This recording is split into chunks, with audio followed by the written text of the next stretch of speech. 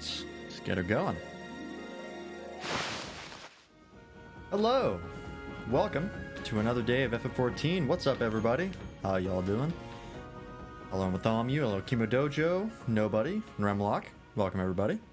Yeah, we're going to be continuing Shadowbringers. We're probably going to...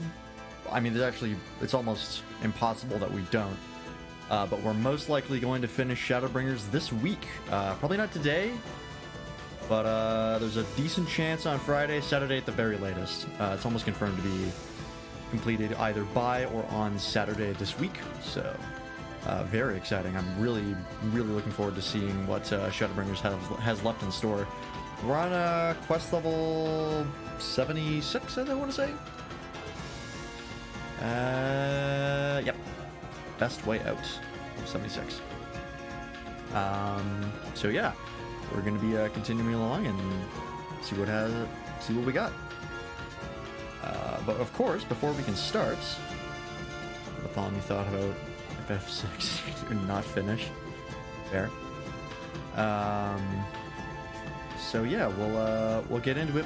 But first, of course, before we can.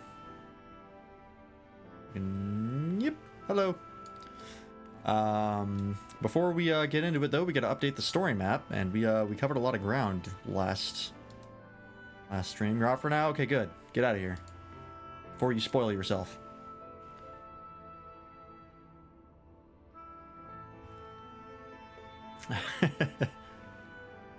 All right. Whoops. Let me do that. No, don't say it. Okay, so last we left off, so we started the stream with dealing with Titania. We'd got all the relics in the Fairy Kingdom, and we went in, we busted up Titania, and then, of course, as we were unawares, the relics are actually intended to be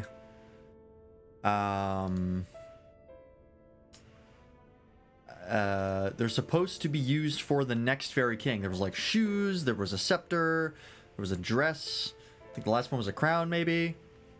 And so they were all supposed to be used for the person who took down the previous Fairy King. They would become the new Fairy King. That's a problem for us because that means turning into a fairy, which is not what we want. But thankfully, Feoul came in clutch and decided to become the Fairy King in our stead. And then after that, they're basically on our side. They perceived a debt that we had. They had to pay off to us, and so they became our allies against the forces of Yulmore and the Sin Eaters. So that was cool. Moving on from that, let's see what else. Then we got to the Raktika Greatwood stuff. So we went to the Raktika Greatwood after Had we met Thancred and Minfilia yet? Yeah, we had, because that was how we got into the Fairy Kingdom in the first place. So we went to the Raktika Greatwood on the search for Y'shtola, and that had a little bit of a bumpy ride because Y'shtola basically showed up and went, I don't know who the fuck, like, I understand that you're Thancred, and you're probably Minfilia, and you're Urianger, but that over there is like some horrific etheric abomination, and I don't know what that is, and I don't trust it. And it's like, no, it's okay, it's us, believe it or not, we're here now. And so once we ironed out that wrinkle, we then helped out the Knights Blessed with the Raktika Greatwood, but then we had to get into a different section of the Raktika Greatwood, into Ixmaya. And the people of Ixmaya were pretty gung-ho about protecting it. They were not really cool with tourists. So we had to convince them that we were cool, and we did eventually manage to do that. I forget entirely how, but we did manage to do it. And we did all that in the attempt of getting the Sin Eater hiding out in Ixmaya, which we did eventually get to. We found the Sin Eater hiding in one of the temples, I think, or at the Raktika Falls, I believe. And we took it down. We restored Night to Raktika, so that was pretty cool. Y'shtola had a near-death experience. She ended up using Flow again and ended up having to get saved by Emmett Selk. And to that end, Emmett Selk is in the first, and he's decided to take a cooperative stance with us. He's like, you know what? We've tried fighting the Warrior of Light and the Scions, and it's really not working out for us, so we're gonna give cooperation a shot. That being said, we are super uncooperative with Emmett Selk, so that's sort of a mixed bag. But he did end up saving Y'shtola. He did pull her out of the live stream, which is pretty nice of him. So we're gonna move him up here into the people in the first right now. And after that, as we were leaving the Raktika place, I forget what the place is called. It's like the Kanan Temple or something. Kolyat Temple? No, that's Mass Effect. Hang on. Let me open it up real fast. What was it called? Started with a Q. Kitana Ravel. Thank you. Yep, you got it. Kitana Ravel. That is the dungeon we went through. And as we were leaving Kitana Ravel, so Kitana Ravel is a... there used to be the Ronkan Empire. And they had a lot of secret knowledge. And that they stored inside of their temple. And the reason why the Vis, which are the Viera, as we know them, were protecting their section of the Raktika Greatwood, the Ixmaya place, so fervently was because they were protecting the knowledge that the Ronkan Empire had accumulated. It was all secret, and they were the guardians of it. And the only reason we got into it there in the first place was because we found a medallion that proved us as allies of the Ronkan Empire. After like a whole fetch quest chain. So we get to the end of Kitana Ravel, and as we're leaving, we find some cave paintings. Y'shtola can see them somehow. Don't know how. She's supposed to be blind, but whatever. She can see the paintings, and as we all look at them, Emmett Selk explains that these paintings are a depiction of the history of Zodiark and Hydaelyn. And it's not what we think it is. So, as he describes it, were you first? No, you are very behind, I'm afraid. You got beat out by at least 4 different people. 3 different, technically. Kimodojo doesn't count. So, yeah, Hydaelyn and Zodiark are not what we think they are. As Emmett Selk tells it, there was originally one world. There was no like reflections of all the different of this R-Star, wasn't a thing. And everything was fine, everything was going great, and then they faced a calamity, some sort of cataclysm, something terrible, something that convinced them to basically pool their resources together and pray hard enough and believe hard enough that they would summon a being to help them with this calamity. That being was not Hydaelyn, it was Zodiark. Hello, Timothy Randy and Damu Damu. Low Stark? I don't know what that is. Yeah, it was not Hydaelyn, it was Zodiark. And then the other people, part of that world, who saw Zodiark became fearful of the people who had summoned Zodiark because they controlled Zodiark to an extent. And so they summoned an opposing being. That being was Hydaelyn.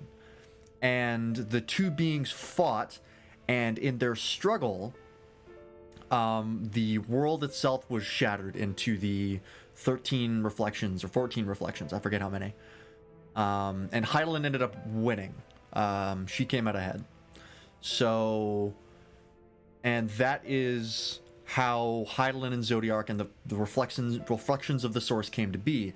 And the reason the Ashians know this is because they are the people of the original world that ended up becoming immortal and, you know, started living in all the reflections of Hydaelyn.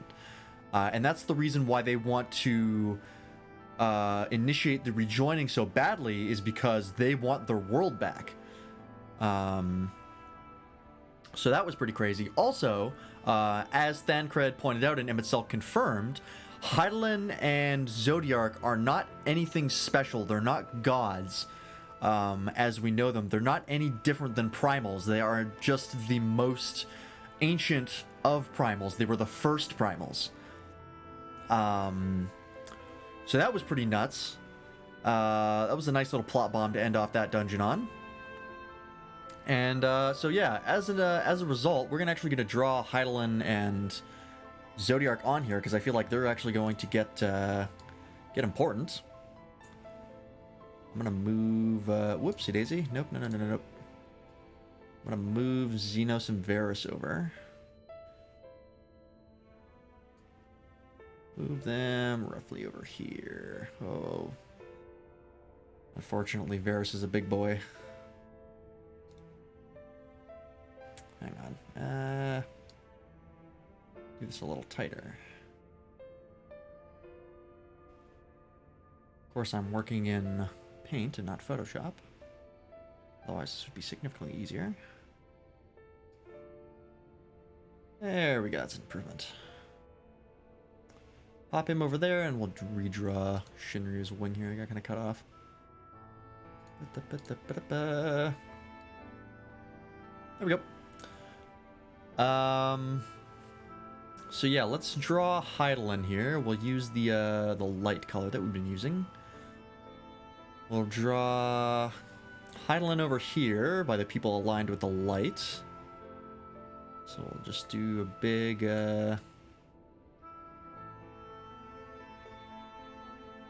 big sort of angelic person.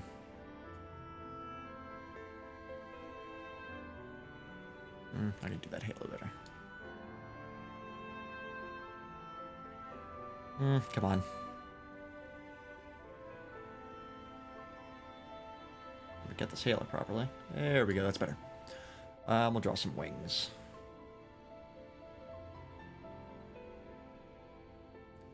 Some angel wings.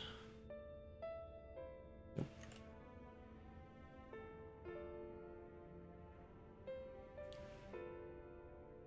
So there's Hydaelyn. And on the opposing side, gonna draw him a little bit down here. We have Zodiark. Head's a little bit smaller. That's fine. And keeping the Catholic influences, we'll draw some devil horns. And some bat wings. There we go. There's Zodiark and Hydaelyn. So yeah, that was a hell of a thing to learn. Was that these two are basically primals, and they're no different than all of the other primals that we've encountered. Which is, might have to end up moving them down here at some point. Hey, that's fun. Also, something concerning the Warrior of Light, or the Warrior of Darkness, as we are kind of called now, is that the light that we've been gathering as we've been taking down the Light Wardens, we're not fully getting rid of it. What are we discussing here? We're discussing everything that happened last stream and the FF14 story as a whole. Is it FF1V? This is not FF4, if that was what you meant. This is FF14. Turned himself into a sin eater. Funniest shit I've ever seen. That's pretty good. Yeah, so we're not fully absorbing all of the light. It's just sort of building up into us, and it's kind of corrupting us over time. It's not being negated by Hydaelyn's blessing. Also, we don't really know if Hydaelyn's blessing is actually us being tempered by Hydaelyn anymore. Because they're actually primals. We don't know if they're tempered, if they've tempered us, or what the deal with that is. I'm sure that'll come up later. So yeah, Y'shtola sort of told that to us of like, yeah, something is probably going to happen to you. This is not looking good for you. So that's a problem. Also, Urianger might not have been telling the full truth when it came to the vision he saw while he was drifting in between worlds. Which is really concerning. It may have had something to do with possibly turning into a Sin Eater or becoming corrupted by the light. To that end... Oh, thank you. Thank you very much. We're going to draw some light rays coming off of the Warrior of Light. because we don't really know what this means yet, but we're gonna find out. But yeah, so that was a problem. Those were all bad things, but we came back from the Raktika Greatwood, we went back to the Crystarium, we talked to the Crystal Exarch, and then the Ilmorans attacked. And I say the Ilmorans, it was actually a whole host of Sin Eaters. But they were most likely being led by the Ilmorans, so it's still them. Still counts. And that's a concern. Because now they've basically said, we're going to keep hitting you with Sin Eaters until you're wiped out. Because you're taking out the Light Wardens, and we're not cool with that because Lord Valtteri, of course, controls the Sin Eaters, or at least to an extent he does. He also has the power to control people's minds.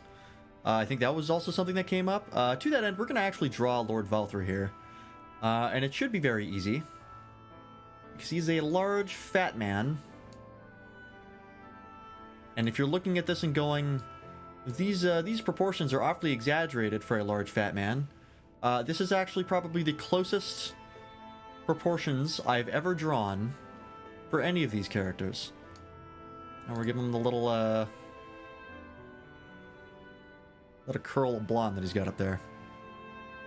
Lord Reed, shut up, Remlock. How dare you? How dare you come in here and blasphemize my chat with that nonsense? He is an evil man. He's a petulant child as well. But yeah, it's basically, we're now on the clock because the Ilmorans have kind of given up on, you know, seeing what we're going to do and maybe taking care of us. They're now just going straight to the stores and attacking the Crystarium and Lakeland around it. And Lena, the guard captain, the Vieira, got pretty hurt. Didn't turn into a Sin Eater, but I thought she was going to. And yeah, it's just not going great for the peeps right now. And so we went back to the Crystarium, we talked to the Crystal Exarch, and we were like, hey, what the fuck do we do about this? And we didn't really have an answer because we don't have leads on the last two Light Wardens, that is. It should be in Amarang and Ilmor, or in Calusia, not Ilmor specifically, although possibly. We don't know where the Light Wardens are in those two regions. And as we were talking, Minfilia basically said, okay, here's the idea. Minfilia, the original Minfilia, the Oracle of Light, is in me. She is reincarnated into me, but I can't use her full power without her basically taking over me, right? So it's either like, I can't use her powers and I stay myself, or I summon her back into me, I use her full strength, and then I'm basically wiped away with her, you know, her etheric presence. And so she was going to go to Amarang and potentially try to recall Minfilia, because that was where it happened the first time when she talked to Thancred. And yeah, so that's basically where we left off last stream, of we're headed to Amarang to potentially call Minfilia back and maybe get a lead on the Light Wardens or something like that. I'm also, before I leave here, just going to quickly do some housekeeping here and move some people over. Because we're running out of room.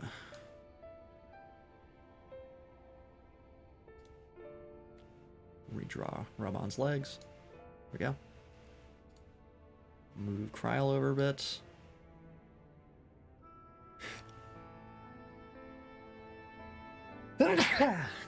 Damn it.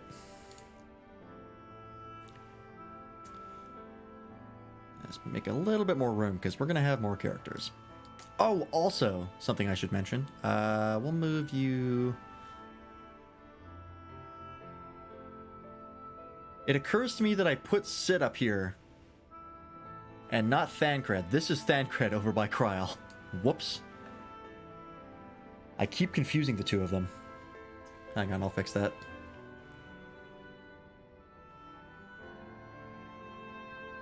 Because they both have white hair, they both have goggles. I never know what to do with them. Keep confusing the two.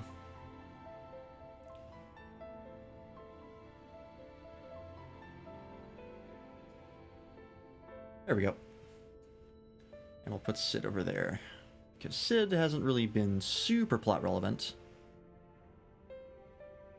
More of a supporting character currently. Make some room over here. And there's actually one more character we're going to add. Because they might actually become an issue. Move Estinian over. Let's move Matoya over. I'm really glad that we got some more Matoya as we were finishing Stormblood. So Matoya is still one of my favorite characters. She doesn't need to be super on screen. There we go. That's good enough. We'll move Lise over into the Heads of State area and more out of the Scions area because she's not really a Scion anymore. Let's stick her up here. There we go. Erase that little bit there. There we go. And, oh, there's also still Yotsuyu over here. We'll have to deal with that. Sorry, Yotsuyu, you're going up into the dead corner. You actually almost redeemed yourself in the last second, so we're actually going to give you a place in the dead people that we liked corner. Because you were actually pretty cool in the end. I will put you in there as Tsuyu.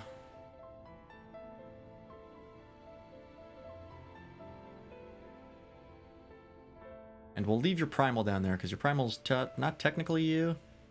It's complicated. Good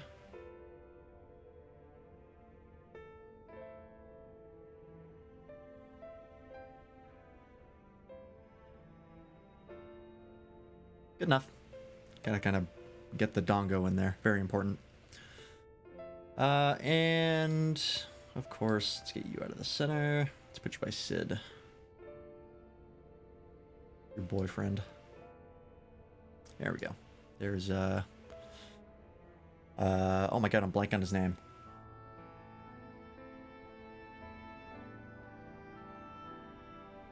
Nero, that's his name. I wanted to say Neos, because I had Xenos on the brain. However, speaking of Xenos, the character that we're going to add is Xenos, again. And you might be wondering, why the fuck are we adding Xenos again? That is because, as far as we can tell, Xenos appears to have possibly turned himself into an Ascian somehow? Or something equivalent to it, because he's body hopping.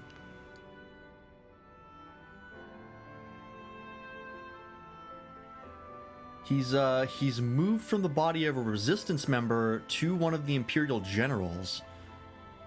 And he's basically just trying to get to us again. Because he's sort of obsessed with us because we're the only person to really give him a proper fight in recent history. Which is somewhat understandable. I also don't know if he's still going to be a bad guy. I'm going to be honest, like he could become sort of neutral. I'm just sort of a secondary antagonist who just wants to fight us for the sake of fighting us and not necessarily to advance some sort of evil plan. So we're going to put him over here-ish. Varys and, of course, Elidibos being over here because Elidibos has taken over Xenos' body. And, yeah, that's pretty much it. So let's get to the game. Before I get kicked for being idle. Alright, Minfilia. Let's talk. I'm sorry to be so insistent, but I know this is the only way. If you're willing to give me a chance, come with us. I don't think you're really going to give me a chance here. Just chasing her out.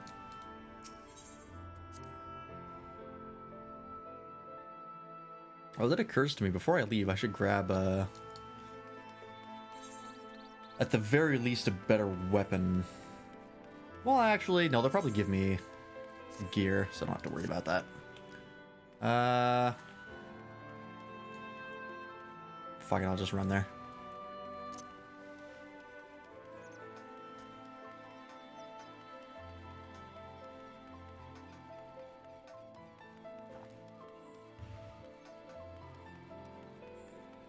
Oh, that... I think that guy just logged out. Just disappeared from in front of me. It was a bit jarring. Kind of scared me. I don't know if we're going to talk Minfilia out of this. Because we don't really have another plan right now. But I also don't know how the original Minfilia is going to handle this. She kind of did say like it was up to her. If she wanted to live her own destiny, she would let her.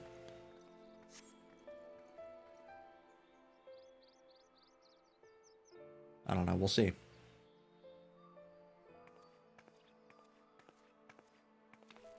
Sorry for the wait. I'm ready now. There has to be another way. Yeah, I don't want you to do this. Look, no matter what happens to me, I'm sure that I don't want to go back to being who I was. I want to be stronger, strong enough to face my destiny, and I want to believe that I can play a part in saving this world. I hope you can find it in yourself to believe it too. When you put it that way, how could we not?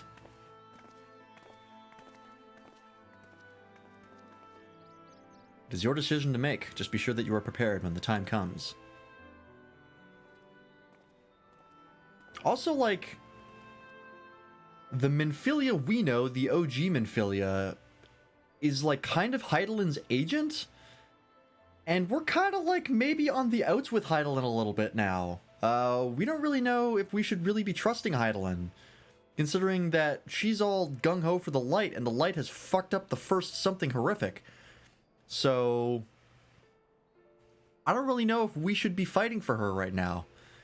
And the Oracle of Light kind of seems like maybe tempered by Heidelin. That's sort of the idea that I'm getting. So I don't know. We'll see. If all are assembled, shall we depart? We'll follow your lead. What route would you have us take? About that, there's something I neglected to mention. Oh boy, what now? I saw an Ilmoran airship coming in to land over Amarang while I was on my way back to the Gristarium. No doubt the same vessel that bore Valthri's forces to Rektika. We knew we can expect to encounter armed resistance on our journey through the region.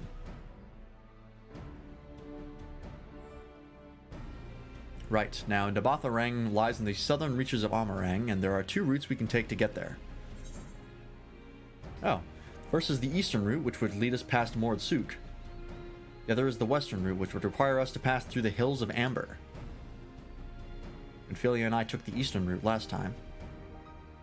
Yes, that's the more well-trodden path. It also makes for easier traversal of the Nabath Severance. But we can't use it. If we did, we'd need to cross the Severance from a point nearby the inn at Journey's Head. If the Ilmorans caught wind of our approach, it could very well bring them into contact with the inn and its patients, and we can be sure their activities would not meet with Valthri's approval. That's a good point.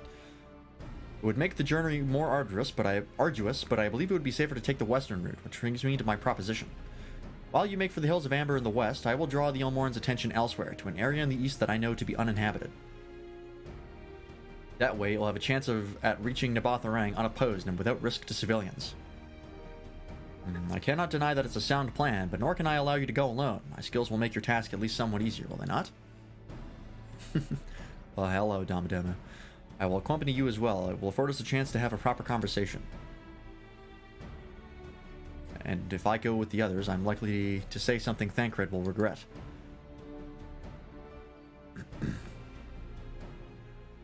Well then, we'll leave the work of distracting Valthri's forces to you. The rest of us will take the western route and try to avoid attracting attention. With that in mind, I think it best that we follow the road from the bridges. We'll move faster with a solid path under our feet. We'll borrow a few Armaro for our own journey. I'll leave the rest to you, Minfilia. Thank you. I'll try not to disappoint. Disappoint.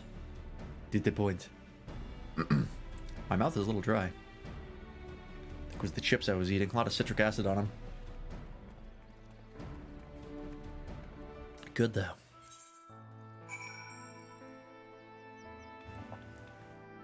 By the way, this sad music has been playing since the attack on Lakeland. And it has not stopped. Okay, so what's the last zone that we have to get to? So, I'm assuming that the next two zones we're going to deal with primarily are Amarang and Calusia. Because that's most likely where the two Sin Eaters are that are left. And then the last one will be the final zone that we get. Probably the final boss zone, as it were. Also, I did get all the Aether Currents for Raktika and Lakeland, so I can fly in here now, which is very handy.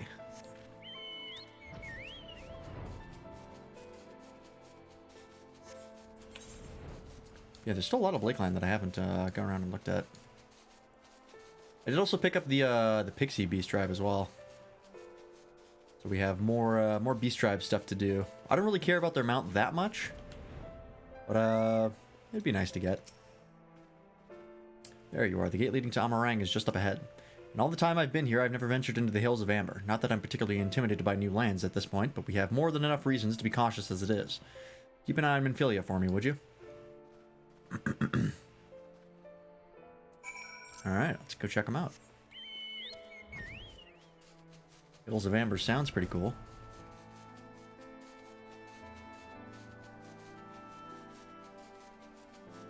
There's a lot of stuff up here. Where's this go?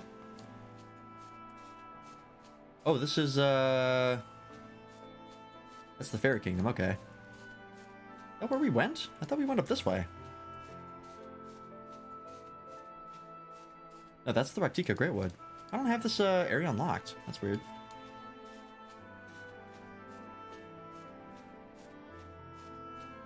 Because we went from Lakeland to the Fairy Kingdom, which would have been El Meg, but I don't have that area unlocked. I guess it was probably a cutscene, so I didn't actually go to the gate. That makes sense. Oh, can't just fly in.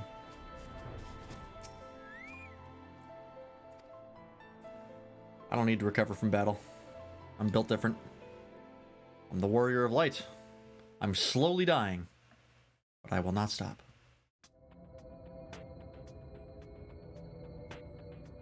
It's Amarang, all right. Take comfort in the bonds you share. Getting another zone intro? Pain when the time comes to part. All right. Press on, for joy and sorrow walk hand in hand. Did she hear the narrator? Beyond Mount Garik lie the hills of Amber, beneath which run hidden veins of mineral wealth. Oh, are we gonna run into the dwarves? Or ran, at least. Mayhap they are spent. Or mayhap the ringing of hammers can yet be heard below.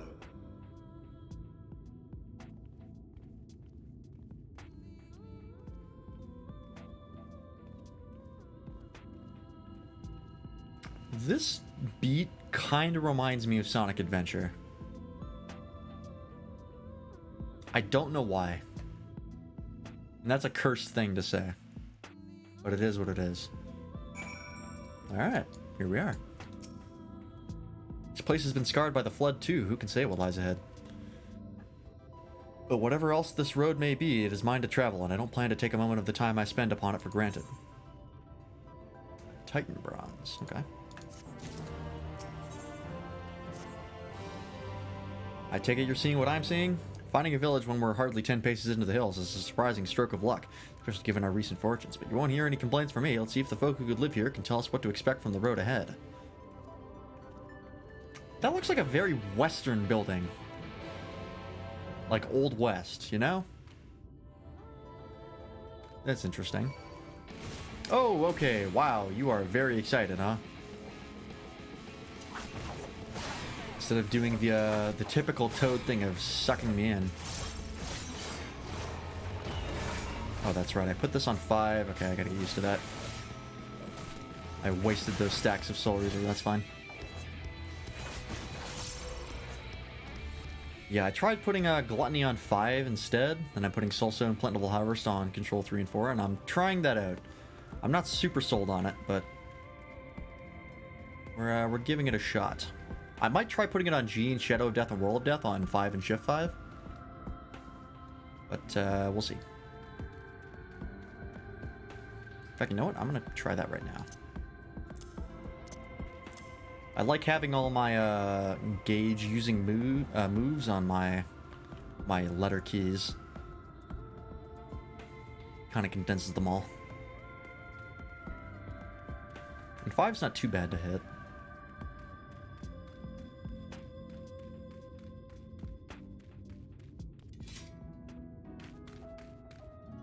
Oh, more kobolds.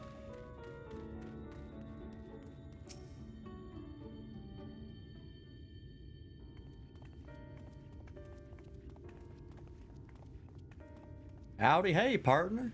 You sell? No, no, you are no merchant, but then why do I know your face? Oh, I remember, you spent over gold. Word travels quick, huh? Such a coin purse cracking, you are already a legend among Mord traders. You're a traveling merchant then, can you tell us anything of this village? Of course, anything for valued customers. This place is Garrick. Before the flood, it was home to many miners. After, not so many. Now, none. So Master Gengen borrowed the village, made it into a trading post. A very convenient location. In which case, you all must be familiar with the local roads, correct? We are on our way to Nabatharang ourselves. If we continue south from here, will we have any difficulties reaching it? Oh yes, great difficulty. The flood rent the stone and crushed the mines surrounding Nabatharang. Only steep cliffs and collapsed tunnels remain. That's... okay, that's a problem. Oh, no. But surely there must have been some way. Or there must be some way. Do you think any of the other Mord might have some sort of hidden route?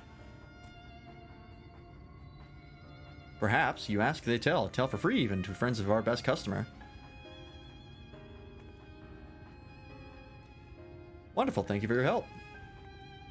Wow, that coin purse cracking really came in clutch. Well then, best customer, let's see what information your reputation buys us. Let's check it out.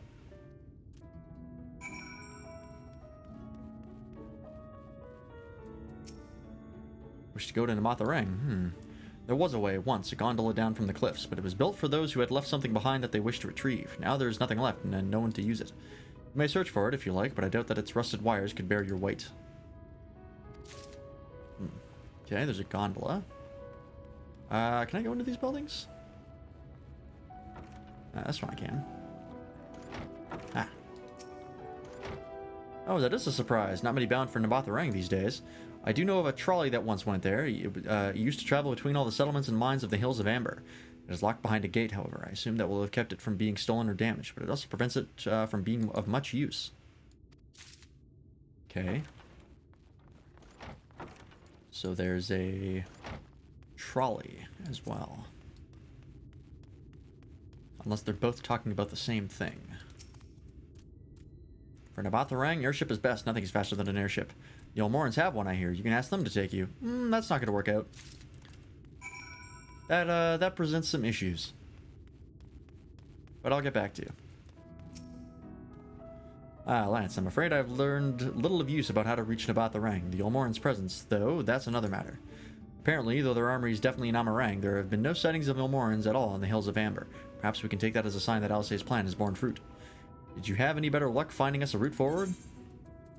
There's a couple leads. So these are our options. Well, what do you think? Yeah, the trolley... The gondola is dangerous because the rusted wire does not exactly fill me with confidence. An airship, I don't think those are really on high supply. So I'm gonna guess the trolley. We can just bust through the gate. Does seem to be the least risky of our options, and I can't imagine one gate is enough to thwart you. I'd like to know a bit before we dash off in search of it, though. Perhaps Zunzun can offer some insight. Well, can he? The trolley problem, of course. Oh, valued customers. Were the other Mord of help?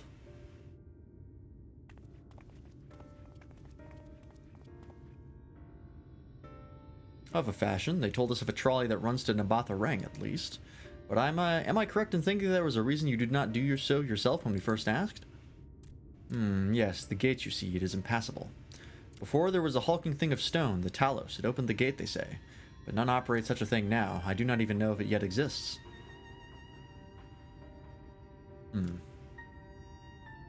I do not know, but you should travel east to Mount Biran Mines. That is where the trolley controls stand. I still see miners from there from time to time. If anyone knows what happened to the Talos, it would be them. Thank you. You've been a great help.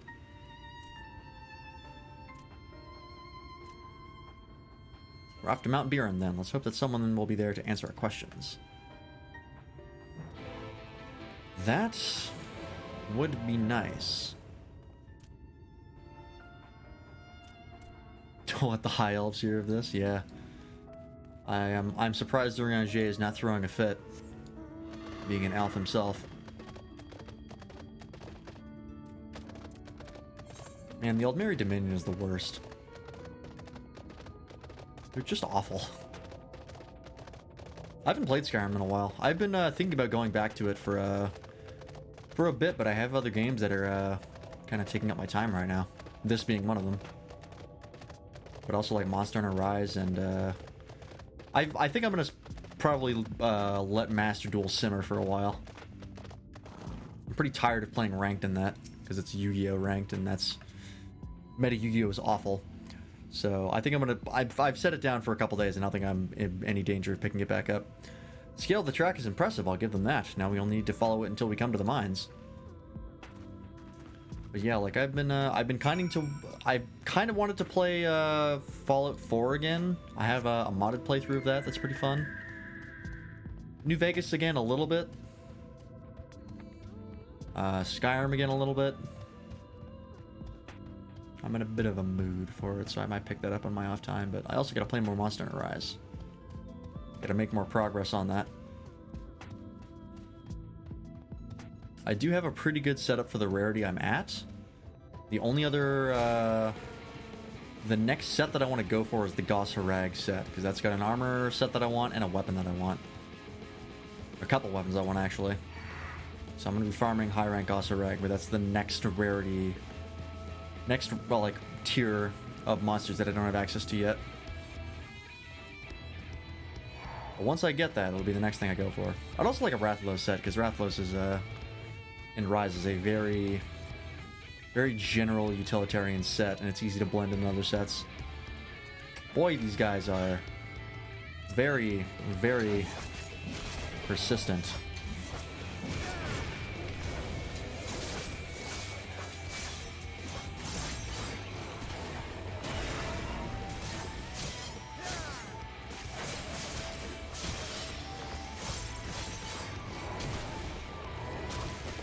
Really not dead? Ah, fuck, I wasted the Soul Reaver stack. I didn't want to waste it on him.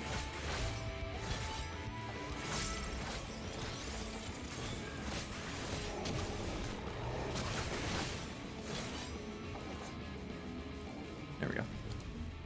Oh, also, I have a new minion, if you haven't noticed. I did the quest line in the Raktika Greatwood, and I got the Great Serpent of Ronka, which is pretty goofy looking. I honestly couldn't tell you what animal it's supposed to be, but it looks like an insect grub. Bit of a mess, isn't it? But the mechanisms for dispatching the trolley are here, just as Zunzun said. Unfortunately, anyone who might know how to use them is not. We might wait for Zunzun's mysterious miners to appear, or have a look around and see if we can deduce anything useful in their absence.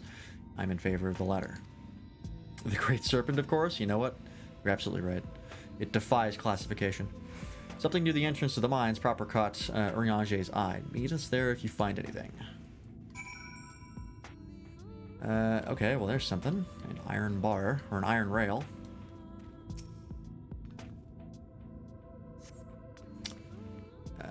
Okay, well. They can bear the weight of the trolley, I guess that's good.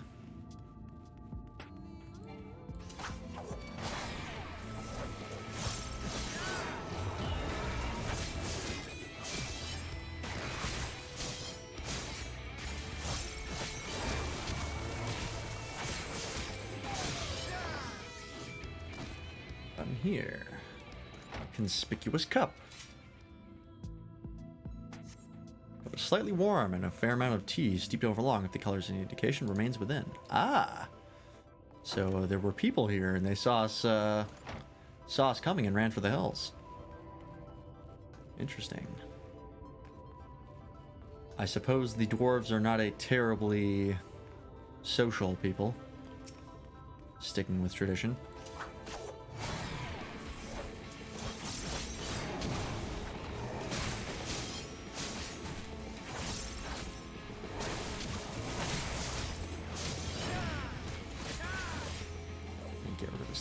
Now.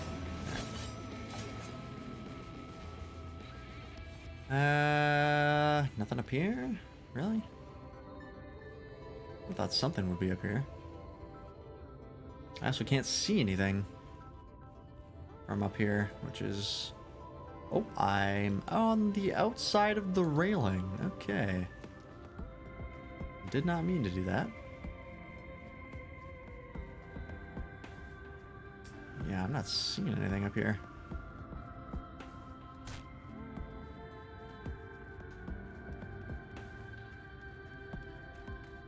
Nothing down here. Where is this thing? Oh, here we go. Trolley car. Alright. You next.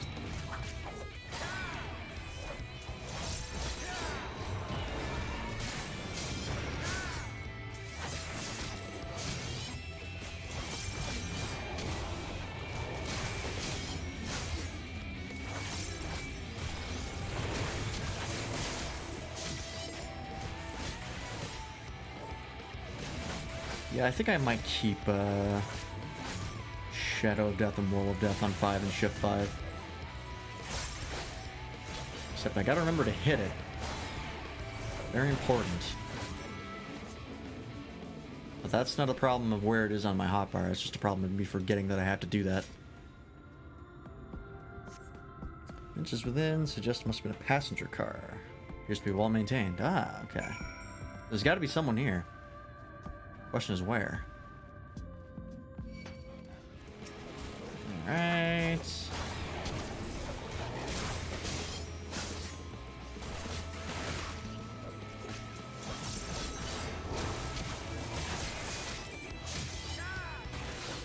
Hold off. Cool, man. Tommy was cute. I agree. You are pretty cute.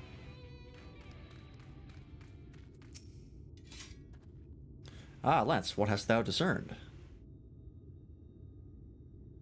I see. Indeed, thine observations are consistent with mine own. But let us refrain from further discussion ere our comrades arrive.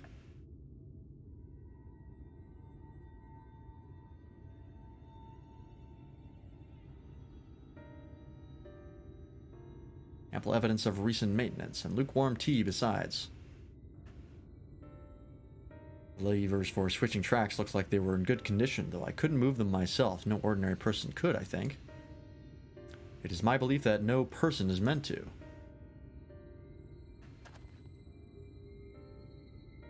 This Talos beareth more than a passing resemblance to the golems of the source, nor doth it appear to be the sole example of its kind. The proliferation of Talos fragments, as well as the enormity of the mechanisms here, suggest a considerable number were once in operation.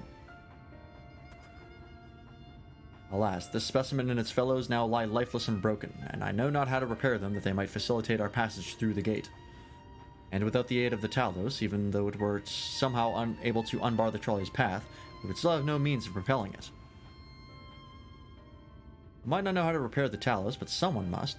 Otherwise, why keep everything else in working order? Whoever is maintaining the cars and rails must know something that we don't. Let's ask them what it is, shall we?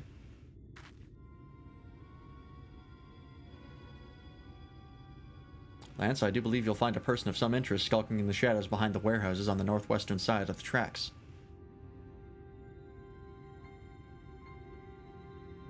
Fucking alert feet, variant human. I see you. While you two have a friendly chat, the rest of us will gently encourage those to the south to come out of hiding. Defend yourselves as necessary, of course, but do try to keep everyone in one piece. Off we go, then. Maybe don't draw your weapons now. Be like, wait, but okay. Oh, really? Come on.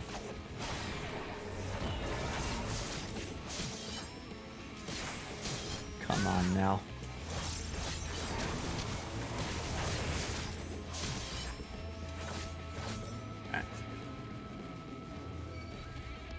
Oh, for God's sakes. There's really no reason to kill these guys, but it's fine.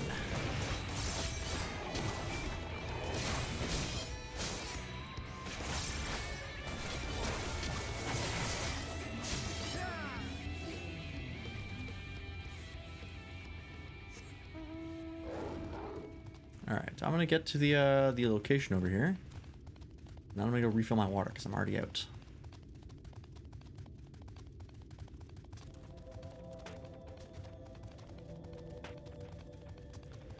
Suspicious man, eh? Alright, well, we'll get to you in a moment. I'll be right back.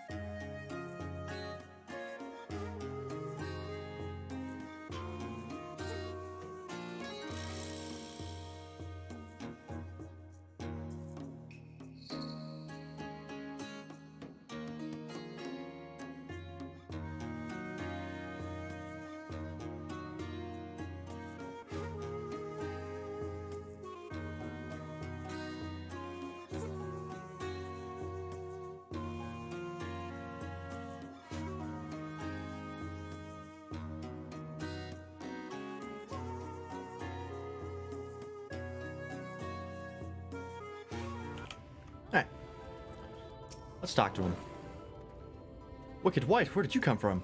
No, never mind that. You have no business here, of that I'm sure. Really, man? You really see this and you're like, I can take him. I have a scythe made of crystal on my back. Alright, well, you know what? You get what you pay for.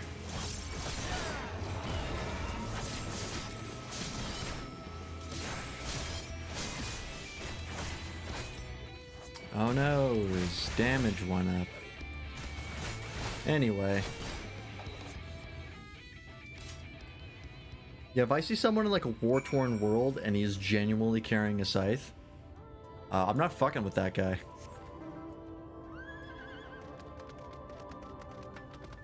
Like, best case scenario is just an idiot who doesn't know how to scythe, but worst case scenario is he cuts my head off and has like an anime one-liner. And it's just really not worth it.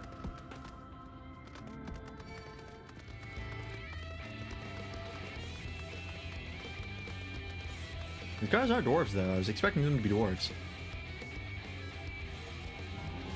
Alright.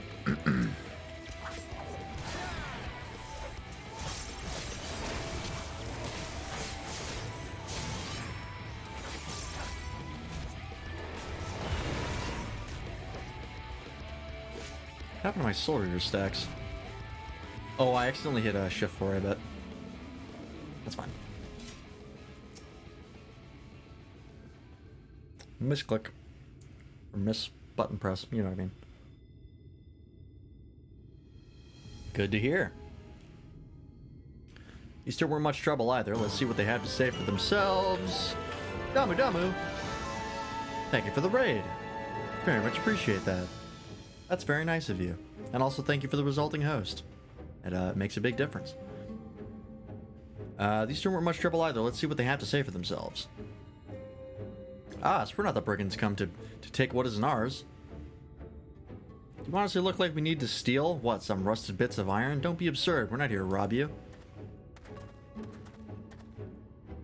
A likely story. You look well. What do we look like? You don't look normal, that's for certain. You don't have any wares. You're clearly not merchants. Travelers never pass this way. The only reason you would come all the way out here is to strip the machinery for parts. Oh, Thaf, I have an idea. What if once upon a time, a lovely lady of noble birth ventured forth in search of her lost love, joined by her two most loyal servants, sworn to follow her into our world's end. On their journey they met a sorcerer as ancient as time itself. Moved by the lady's devotion, he offered to be their guide, and they turned up here somehow. That's a very active imagination. I can only assume that you're being intentionally obtuse, but in the unlikely event that that's a serious conjecture, no. I suppose I am a bodyguard of a sort, but we have rather larger concerns than fairy tale romances. Though I would fain hear more of this ageless sorcerer and his heroic deeds. Gods, grant me strength. If I may, we're actually searching for a means by which to travel to Nabatha Rang. We were hoping that the trolley here might offer a solution.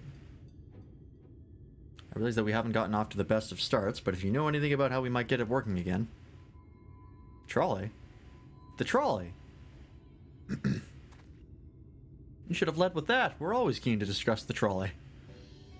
Oh, they're engineers in training, okay. We're both engineers in training, in fact. Jarek and Thaf, at your service. Is that a reference to another game? Might be. Technically, I'm a miner and does repair work, but our true passion is the trolley. We're working with a few other folks to get it up and running again. And before you ask, yes, it's true that there's a little in need of transport these days. But that's no reason to consign a miracle of mechanical innovation to the dust. The mere sight of it traveling the track once again would make hearts sore, mark my words. I'll hear no argument from us. What progress have you made thus far? Not as much as we'd like, truth be told. Well, is there anything we could do to assist you? We could gather materials or help put pieces together. It's a sight more complicated than that, I'm afraid. If you spoke with Magnus, you'd understand. He's the only one with full knowledge of the trolley's operation. I suppose you could speak with him if you like. We'll introduce you. Okay, why not? Very well. Our options are limited, and if this Magnus can explain whatever is preventing the trolley from being restored, I'd like to hear it. Alright, it looks like you'll be following us back to Twine, then.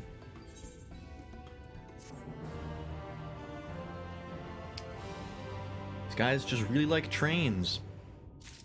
Trains are cool. Rust and ruined. If you're ready, we can leave right now. Though you haven't seen another fellow around here, have you? I thought he'd come out by now. The guy they beat the shit out of? Yeah, I've seen him. You think he'll be alright? That's, well, I suppose we did force your hand a bit. I'll have a look, just in case. You go on ahead, Thef. Alright, looks like it'll be just you lot and me then. Try not to let anything take a bite out of you on the way out of the rail yard. Yeah, I think we'll be fine in that regard. So that's back here. And that's Twine over there.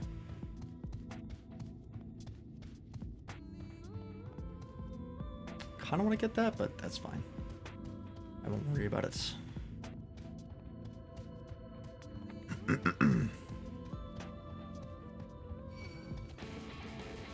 Up here? Where is he?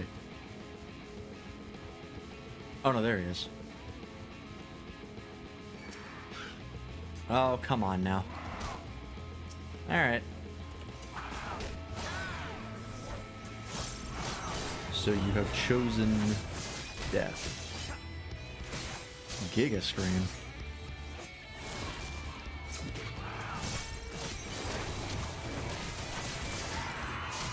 There we go. Damn, it's smarts. Do you have to thump me so hard? I'll be feeling that for the next fortnight at least.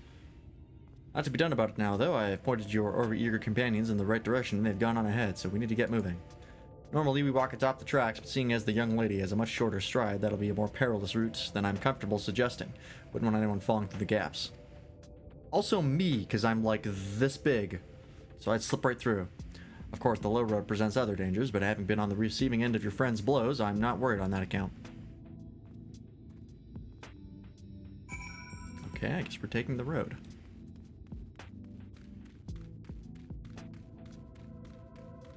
Oh, that reminds me, isn't there a place in Shadowbringers that is Lalafell only? I remember hearing about that at some point.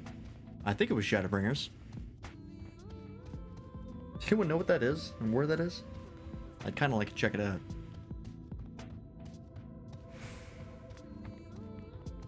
That goat's gonna get bad at me. Oh, maybe not. Wait a moment, I think I hear something. Oh, that's something, all right. Run! Comes up later? Okay. I will worry about it later then.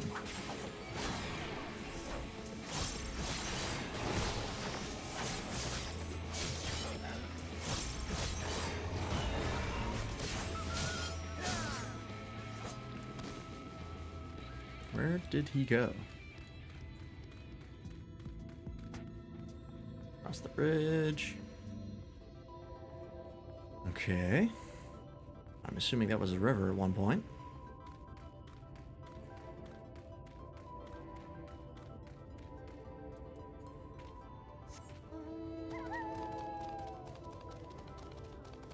Well, that reminds me, I gotta continue grinding for the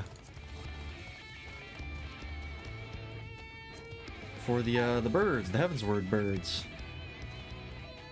I haven't got him yet. Oh boy. Go ahead, start with that.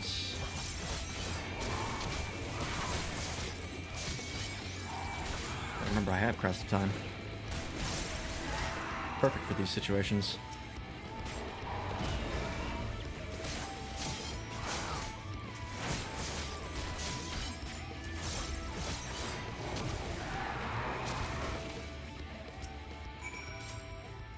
Sorry about that, I'll admit I didn't expect this route to be quite so fraught with danger. We're nearly to Twine though, so we should make it without further incident. Okay.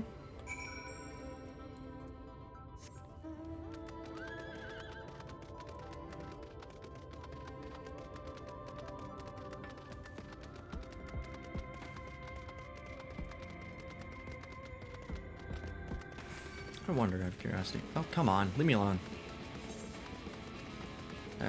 Not this. I could start accepting quests as a summoner and start spreading out the MSQ that way. This is it. Welcome to Twine. The original dwellings were built to house those laborers tasked with building the track. Over time, miners came to seek their fortunes, and that's what made the town grow to what you see before you today. But it was still the trolley that brought them here. As you've doubtless noticed, the track goes to the very heart of the town. It was the heart of the town back when the trolley still carried everyone home at the end of each day, a hard day in the mines. Now, there is no trolley, nor much work to be had in the mines, for that matter. The only residents that remain are the destitute, the delusional, and those with nowhere else to go, or so they say. That should give you some indication of what to expect when you meet Magnus. As I said, it will help you understand why we can't get the trolley running. Just don't expect too much aside from that. Well, that's encouraging, but I don't see that we have much choice. Let's go and meet the man. Okay, let's talk to him, but first, make sure I attune to this. There's a cat girl maid over there, just to confirm that you are indeed still playing FF14.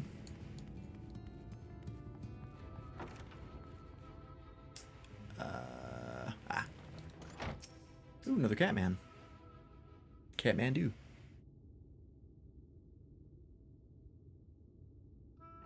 I see. Where were you supposed to be? Never seen the three of you in my life. Or the four of you. Wicked White, if you're going to bother me, at least have the damn courtesy to stand still.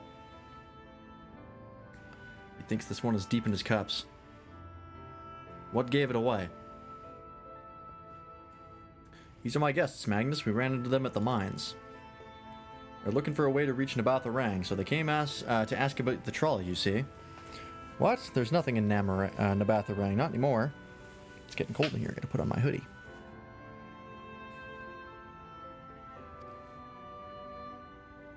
And especially not for frail little girls. Give it up.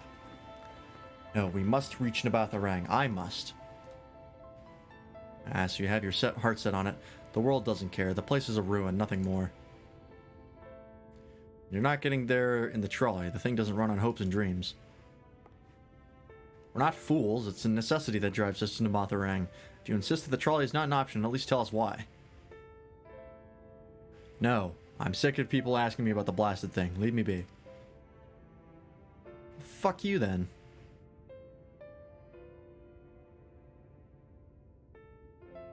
We'll speak outside.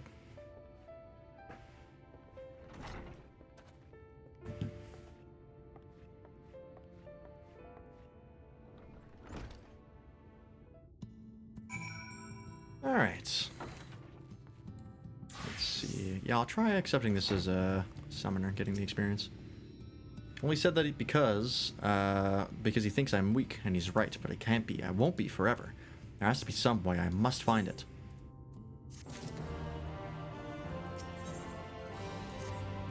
Switch back to Reaper. Start spreading out the experience a little bit. Oh, I'm sorry. I was stuck in my own head again. It's good that Magnus has no intention of helping us, but perhaps we should ask the other residents. They may know something of the trolley. I'll take the north side of town. Let me know if you learn anything. Thancred, art thou truly content to stand witness to fate's course and take no part? This isn't a matter of fate, Oriange. It's about choice, and I've had years to decide where I stand. Ophelia has spent too long in chains already. I would not shackle her again by making my hopes known. It is for her to choose what shape her destiny will take. It is for me to stay silent, to protect her, teach her, and stand by her. That, at least, I can do for her.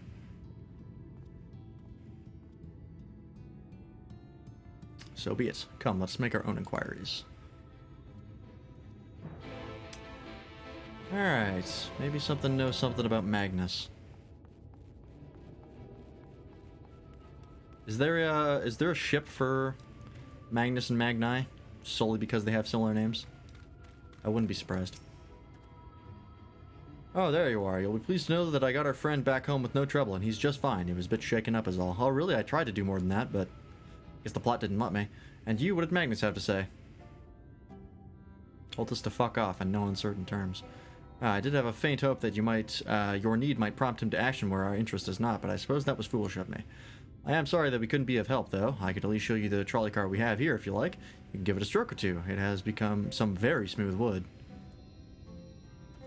You propositioning me? You mean to say you're not giving up, even knowing that Magnus is Magnus? I don't see much point in you being stubborn about it. Though perhaps stubbornness isn't exactly what this situation calls for. Can't forge iron without an anvil, after all. I can't imagine that anything you try will work, but if you're certain, you can help me make preparations in the event that it does. To that end, take this toolbox. We're going to inspect the rails. I'll have a look along the tracks for anything that's in need of repair. You bring the tools and be ready to hand them to me whenever I stop to work. Okay. Guess we're doing this now.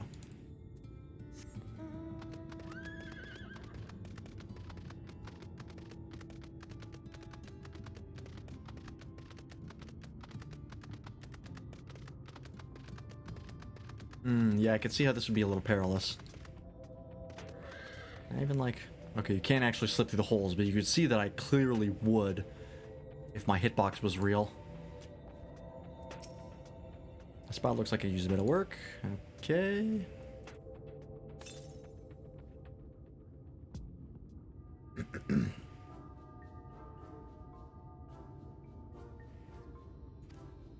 Brilliant. Now if you could hand me what I need as I work, that would be a help. In this case, well, this bolt is loose for one matter. We can't have that. I'll need to tighten it. A vicious-looking saw, a mid-sized wrench, or a ragged cloth. I mean, if you are at all familiar with wrenches and bolts, I feel like you would know this one.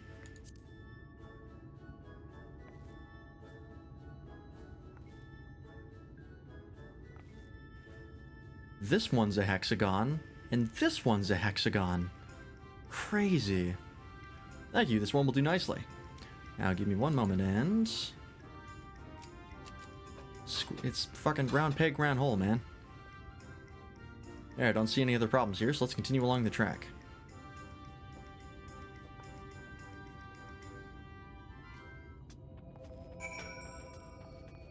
Ooh, Aether Current. I was actually just wondering earlier where the next Aether Current would be. I don't know why I hit the compass. I can literally see it on my screen.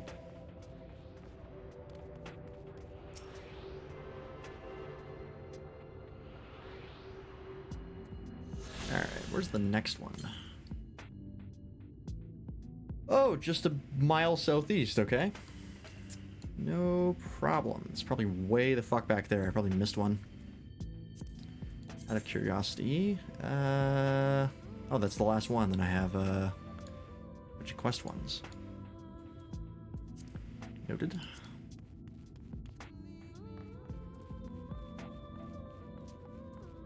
I wish that zoomed out a little bit more. That's fine. How am I walking?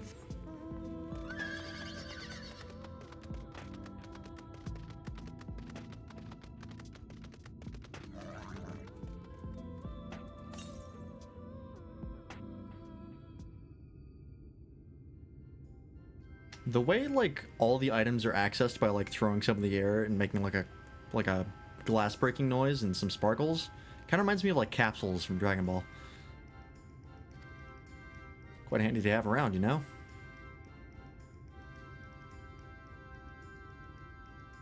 As to the lamp here, these aren't often necessary these days, but if we're going to do this, we might as well do it properly. Hey, well, you're probably going to need it in, like, a couple days. And if by some miracle the night returns as it did in Lakeland, well, it's a nice thought. How about that? Anyhow, a bit of this post seems to have splintered. Whether its lamp is to be lit or not, we wouldn't want these little pieces of wood jabbing the next person who comes through here to do maintenance. I'll need to sand it down a bit.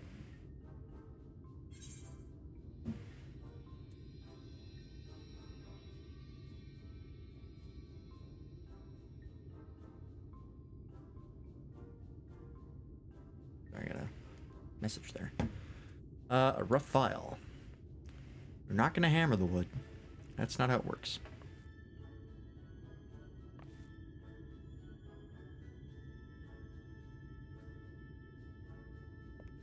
A wood file is perfect. Let me even this out.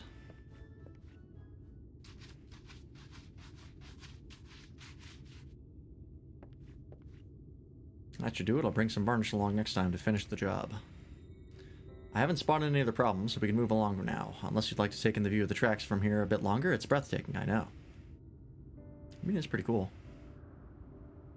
Mining has always been the primary vocation of folks in the Hills of Amber, you see, but after a certain point they had dug up everything that could easily be reached and carried back by manpower alone. It was then that the Debath Empire struck upon the idea of the Talos, which they had seen at work abroad. At great expense, the Naboth brought the Mistal engineers who specialized in Talos here to the hills, and wouldn't you know it, the mining industry picked right up again.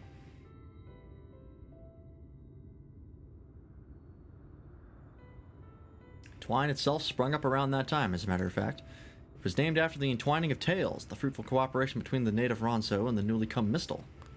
I don't know what Mistle are, but I'm probably going to find out. But that, like so much else, fell apart in the wake of the flood. The Mistle left, taking their knowledge with them.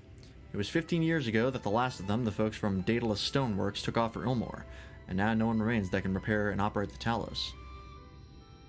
But there's no use in lamenting what can't be changed, and there's one more thing that we need to do while we're out here, so we might as well get to it. Vultures occasionally make their nests on the tracks, you see, and it falls to us to remove them when they do. Creatures are angry when disturbed, which is natural, but nevertheless a danger to anyone passing by. Not my favorite task, to be honest with you. As you may have noticed, I'm not terribly suited to confrontation. That said, would you follow the tracks north and remove any nests you find for me? I'll keep an eye on things from here. See, now you're speaking my language. Killing things? I'm into it. Whoops, I hid minion roulettes. That's not what I wanted. Well, you know, we'll keep that thing up for a bit. Why not?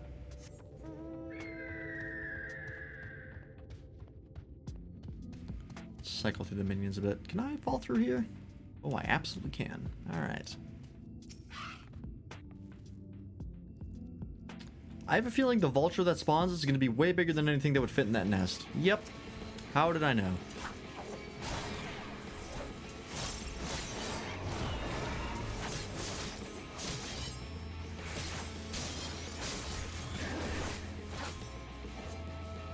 I'm not even going to move out of that AoE. Gator don't care. Recently was reminded that the movie The Other Guys exists.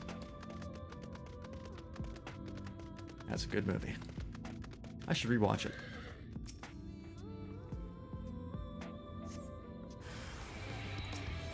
Alright, more. I gotcha.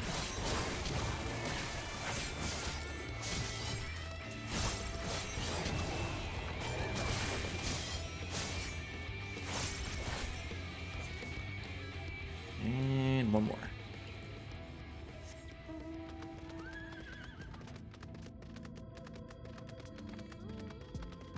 Also, that reminds me, I'm a big Marvel guy. I've been keeping track of the MCU. Doesn't the next Doctor Strange movie come out, like, in a couple of months? The Multiverse of Madness? It kind of occurred to me recently that, like, that's soon.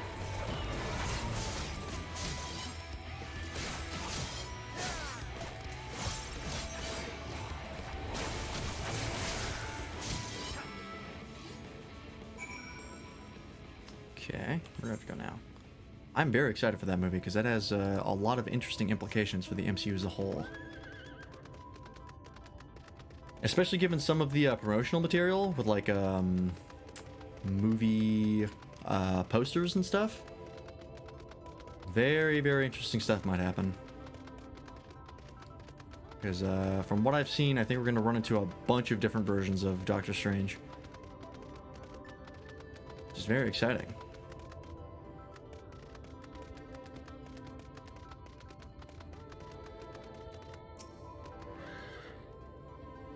Should be everything taken care of. In return for your help, I'll tell you a bit more about the trolley. Nothing that it can get it started again, though. As I said, the only people who knew how to repair the Talos are long gone. When they left, the life began to bleed out of the town. The trolley stacks rusted, and its cars fell into disrepair. Now, I was born in Twine, rise there. My first word was trolley, damn it, and those were the worst years of my life. But then about 7 years passed, Magnus and his wife returned to us. Magnus is a real proper trolley engineer, and perhaps he would never have left in the first place, if it hadn't been for his son. As you're well aware, Amarang is hardly the safest place, and Magnus wanted his child to grow up away from its dangers. Didn't help in the end. The Sin Eaters got the boy. Isn't that always the way? That sucks. The child had always said that someday he wanted to see Magnus's trolley running again. So in his memory, they returned to Twine, started fixing those rusted rails and broken carts, and it was going well for a time. What the fuck is that? Wicked white vultures? Are they back for revenge? Never mind, I don't want to find out.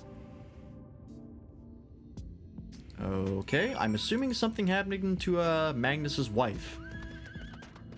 Probably Sin Eaters again, if I'm going to be honest. Well, we'll see. I'm going to switch back to Summoner.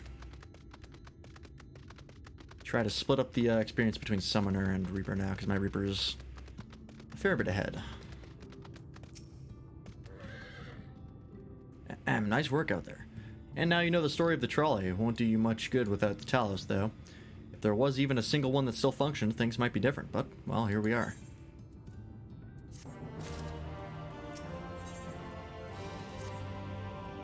Not that it'll do you any good, but we do have a Talos we've been meaning to repair. I can show you if you'd like. It'd certainly be nice to hear something other than Magnus's griping for a change. Okay. I can't imagine he's a particularly swell person to be around. Ooh. Quest. That's probably a Aetheryte quest. That's the sound of that thing moving. I was wondering what that gross sound was. Very goopy squishing sound.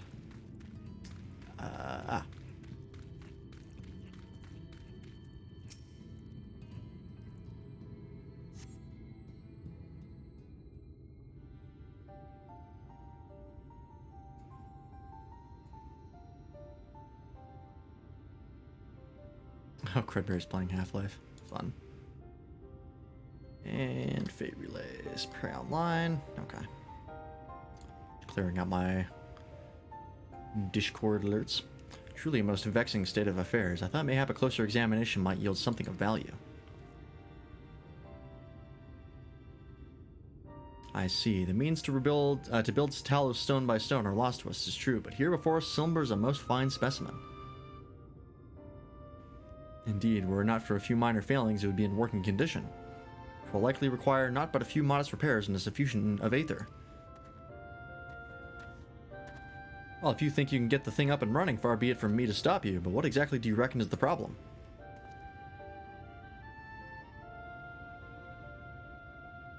I should stress that I've performed only the most cursory of examinations, therefore such arcane constructs are not wholly unfamiliar to me. As I did suspect from the first, it is a host to a network of veins through which ether floweth freely. Or so it would, were it not for several fractures which now impede said flow. How in the hell did you get all that from just a glance? I take it you've thought up a solution as well, then. To bridge these fissures requireth a material highly conductive to ether. Once in place, I believe it will be possible to restore the Talos to life. Might I prevail upon thee to acquire that which we require?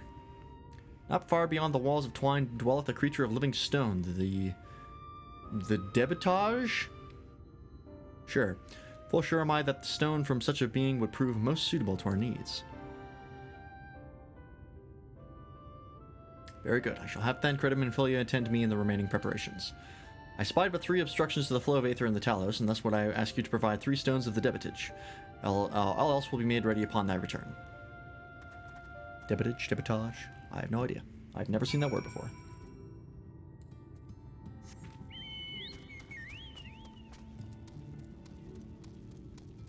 Should be on my mini-map. These things, right? Yeah.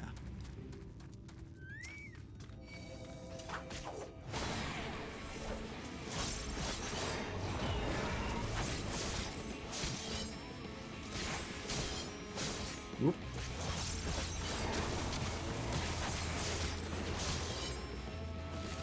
Alright. 1.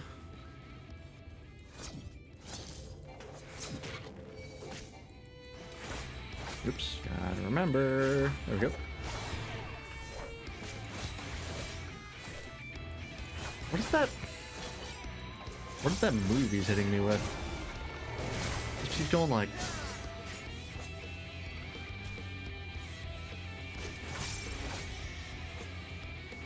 I have no idea what that's supposed to be. And one more over here.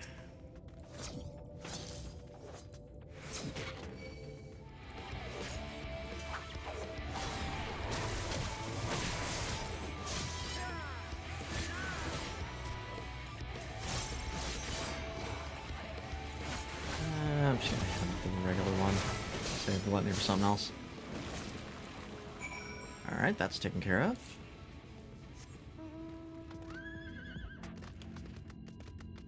Alright, Oriange, I've got your rocks.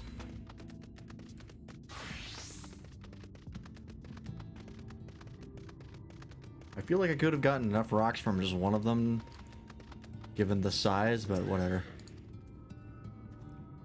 Then Cretum and Philia will return ere long with the remaining supplies we require. Didst thou succeed in procuring stone from the Debitage? Debitage? Debit card? Fine specimens, one and all, you have my thanks. We need now but wait for Thancredum and Philia's return.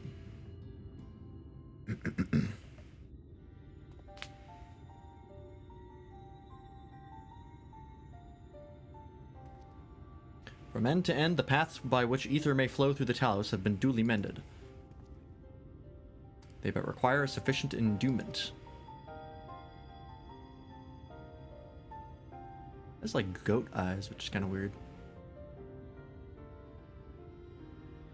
It's not moving. Strange, the core refuseth to stir. I fear the condition of this Talos is more dire than I previously surmised. As a heart driveth blood through a man's veins, so doth the core aether throughout this massive frame. Failing its repair or replacement, the Talos cannot be restored. So it was the heart after all. Thou didst foresee this outcome? Well, no, not exactly. We'd never gotten this far in trying to repair it, so we had no way of knowing the heart was the real problem. Tried to find another, in case things turned out as they are now, but... Jarek? This isn't really my story to share. Oh, is this how Magnus's wife got killed? Please, Jarek, if something went wrong, maybe we can help.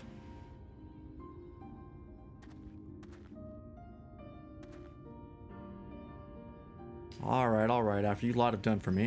After all you a lot have done for me, I suppose it's the least I can do.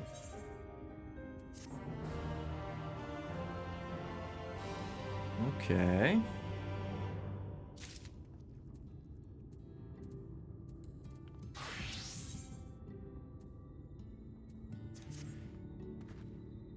Right then, the Talos, their hearts cannot be made out of just any stone. You need a special sort with sufficient ethereal conductivity. Both it and the other materials used in the construction of Talos bodies are mined in the same place. That place, of course, being here, the Hills of Amber. And it was 3 years ago when she... No, I can't. I'm sorry, but you'll have to hear it from Thaf or someone else. Is it Thaf or Taff? I don't know. Back to the tavern, then. Yep, this is definitely how Magnus's wife got killed. Either like a cave-in or something suitably tragic.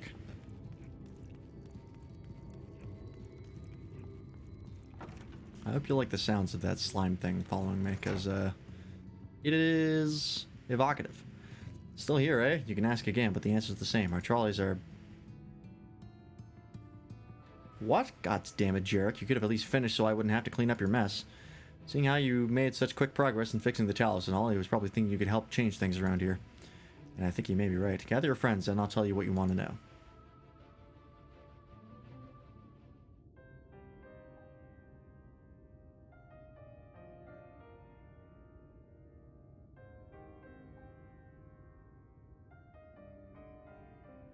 Magnus's wife was a miner, you know.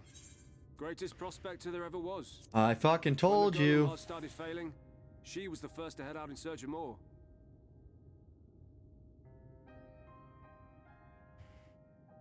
Problem was, most of the veins ran dry ages ago, and finding fresh ones to tap's only gotten harder. But she wasn't one to be deterred. She just kept digging deeper and deeper. And then the mine collapsed.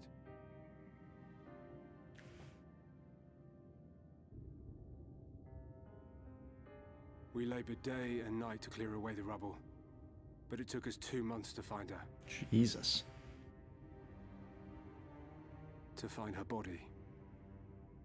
I mean, after 2 months, that's kind of to be expected. Magnus has never been the same since.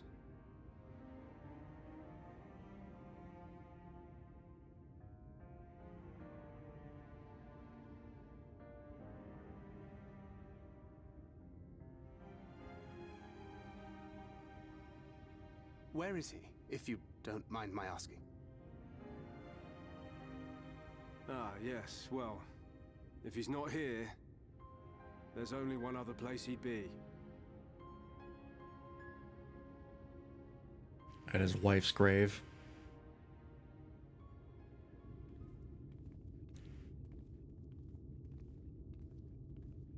I'm just that good. Not that it's not entirely predictable.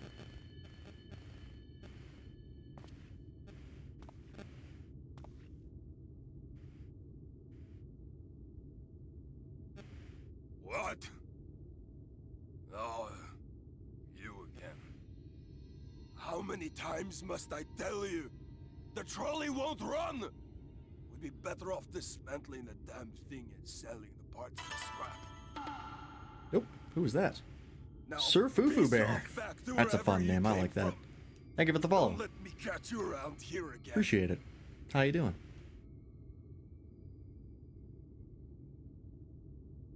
What were their names?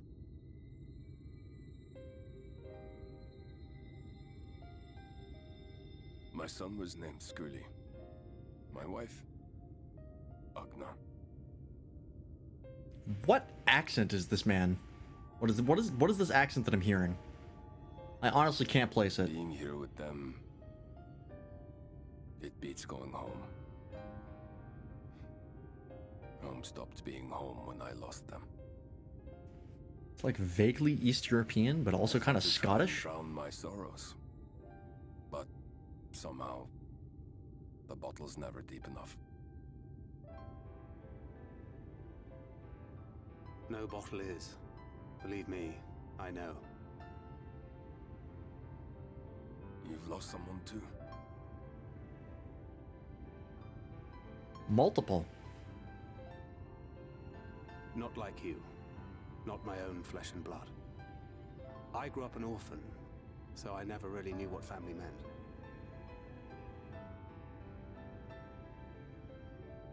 Not until I met a man who offered to take me in and make me his pupil.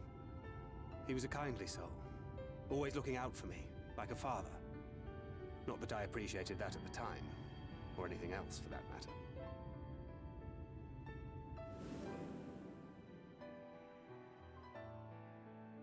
Jeez, I finally flashbacks to had 1.0. And then I robbed a young girl of hers.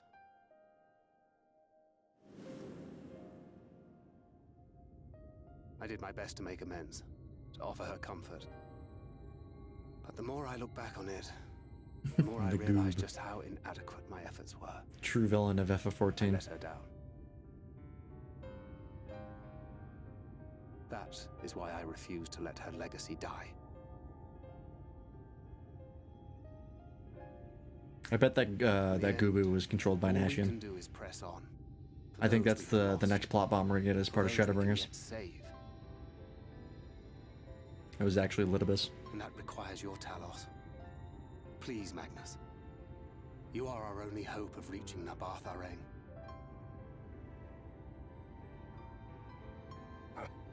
What rubbish.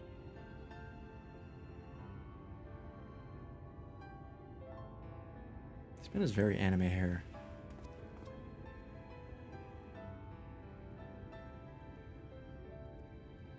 She's not gone. No matter what you say or believe, she's not.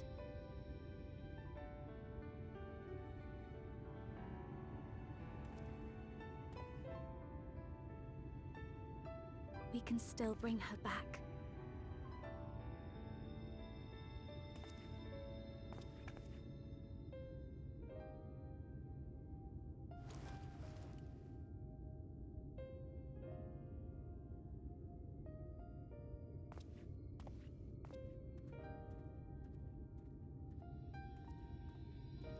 Man, Thancred's going through a lot of complicated feelings right now. And I do not blame the man. This is a real moral conundrum. There's no real right answer here. Full well do I know the pain of loss and how heavily it can weigh on one's heart. Nevertheless, there is but one way forward. We must needs procure a new heart for the Talos. Taff, knowest thou any location wherein we might find the stone we require? No matter how scant the possibility, we would seize it. I told you near all the veins were tapped dry years ago, though I suppose if you really wanted to try, you may find something at Nuvi's Leavings. It was opened well before Talos became commonplace, which is why the mining there was never quite as deep. When you get there, look for Guthjon and tell him I sent you. Guthjon? Guthjon? I don't know. But don't be surprised if he tells you the same thing. and assistance is most appreciated. Lance, I think it best Thancred joined thee in this search. Though he would be quick to deny it, his heart is in turmoil and his thoughts clouded. It would be unwise to ignore his distress. Yeah, he's really struggling here. This fucking slime minion. The sound it makes is disgusting. I don't like it. In fact, I can't listen to it anymore. It's gonna drive me insane. Sure, why not?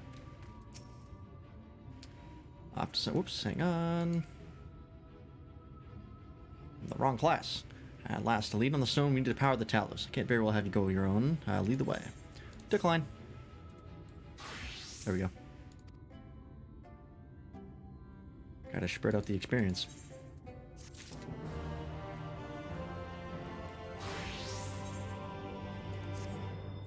I'd say we're long overdue for a good turn. I can only hope the gods feel the same way. Now, Nubi's leavings was to the south, was it? Let's get going. Another blue quest. That's 2 of 5, I think? 2 of 4, because I think I did one already. Yeah. So there's 2 more. That we have yet to unlock.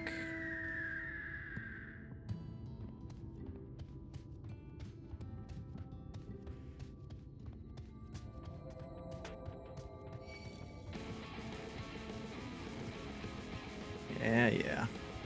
I was watching people, now that I've completed Stormblood, I was watching some of the streamers that I follow, their reactions to Stormblood. So that was fun. And then I also watched some people react to the Shadowbringers trailer. Man, the Shadowbringers trailer is good. It's almost a shame that I watched it before long before I started playing FF14. Because I would have loved to been into the game and then seen that trailer for the first time. That'd have been a really cool experience. But that'll be the case with Endwalker, because I still have not seen the Endwalker trailer. I've kept myself spoiler free on that. Is he gonna chase me to Thancred? I would appreciate if he didn't. Alright.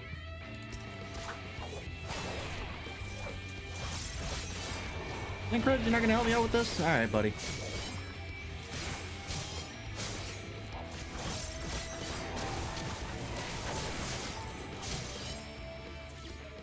Thanks for the help. The way you described it, I was expecting the place to be abandoned. Perhaps our fortunes are finally improving, though we should probably hear what Githjon has to say before we celebrate. Assuming we can find him, that is. Okay. Oh, wow, there's like a whole fucking mine shaft system in here.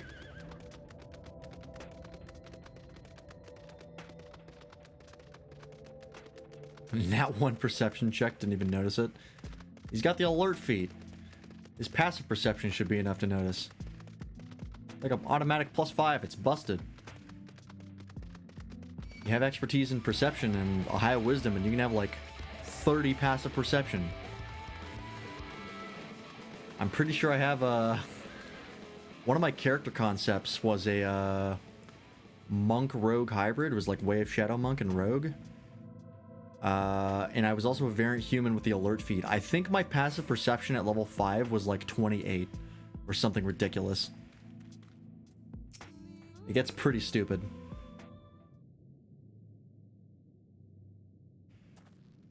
Who are you and what are you doing in here? I really want to play D&D again. Well, you should have listened to Thaf. You're wasting your time. But this side is not as developed as the other, is it not? Sure, there must be something left. I should explain. The stone you're looking for is Ionine? Or I think so. Capital I? Or is it Leonine? I don't know. All the Talos in the Hills of Amber are powered using them. Or were, at least. Anyway, whatever's left, if anything, is too far below to be safely excavated. In the deepest reaches of the mine, we use Talos to keep the pathways from collapsing. They're still there, but they could give out at any time, which is why much of the mine is closed off. Then our only option is to search the higher levels for any fragments of Leonine that might have been overlooked. I suppose there may be one other way. Well, don't leave us in suspense. What you're asking for is a trade secret. I'll need to be duly compensated in exchange. Fine, what do you want? The other day I found a Vobert gold piece down in the mines. A bloody Vobert gold piece. And once you know it, I dropped the damn thing somewhere while I was working. Fucking idiot. Find it and I'll tell you what you want to know. We have a hard bargain, sir, but we'll take it. Seems we have our work cut out for us, Lance. Thankfully, I have an idea for how we might hurry things along.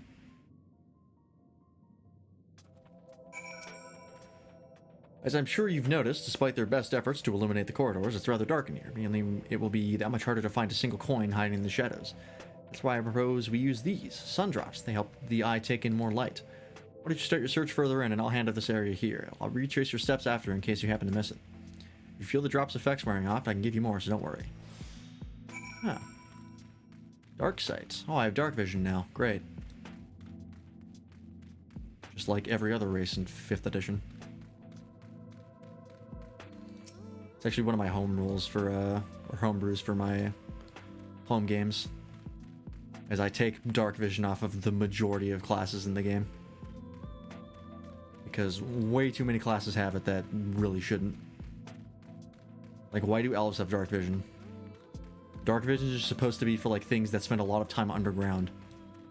Why would an elf have it? Halflings don't have dark vision, sorry, LFLs. It's true. What makes them the best race.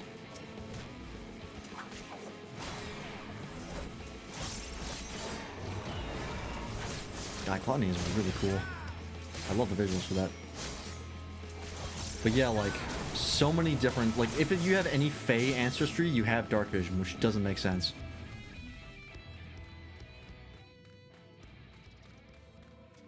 I think, like, Yuan Ti get it as well, which doesn't really make sense either. Pretty sure Genasi have it, I think. It's just they gave it to everything, which is kind of dumb in my opinion. This is why I take them off in my game. There it is.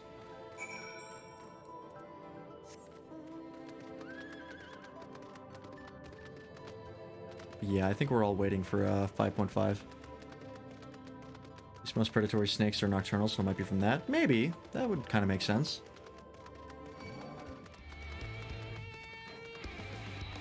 And like Tabaxi having it makes sense because they're cats. Even though actual cats in the monster manual don't have dark vision, which is bizarre. I was hoping he dropped the gold piece somewhere closer to the entrance. More fool me for thinking Lady Luck was on our side. More fool me. I don't know what that means. Here we go.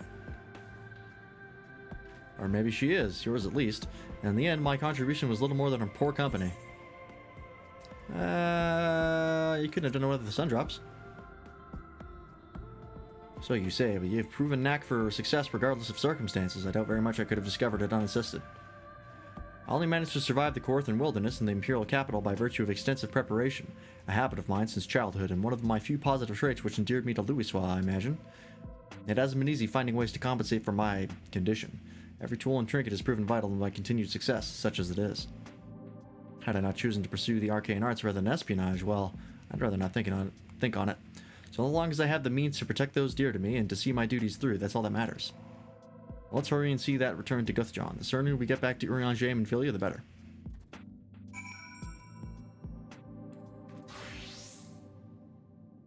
Oh, this has to be his Reaper, huh?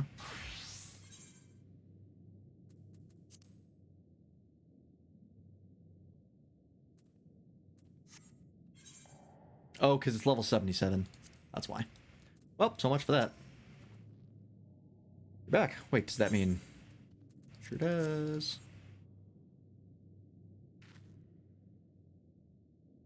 That's okay. We're level 76, almost level 77 for Summoner. Shouldn't take us too long to get to 80. And once we hit 80, we're gonna do Endwalker as Summoner. I've already said that, so... Shouldn't waste too much MSQ experience for Endwalker. I'll be damned, you actually found it. Well, a deal's a deal, but don't think this means you'll find what you're after. Okay. Dirty job. Micro? To be honest, I wasn't sure you could pull it off. But you... Excuse me. Spittle caught in my throat. But you did, and I'm a man of my word. Come with me.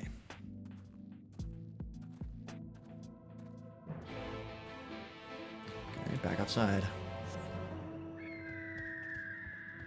Yeah, 5th edition's getting pretty damn bloated. They said that they wanted to avoid the 3.5 problem of just constantly releasing source books. Or like releasing core rulebook 2. And then they released Tasha's, which is core rulebook 2. So I think they're well on their way to 5.5. Because I think there's just too much right now. Also, there was that new Fizban book. Fizban's like Guide to Dragons or whatever the hell it's called. I'm so glad they finally fixed Dragonborn. Because Dragonborn were like the worst class in base 5e, just because they had really shitty racial traits. And it's so nice to see them get like a proper overhaul for in Fizban. It's really nice. Aren't there like 2 more expansion books since released in the next like few months? Is there? I think there's like the updated Tal'Dorei campaign guide. But I don't know about the other one. I've honestly kind of fallen off the train as far as like keeping up with 5th edition. I used to be way more on top of it, and then I stopped playing D&D for a good while, and I've forgotten. But yeah, because I know about the Tal'Dorei campaign guide 2, effectively. Whatever the hell they're calling it, which is pretty interesting. I do like Critical Role, and they've got some pretty neat stuff in there.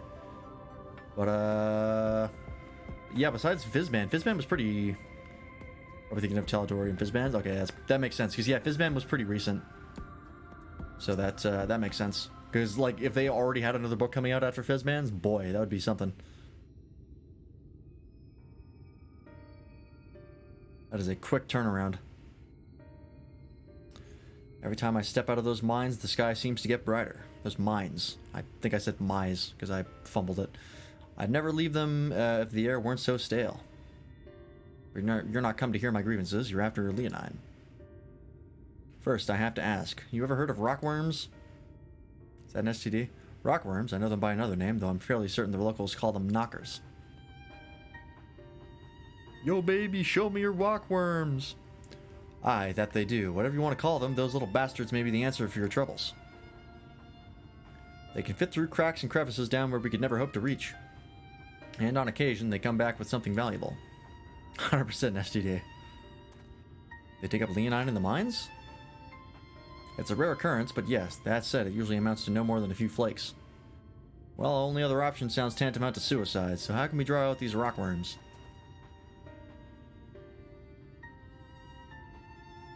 Over by that shack, you'll find a bag full of smoke bombs. Set off a few in the mines and you'll flush them out in no time.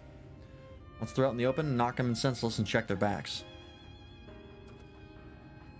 I should warn you, this method of mining, if you can even call it that, is used as a last resort on account of what little they're like to bring back. You want to cover as much ground as you can if you hope to find anything of value.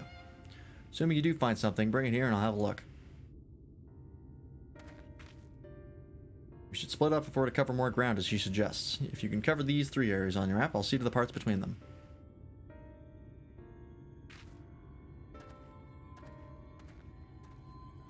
Okay.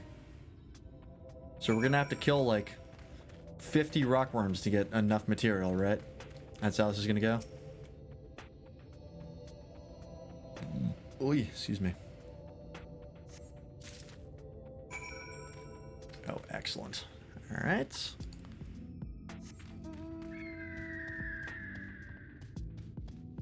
Let's get started then.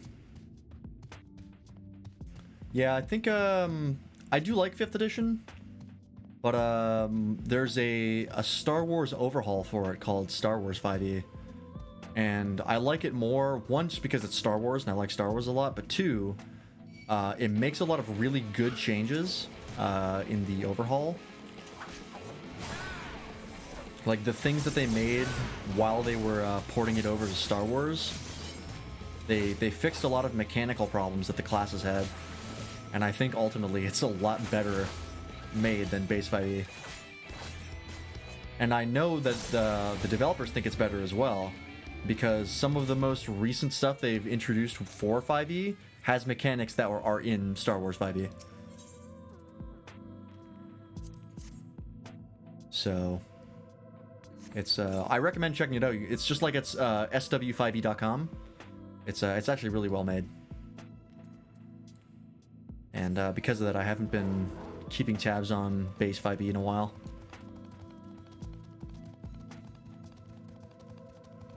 I do want to play 5e again. Whether it be base 5e or Star Wars 5e, I'm not picky.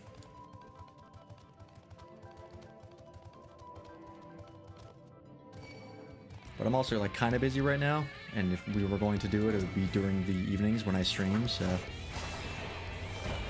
And I guess the obvious answer to that is like, well, you can just stream D&D, but like, I found most streamed D&D sessions to be pretty bland. Like, not good content. Like, not just because you stream it doesn't make you Critical Role. Critical Role has a lot going into it. And I think I'm not really interested in streaming D&D. Also because a lot of the music I use is licensed. That's another big problem. But yeah, I just don't really like, most D&D shows I don't like. I don't think they're really entertaining to watch. Most of the time. But Critical Role is the exception because it's more of a produced show than it is a D&D session. Which I feel like most people don't understand when it comes to Critical Role. They don't realize that it's like a production and not just, you know, a bunch of people in a room playing D&D together. There's obviously still a lot of that. They're still obviously playing D&D and they're, you know, they're good friends and they, you know, it's still genuine. But there is a lot of behind the scenes work to make it very entertaining.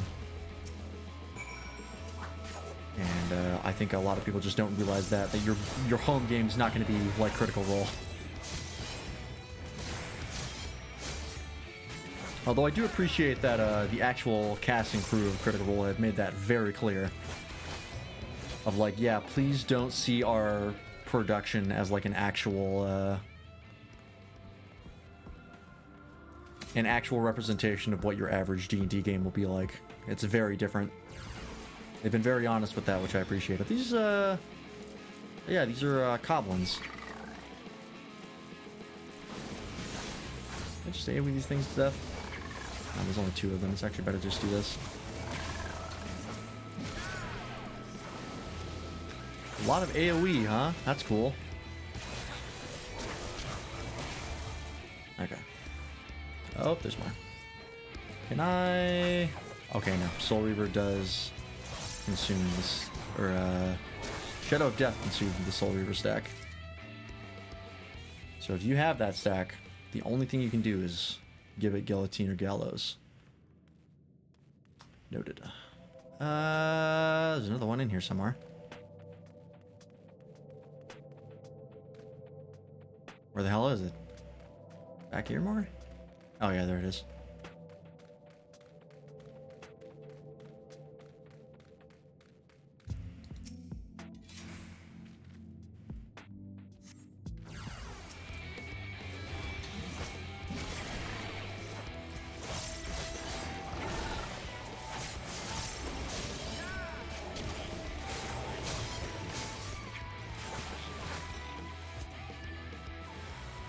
Nope. Right. Always spawns an extra one.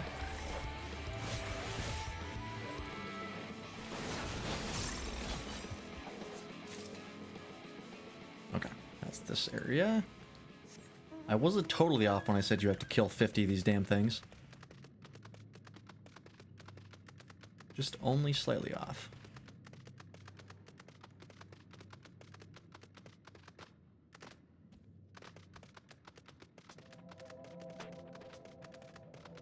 By the way, I don't know if I mentioned it on stream, but I did get my ninja to level 70 recently, which is pretty cool.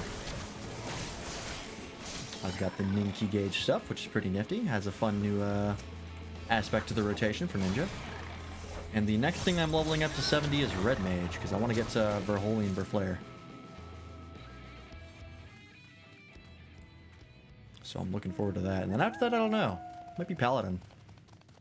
I was thinking of maybe doing Gunbreaker, but I think I've thought better of it now. I think I want to put the time into Paladin.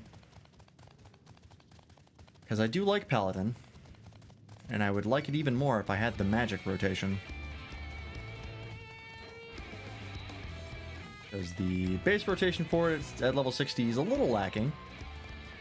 It's still got a little bit of burstiness with the fight or flight. So it is still a little bit satisfying. But yeah, I think it would be better if I had the magic rotation.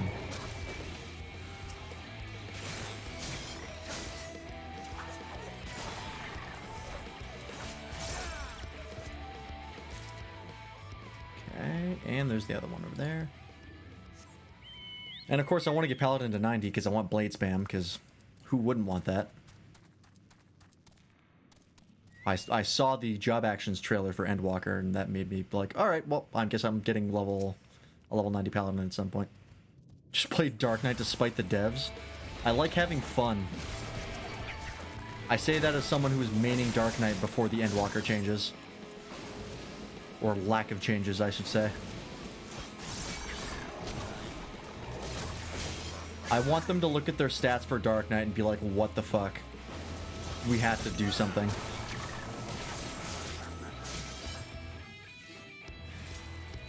Oh, really? Another one? Like, it's bizarre to me that they think Dark Knight is in a good place.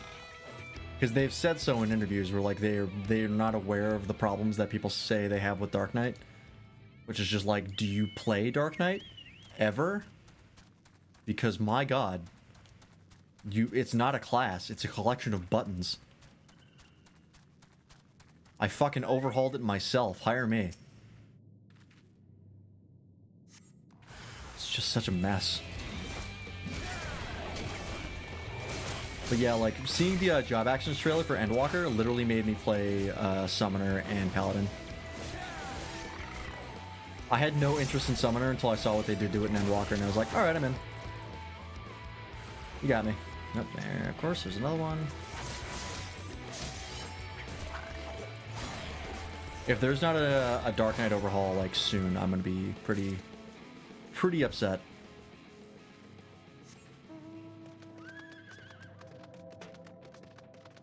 I think one of the biggest things that bugs me about Dark Knight is that the level 80 ability... Warrior's pretty nice too, you know, touch overtuned. Yeah, Warrior's like...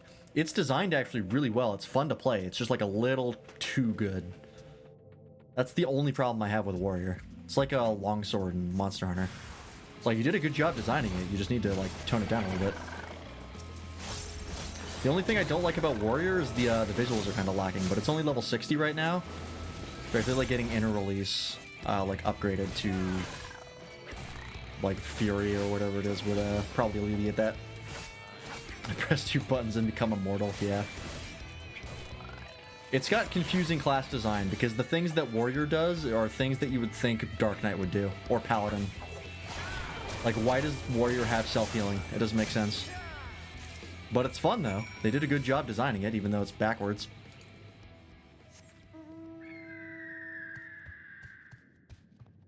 But yeah, the thing that bothers me with Dark Knight, one of the big things, beyond just like they clearly lack class and mechanical identity, is that the level 80 ability is something that should be a core part of the class, and it's effectively a dot. Like, it's a fancy dot you get at level 80, and that's all it is. And it's like, why would you do that? That's such a waste of potential. Because in the Dark Knight storyline, it centers around you summoning your dark side as a separate entity, and it being like, you know, guiding you through the quest line from 30 to 50. Like, it's a huge part of the Dark Knight lore. Why do you only get it at level 80, and why is it only a dot that's on like a 120-second cooldown? There's no reason for it to be that underwhelming. It's just such a mess. It's totally ass backwards. I think it's something to do with as you hit the mobs, you're just consumed by the rage and heal, but I feel it'd be better if it just gave you shield instead of, in that case, class identity-wise. Yeah, that's what I've said. Like, it should get, like, damage reduction, where it's just like you're just powering through the damage. Healing doesn't really make sense for Warrior.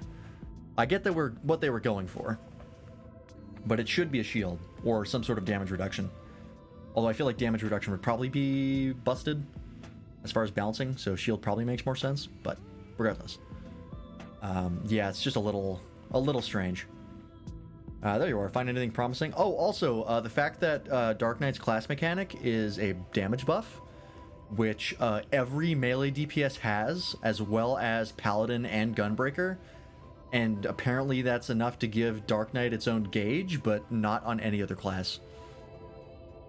Like, the fact that Darkseid is a 10% damage buff that you keep up and it gets its own gauge as your own class mechanic, but the buff on Paladin, Gunbreaker, and all 4 melee DPSs, or all 3 melee DPSs, no, Ninja doesn't get one, so Monk and Samurai, they all have damage buffs, and it's literally just a buff, and it's not like its own class gauge, because they understand that it's not a class identity thing, it's just something you have that you should keep up. It doesn't warrant having its own gauge. But for Dark Knight, they just didn't get the memo. I think the team in charge of Dark Knight is just really behind on the development of FFF14 in general. I don't really think they know what they're doing. They blew their load on the writing for Dark Knight, and everything else suffered. Between the two of you, I'd say you've got quite the haul. Best get comfortable, friends. It's going to take time for me to sift through all this. Also, the fact that Dark Knight has weaknesses because of its lore, and no other tank has that. Where there are things that Dark Knight is fundamentally worse at than every other tank, for lore reasons. Remember this about Arminfilia. But no other tank has those weaknesses. They're just good at everything. It's fucking awful. Darkmind is a joke. But prior to founding the Path of the 12, long before the Scions, she was something of a miner. Yeah, most people started as miners. After her father died, Flamine took her in and taught her the trade. I think they were both seeking to fill the void left by a loved one. Maybe that's why she took to it so readily. I think I've been calling her Filament for a long time. Oops. Back in those days, I spent most of my time in the Quicksand, or some other tavern, loosening tongues and gathering secrets. Occasionally, I'd catch a glimpse of her in the street, on her way home after another hard day's work. I always felt a wave of relief when I saw she'd come back safe, along with a pang of guilt at the fact I wasn't there to support her as I should have been.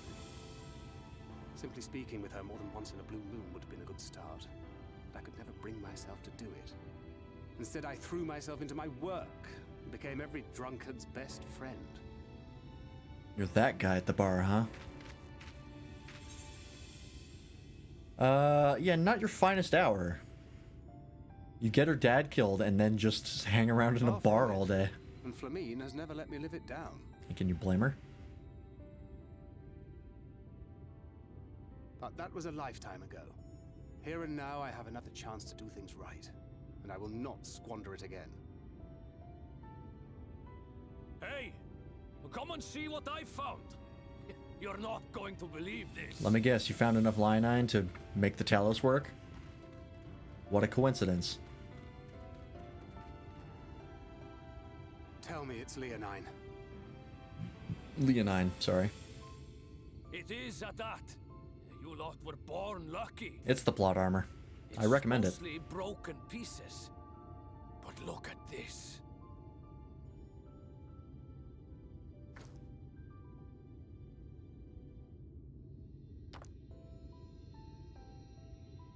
This is a rather fine specimen. It's a rock, all right. It's been decades since we found anything approaching this big. But that's not all. There's an engraving on it. Ah, these scratches here. They're a little hard to make out.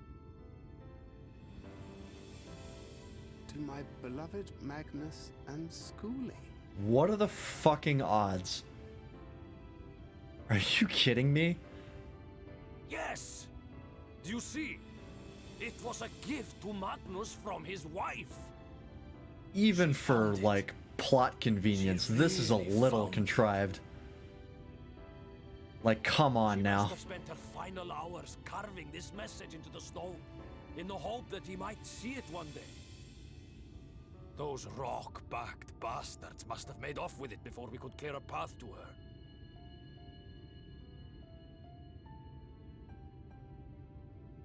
It's fate that brought you here to find this stone. No other explanation. It makes me wonder what else might still be buried in these parts. That's code for the script said so.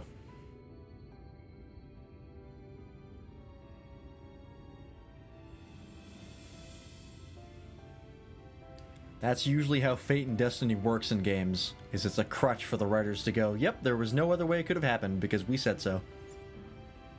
Forget laws of probability.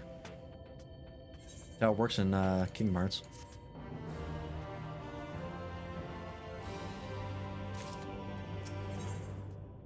Well, I wouldn't believe it if I'd not seen it for myself. Before you said it in the Talos, would you take it to Magnus? The prophecy, yeah, exactly. For 3 long years, he's believed she died for nothing. He must know the truth, that her sacrifice was not in vain. I'll take it straight to him. You have my word. Thank you, Geth John, for all your help. Right then, let's not keep everyone waiting. Yeah, I don't want to talk too much about Kingdom Hearts, but Kingdom Hearts actually breaks its own rules for time travel because of destiny.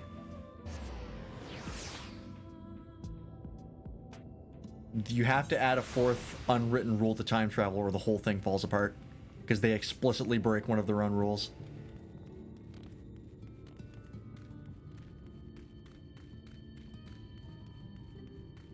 It's pretty annoying. Actually, they explicitly break 2 of their own rules.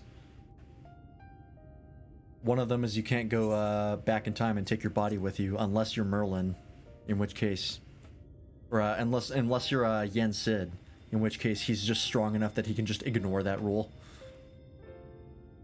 Fucking Kingdom Hearts, man. There's a reason I have the Kingdom Hearts channel point redemption. It's fucking stupid. I hate that I know so much about it. What? Oh, it's you. If you've come to complain about the trolley, you'll find no sympathy from me. I told you before, it won't run and you wouldn't listen. Oh, but it will, now that we have this. Your name is engraved on it, along with your son's. It was a gift from your wife, Magnus, from Agna.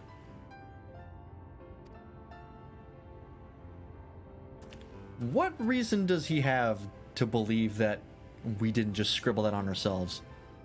I guess probably because he could tell the writing, but it's also carved into stone? Like, it's where the Kingdom Hearts unraveled here. Oh, God.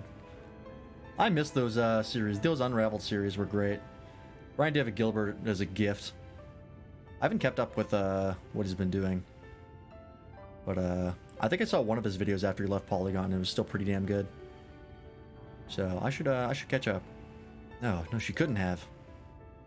Agna. I do plan on eventually doing a Kingdom Hearts playthrough on this channel.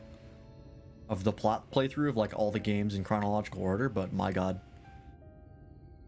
It would probably take less time than I've spent on FF14, but it would still take a shit ton of time. Take it, do with it what you will. Are you certain? It would delay our plans, but... I said take it. It was you who found it, you who needs it. Looking at that stone, all I can see is...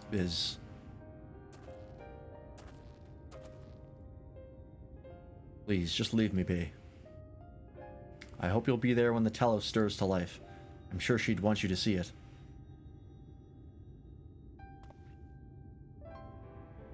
Would you do the honors of delivering this to Urianger?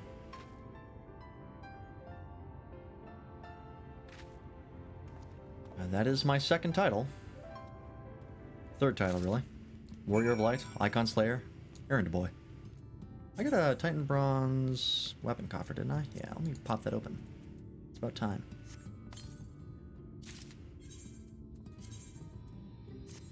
What does that look like? Ooh, that's actually pretty funky looking. Cool.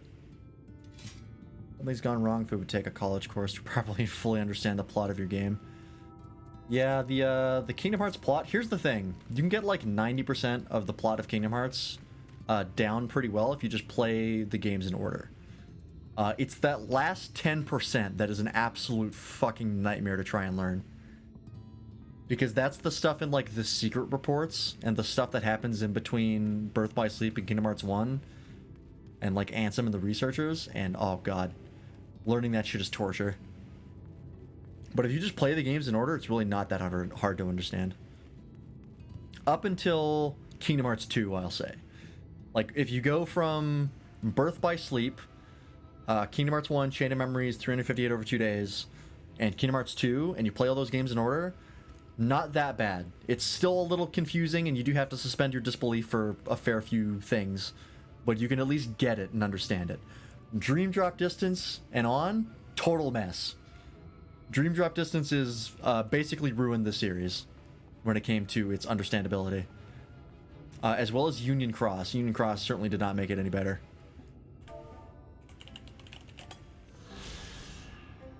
And then, yeah, Kingdom Hearts 3 and Melody of Memory and all that shit is just a fucking disaster. Games are fun, though. I still, if you're willing to look past the god-awful plot and just play the games for what they are, it's a good series. It's fun. I recommend it. If you want to see, the Disney worlds, yeah. Fun gameplay. Good time. Don't go into it for the plot, though. I'm begging you. Thou art returned, and with Leonine, it would seem. As promised, the Talus hath been made ready to receive its heart, thanks in no small part to Jarek, Thaf, and Minfilia. Alas, we shall return time to the Timeless, the Sentinel of Stone, that we may press on towards Nabatharang. Also, I still haven't gone through the full plot of Union Cross. Oh, and I really don't want to, because Union Cross is terrible. But it's going to be required reading for the stuff after Kingdom Hearts 3. Because, oh god, it's so bad. It's just so bad. Although, I am pretty excited to see what what news we're going to get for the anniversary of Kingdom Hearts. Because it's the 20-year anniversary, I think. For, yeah, 20-year, because it originally came out in 2002. 20-year anniversary of Kingdom Hearts this spring. And I'm very curious to see what Tetsuya Nomura has planned for us, because he said there's going to be something. We don't know what it is. Could be something like, you know, the trailer for the next game, or it could be literally nothing. Who knows? It's Tetsuya Nomura. It's impossible to predict the man. So, Kingdom Hearts holds me I'm being held hostage emotionally by Kingdom Hearts. That's the only way I can describe it. Hello, Raisu Nesu. How's it going? We're just talking about Kingdom Hearts, because I'm on a tangent here. Yeah, like, it's gotten to the point where I actually care about the fates of the characters, and it can actually make me feel things when the cutscenes go through. But like every time like you actually step away and like look at things with any level of critical thinking, God, it sucks. It's so bad. But I'm on the hook. I'm gonna buy the next Kingdom Hearts game at full price, I'm sure. Very good. Now let us begin.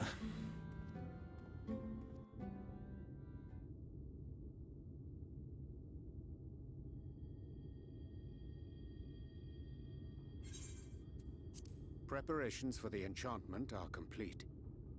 When the heart hath been suffused with a sufficient quantity of ether, the golem should be restored to life. Alright, well, stand back. I got tons of that shit. Alright then. Whenever you're ready. Although I guess Urgangia would clearly make the smarter choice. He is the timeless sorcerer, after all.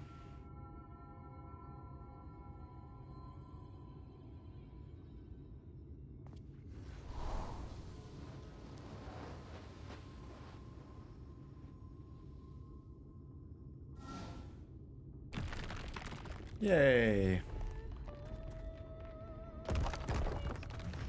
Ooh, excuse me.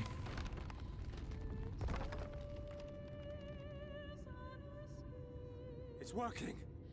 It's working! It's working! It's working!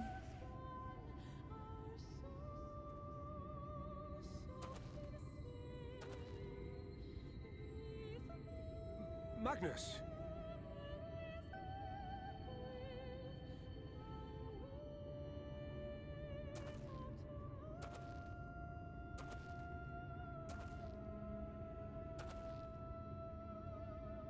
Why is its idle animation so animated? You left me for this?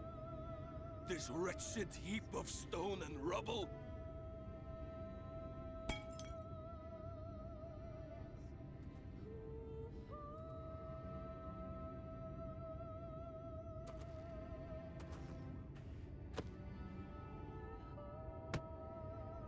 This worthless pile of earth? And yet, I can't.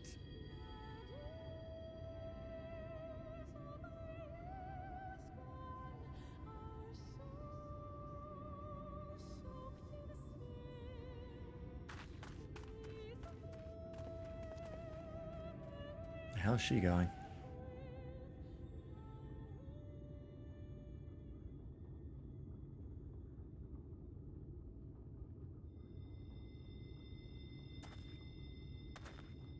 Is she thinking about Thancred and OG Minfilia? What troubleth thee, child? Is that what Magnus reminded her of? I shouldn't be here. Yep. I don't deserve to be. I don't deserve any of the things you've done for me. I'm just a burden, helpless. Neck's kind of broken. Ooh, If Orange. tomorrow came and I was gone, it would be It's better for everyone. it's an Ellison thing. It's wonky looking, but it's not broken. Thancred most of all.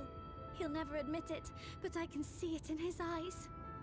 That's something people have been complaining about with Ellison since the game came out. Just say it. Is the Just fucking say Ellison that necks. He hates me, that he wishes I was dead so that she could return.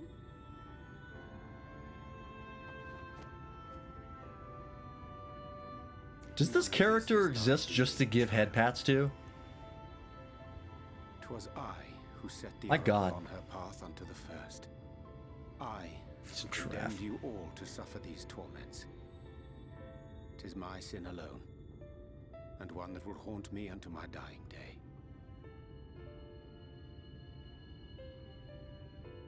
Yet I dare not dwell over long on my many regrets, for the world is a tapestry of fates, interwoven and inseparable. And we who strive to better it cannot choose but make difficult decisions. For naught of worth was ever achieved without sacrifice. And You're thus not kidding. must man ever struggle to weigh life against loss. And even with like Urianger, yeah, the huge ass necklace is supposed to support it. It even like hides how long his neck is, The one for whom thou so it doesn't mournest, even look as there bad on is him no as it does for a grudge. lot of other Ellison. Were she here, But it's just so she long. would not suffer thee to languish in sorrow. She would tell thee to seek thine own path, thine own purpose. It is a truth which I myself was slow to learn. Yet a truth it remaineth. That is the most human Urianger's ever looked with that expression. Thou needst but have faith. Have faith, and all will be well. Human giraffe. You should play in the NBA. If basketball existed in Eorzea, it would be dominated by Ellison.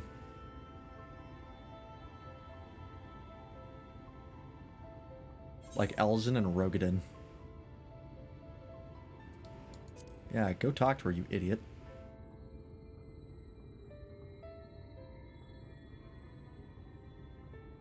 Oh, thank you. Not today. I spent quite a long time on my overlays. But I'm pretty happy with how they turned out. Yeah.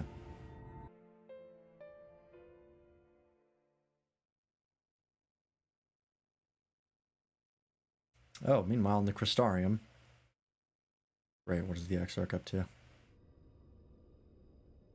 Oh, he's just spying on us, okay. It's classy and it really suits me. Mathos kind of boom ban. Yeah, Mathos is pretty ostentatious. Expressive, yeah. A lot of frills to it. Which I don't mind. The pleasure that is your extended stay. Expressive in a gay way. To the tediousness of our heroes' present endeavors. That and the insufferable abundance of light in Armoren. I should be glad to keep my distance. I'll tell him that you think his overlays are gay. I'm rather fond of sleep, you know. It's a wonderful way to pass the time. Dude, Emmett Selk, my new favorite Not character. like Sleep is commoners, awesome. mind you. Always on the move, the lot of them. It is a wonderful way to Like pass the Greg, time. Constantly jumping from vessel to vessel. This Emmett Selk guy, he's coming around. Such fire, such determination. So much passion, fleeting and forgotten. Forget saving Yshtola's life. Now I'm on board.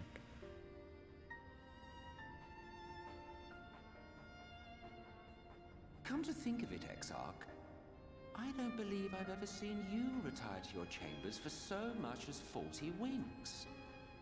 However do you keep your eyes from closing? Are we gonna get some some Exarch information. The cold shoulder. You wound me, sir.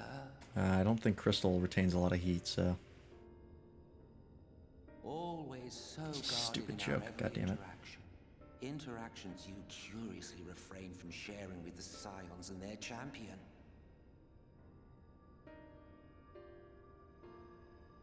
And risk souring your budding relationship? I think not.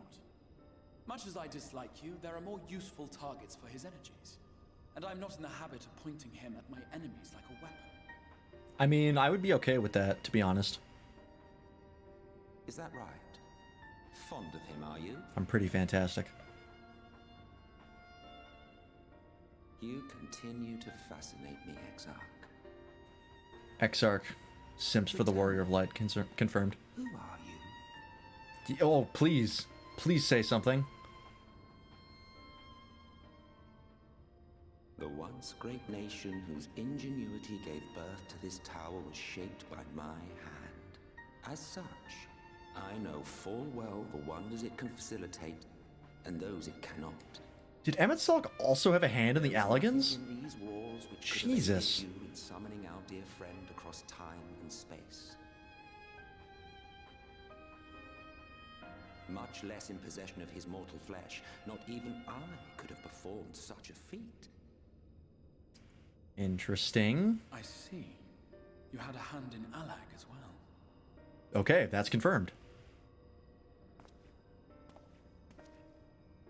You would know what I am?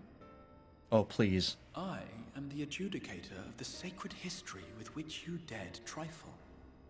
What? I am keeper of this tower's boundless wisdom. The wisdom of ages without age, of everywhere and nowhere. The great work of those who tamed the wings of time and grasped the nature of the rift. So he is a time traveler. Born of the sacrifice of brave heroes who gave their lives for a brighter future. I will not see their hopes and dreams squandered. The history which led us here will be unwritten. I promise you that.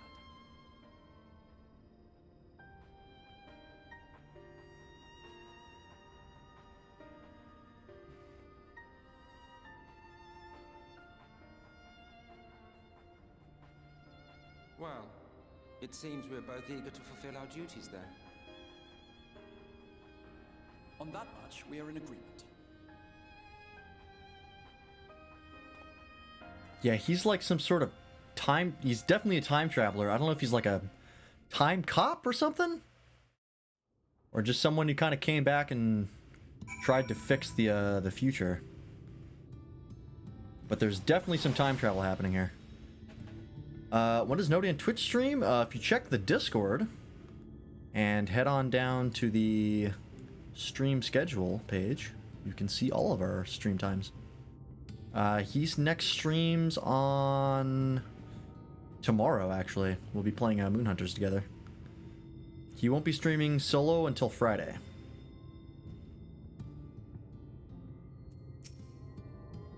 Interesting. So hang on. So first off, that was a lot of things at once. If we're all streaming at the same time, it'll be on Bartholomew's channel. His channel, he'll be streaming on his channel on Friday afternoon. You can check the stream schedule, but the multiplayer streams are on Bartholomew's channel. And then Thursday, me and Bartholomew play Ace Attorney on my channel, but nobody on Twitch won't be until Friday. He's continuing his I actually don't know if he's continuing his Nuzlocke. I'm not sure what he's doing for Friday. I don't think he's figured out what he wants to do next. He might be doing Celeste, and he might also be doing Hollow Knights. So we'll see. But yeah, okay, so there was a lot happening in that cutscene. First off, Emmett Selk confirmed to have a hand in the Allegan Empire, which is a lot. The power to move the Warrior of Light and all the Scions through time, and with the Warrior of Light's body intact, is something that Emmett Selk does not have the power to do, and is not a power of the Crystal Tower. So that is specifically the Crystal Exarch. The Crystal Exarch is like the keeper of the histories of time. He's basically the time patrol from Xenoverse. Fucked up from what I've heard. Yeah, I'm not sure if his Nuzlocke actually completed. I think he got like near to the end and then he died and he was like, well, I'm not restarting from here. So he just finished. Because the concept was proven enough at that point, which is fair. And yeah, that's pretty much it. So like, the Crystal Exarch is like someone who knows what the future looks like and is trying to change it. So is most likely a time traveler, unless there's some real fuckery going on. I think time travel is the most simple answer, which is a hell of a thing to say. Yeah, okay. We'll learn more about this, I'm sure. Let's continue on. My apologies for the delay. Minfilia and I had a private matter to discuss. Which bringeth me the question, how didst thou find Thancred doing your search? He spoke of Minfilia of his own accord. I see. 'Tis well that he did, and with such candor. I attempted to broach the subject before. Mine intention was to ensure no words remained unspoken between them, lest tragedy intercede. A regret I myself know all too well. Alas, in the end he refused to heed my counsel. A time will come when they must face the reality of their circumstances, but I have faith that all will be well in time. Now let us not tarry any longer. The Talos in Nabatharang awaits. Alright, we're finally getting to our location. And we should be getting a dungeon and a trial at this level, if I'm not mistaken. Yep, level 77 is what we're currently on. And I believe for trials, there's one at the 7th level. So we should be getting a dungeon and a trial. Which is very exciting. There's a party recruiting for that? What? See the oh, they're going for gear. Okay, yeah. Can't help you there. I'm not high enough level. Okay, great camera angle. This is a hell of a quest picture. There's some shit about to go down.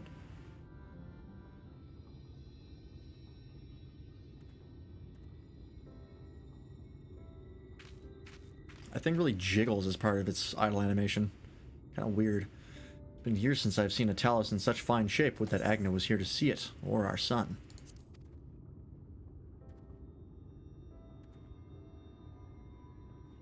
I was ready to let her dreams die down there in the mines. Even after you'd found the Leonine, I refused to believe it could work. Gods, what a fool I was. But I tell you now, I'm going to take good care of this Talos, for both their sakes. On behalf of my family and all the miners of Twine, I thank you.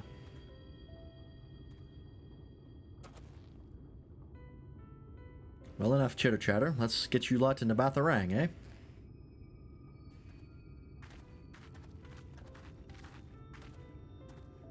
Everything seems to be in order. I take it the Talos' presence resolves the issue of the gate, or resolves the issue of the gate. Oh, that, yes. It's designed to open at the Talos' approach. And we can finally go to Nabatharang. You certainly can. All that remains is a final check of the control box over at the mines. You hear that, boys? Get that Talos over to the mines and keep a close eye on it around the curves, understood? Yes, sir. Okay. Let us repair to the mines then. Let us repair to the mines then. Okay, apparently repair has a meaning that I didn't know it had. Before we go, while you were away with Lance, I repaired an extra set of cartridges for you. And this one, it's the practice cartridge you gave me. I know I should have thrown it away ages ago, but I've been adding a little extra to it every day. After so many charges, I'm honestly not sure what it'll do, but I wanted you to have it for luck. Oh, that'll come up later. That'll save somebody's life. In Philia,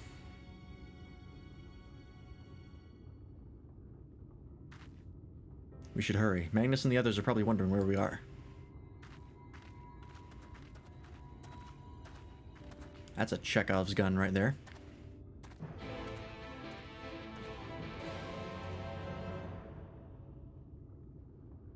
For those of you unaware, Chekhov's gun is the writing tool in which something is introduced that is seemingly innocuous but becomes plot relevant later in the story.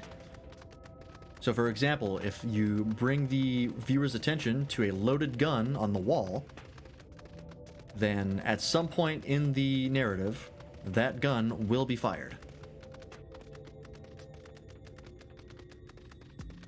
There's a lizard behind me? I don't believe you. First off, I can see my webcam, and there isn't. And second of all, there are no lizards where we live. Eat it, be Asian? I'm afraid I cannot do that.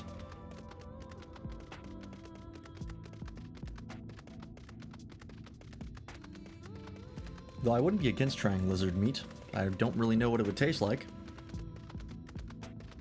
But I'm not against trying it.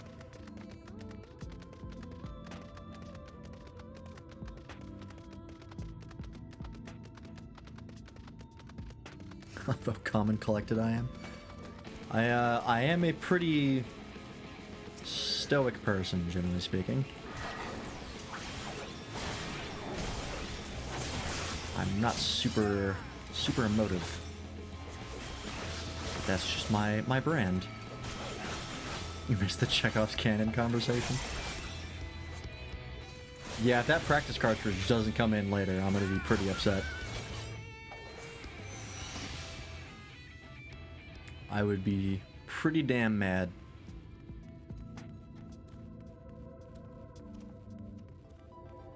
Can you do the MBTI test with the Chemo Dojo? MBTI test? I don't know what that is. What is that? That's short for something. B is possibly for behavioral test? Or behavioral? MBTI. I have no idea what that stands for. I don't know what that is. So this is it. We're finally going to Damatharang. It's like a summary of your personality. Oh, was that the the thing where it's like you get a result of like 4 different letters? And it's like INTP. Yeah, Myers-Briggs. Yeah. I've actually taken that before. I think I was INTP, I want to say. It might have changed since then. It's like a string of letters that people use to state your personality. It's not actually very accurate. Yeah, they've when it came out, people were like really excited, and like there were some businesses that like wanted applicants to take it, and then it's pretty much like fallen off the map because people were like, yeah, this isn't really that accurate. But it's a fun little exercise. Yeah, it's fun. I'm fine. That could be something we do. I think people would be open to doing that. We did the love language test. That was on stream, I'm pretty sure. It's another one that's like 5 times as long that is accurate, but I don't want to look at any of my old psychology notebooks to find it. Yeah, that might be a little long. I remember the Myers-Briggs test being pretty long itself. And I don't know if I want to do one that's like takes a day to do. I've thought long and hard about what to say to her, to the real Minfilia. I hoped when the time came I would know, but with every step we take I feel more uncertain. That's no reason to give up though, not when so much is at stake. Thank you, all of you, for helping me to get here. Now let's not keep Magnus waiting. You got ISTP? Yeah, I think mine was INTP, I want to say. Oh, it's a instance. So, what do you think? A little primitive looking, I'll admit, but Daedalus Stoneworks has always favored a simple, intuitive design, and that philosophy has served us well enough. Much of the trolley network uses single tracks, making it easy for the towers to navigate them as needed. And plotting a route is so simple even we can do. It makes for fewer accidents in transit. Speaking of which, are you ready to board? Yep. Alright then, watch your step.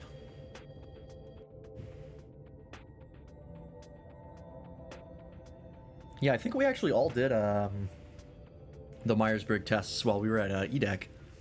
So we've all done it before, but it has been a while. It's been like 5 years.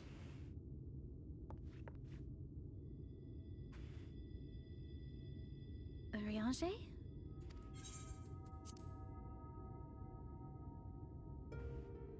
Thou must needs carry on without me. Why? The path to Nabatharang lieth open. Whilst thou travelest thither to the Oh, south, okay, he's going back I to will report. apprise That's Mistress fair. Alize and the others of our progress.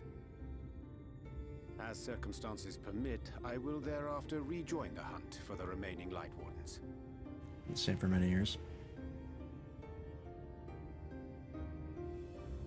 Magnus, will the gate close immediately after the trolley passes through? No, it will stay open until someone closes it manually. Built that way to prevent any untimely accidents. I'll read that in a sec. Then you and the others can meet us in Nabarth Areng after giving the Ilmorans the slip.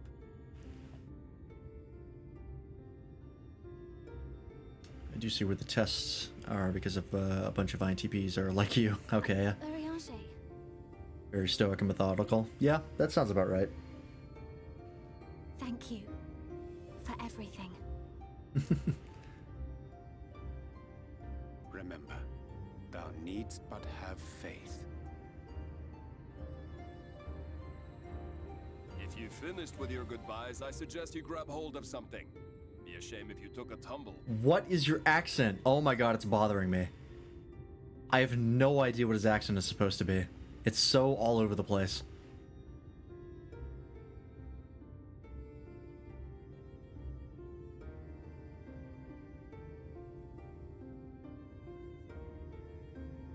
The Sounds tracks beyond alien. the gate aren't in the best of shape, so the trolley can only go as far as Malik. Godspeed. It's like almost German. Asian American, manly deep voice? Maybe. He's got like an Eastern European pronunciation with like a little bit of German as well. Because he has a, in like Godspeed, he had a very hard D in it. So it almost sounded like Godspeed. And Gott is German for God. So maybe that's what they were going for? I don't know. I'd say points in the general area of Ukraine and Russia accent. Yeah, that sounds about right. Just Eastern European. That must be the gate.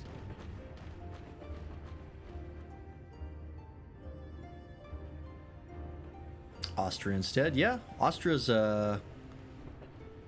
is pretty close to that area. Austria, I can see it. Well, so far so good. Is this gonna be like a rail section?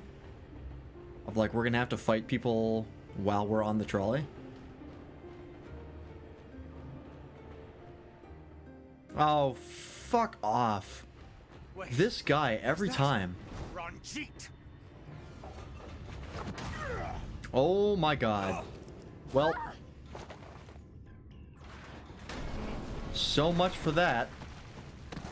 God damn it. Everyone is thinner than Germans? I can see it. That is General Ranjit of the Ilmoran army. Swine, aren't you? And he is busted strong. One who has mastered Gukumots fears not the blackest pit or the fieriest hell. He's an Your evil old deeds man. in the east did not go unnoticed. Long have I lain in wait, and sure enough, you did not disappoint. Fucker. There's always a step ahead. Had you only sworn fealty to Lord Vorthri, Oh my you'd have god. cause to Could you suck a little less dick on my stream for Lord Vothri? You fucking simp. You will remain as you are, while I dispatch these villains. I hate this guy. No, Small PP energy? I agree. I won't let you. Not to say that having a small PP is necessarily bad. To whom you speak. Who armed you? That doesn't make you any less of a person. But small PP energy, Sin-eaters with you. that's bad. And when you were inevitably cut down and lay lifeless in my arms, who sought out your successor to carry on the futile struggle again and again? Okay, hang on. We seek to bring peace to what is left of this shattered land, while these mad fools would only bring further chaos down upon us. I've fixed 3 areas so Do not far. be deceived, child. Only by Lord Vorthri's hand will this dying world know a sliver of salvation. You are brainwashed. It's okay to be ugly, but not him, yeah. This man does not wear ugly wear. But I never asked to be saved. Killing the Warrior of Light will never get to learn Goku mocks. However hard it gets, it's my life, and I want to live it on my own terms. Maybe that's part of the monk storyline in Shadowbringers. You learn Gukumatsu. And those mad fools you want me to abandon, the ones I've traveled with, fought with, and may one day die with, they feel the same. So no, I will not be deceived. No matter what you say, I refuse to believe it's all for nothing. All right. They're everything to me. All I have and all I need. And I would gladly do anything for Reminds them. me of Sakura from Naruto. I could see it. Let us pass, or kill me. She's got way more of a backbone, though. And she's like way more level-headed. Very well. If you would cast your lot with villains, then you shall share them. She reminds me more of Hinata. But like way less shy. Hey, Ragzin, how's it going?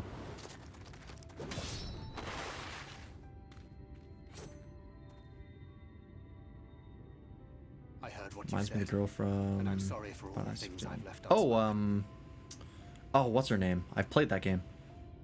The fuck is her name? You have to go now. I know who you're talking about, though. The blonde girl in the white dress is his betrothed. Go. Do what you came here to do. I'll not have you waste that newfound resolve on me.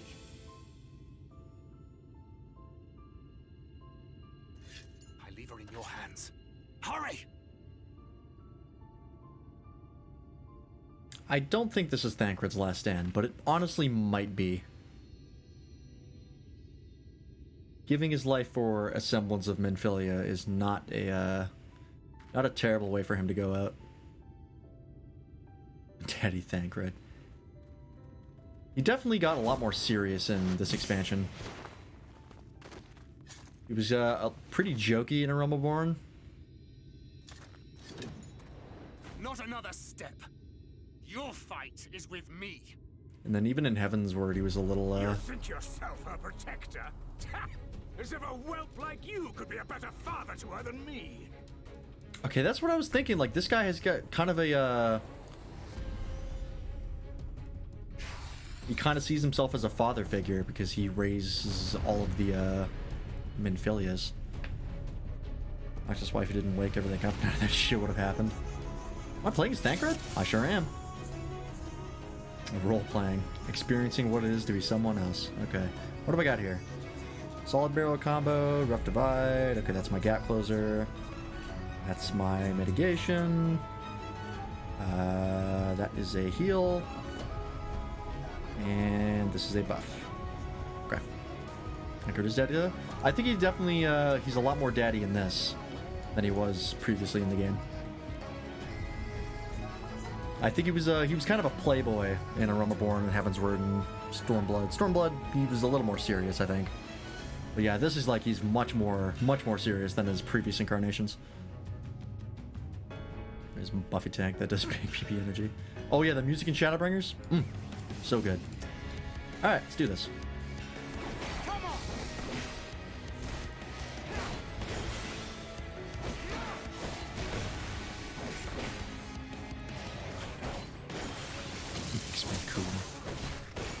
It is very good. Okay, that was quite a bit. Oh, alright.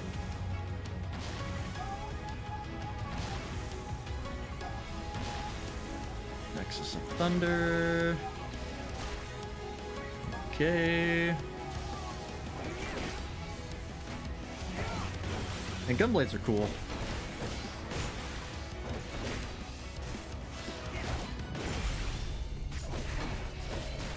Very cool weapon. Okay. Oh, alright, alright. More of this. He gets hit by that, doesn't do damage, right? Yeah, okay. Nothing. Nothing fancy like that. Oh, he is not taking a lot of damage. This might take a while, unless he's got a damage cap somewhere. As of Genshin bosses?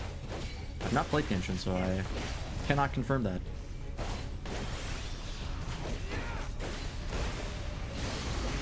Oh, God damn it, right when I pop my damage buff.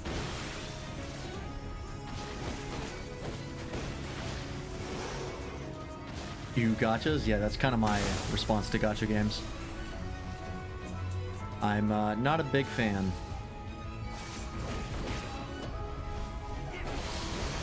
I don't mind if other people like it, though. There are things to like about it. Just not for me. I'm not big on gambling. Oh boy.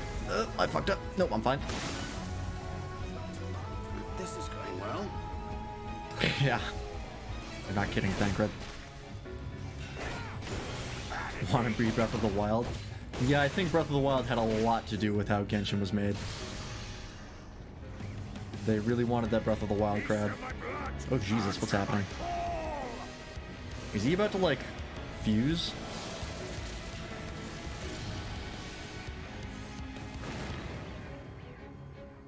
Oh shit, that's cool. I'm gonna be honest, that's rad as fuck.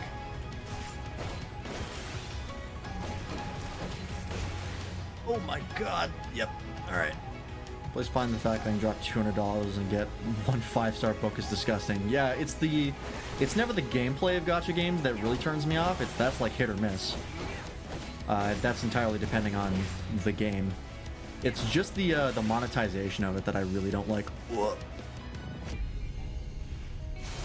It's so predatory.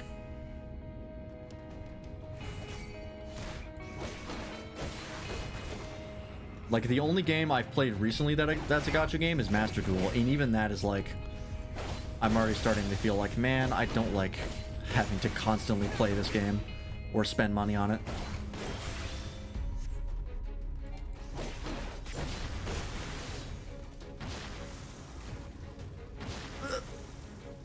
Fine.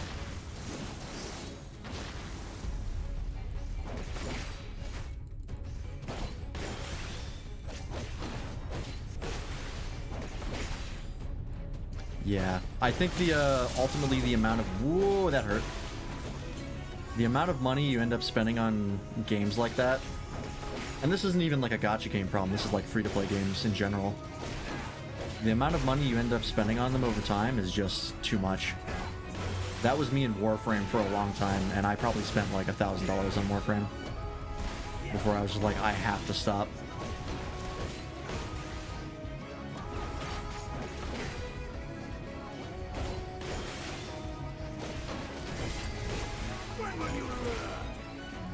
People start making ads in there. Gotcha, Copia. I might just click ban. Yeah. Oh, I don't even know what that is. What do I do here? I don't even know. I'm gonna damage resist. How long does that last? 10 seconds. Wow, they're taking their sweet time, huh? Perfect deception. What the hell is that? Oh. Not good. What the hell is this? Production of life-sustaining ether by concealment techniques place strain. Failure to remove this effect will result in a KO. How do I remove it? Oh.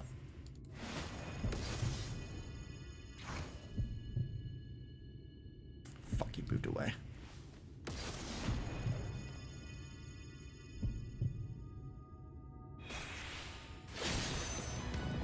Cool.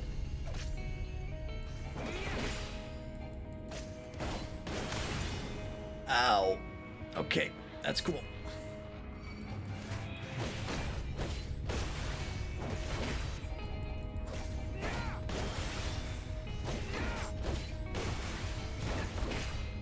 Oh god.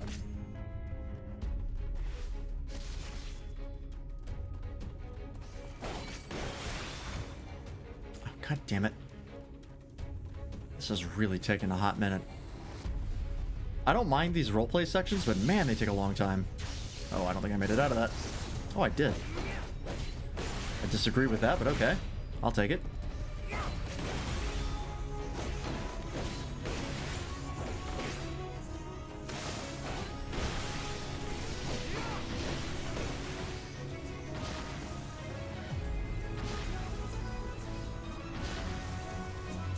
Too close. We're fine. Oh, please tell me I'm close. Is it going to be 50% that I have to get him to? I think so. God damn it. I spent $500 and got literally nothing, but what you don't understand is when I give them another $500, they'll all be worth it. Yeah, the idea of spending like hundreds of dollars to get one thing, that's never worth it to me.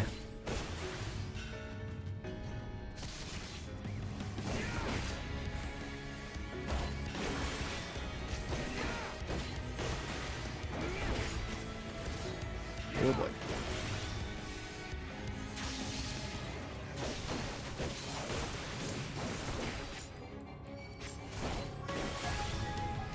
Yeah, but you could just play casually, then it's fine.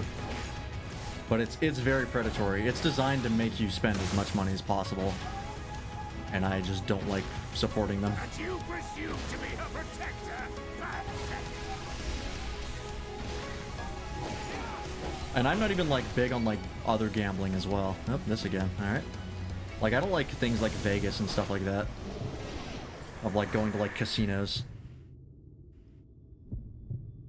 I'm not a fan. I think gambling is really something that should not be monetized because it's very addictive. Oh boy, I don't know if I'm gonna make this one. I'm not. Oh, maybe actually I am. That's a longer cast than I thought. Thank you, slide casting.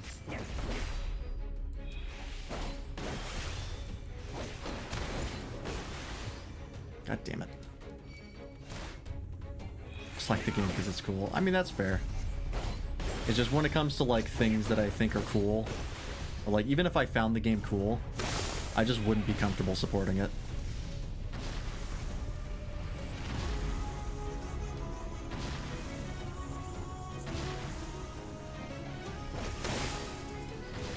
God damn it. Because it's not something that I want to see in games when it comes to how the monetization is treated. Whoop. Get out of that. Oh, I'm still in the AoE. How low do I gotta get this guy? Don't tell me I actually have to kill him. Ooh, ow.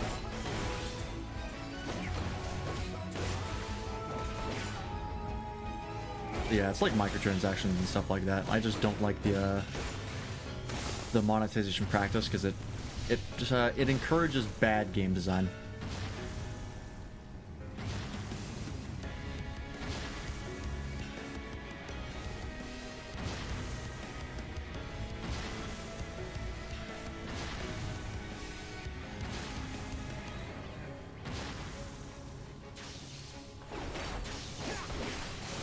Come on.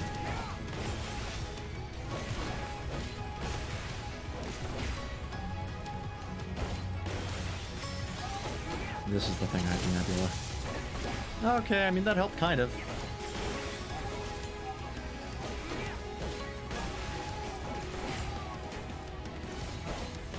I guess I just have to use my damage buff more often. God, Hot Pursuit is annoying.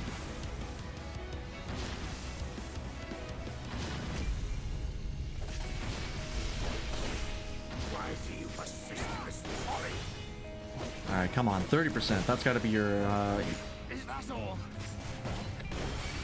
damage cap, right? Nope, this again. Awesome. Alright, yeah, I don't mind these role-playing sections, but they take too damn long. It's never in the customer's benefit to feel guilt about the financials of a company. Yeah, you're a consumer. It should never matter to you. Okay, well, he kicked me out immediately.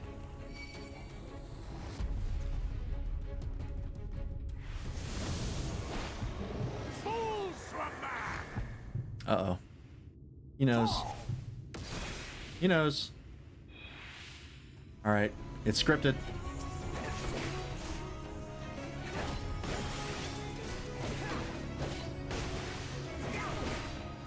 Oh boy.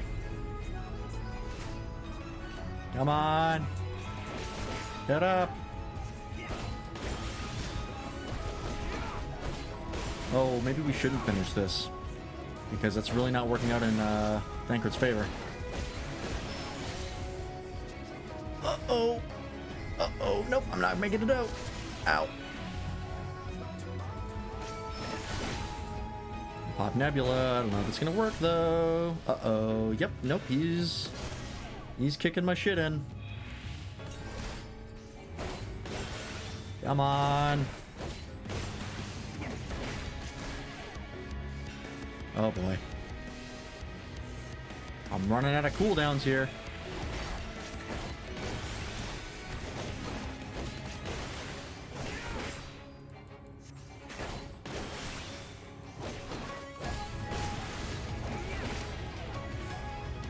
Oh boy. Uh-oh. I need perfect deception again. Soul deep invisibility. What the hell is that?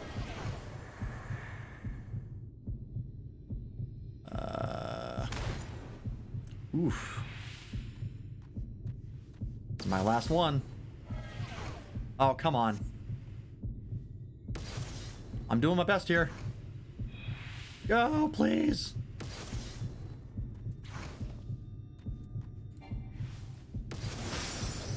Don't move. Got him. Nice. Alright, we got there. We got there. Yeah, Thancred might still die, though. That kind of seemed like that took everything he had. Ooh, yeah, it's not looking good for Thancred. Please don't kill another Scion. I was pretty upset when Papalimo died. We're kind of running low on Scions right now. You would have her suffer and die. I would spare her that fate. That is not for you or anyone else to decide, ever again.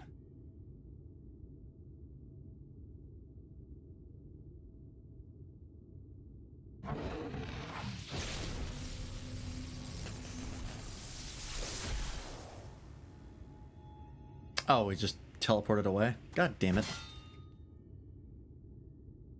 Hey, buddy. You okay? Wanna pop that potion again? You're, looking a little rough. Okay, well.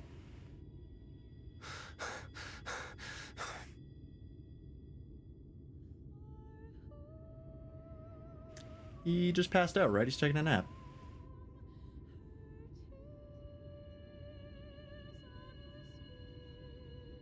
Not a single day goes by that I don't think about all... Dying? Sure seems like he might be.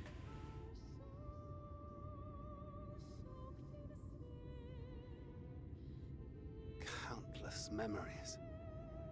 And moments I took for granted. Didn't even fucking kill Ranjit. Gods, you grew up so fast.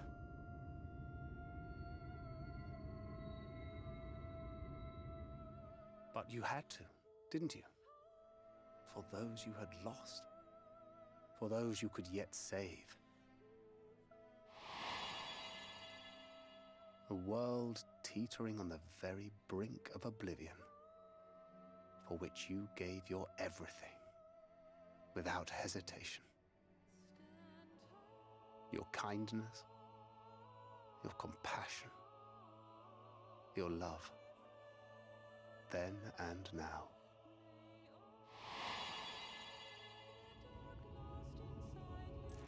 It's being revived. That doesn't really happen in this game. One last time, with a little help. I'm so proud to have been a part of your life. Usually if they die, they're dead. Oh, Minfilia.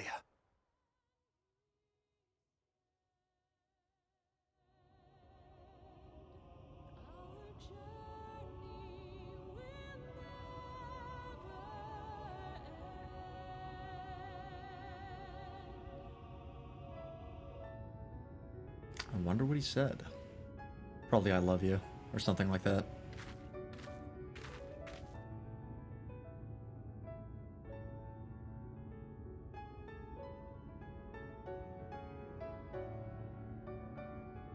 We can go back for him, right? There's still time. Let's go check on him.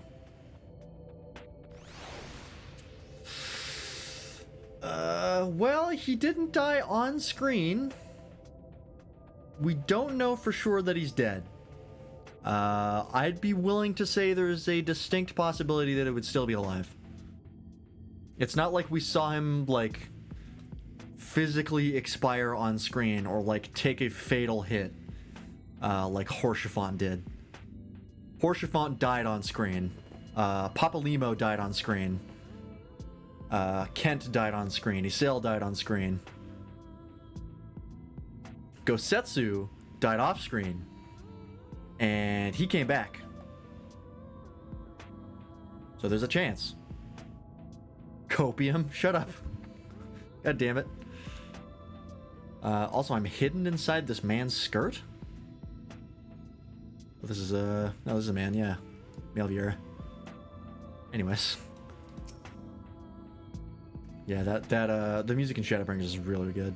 I don't know if I like it more than Stormblood, though. It's real good, though. It's pretty damn close, but I love the Stormblood soundtrack. I don't know. I'm still deciding. This is the place, Lance. This is where she stopped the flood. The last time I was here, when I felt her presence overwhelming me, I tried to pretend it wasn't happening, to just turn away. But I can't turn away now. Not this time. For Thancred and the others, I have to face her. Just wait. Alright. I'm looking forward to it. Oh, in the event that you leave the area, speak with the apprentice engineer at Twine and Amarang to return to Nabatharang. Oh, okay, so this is like its own zone that you like can't really get to? Yeah, okay.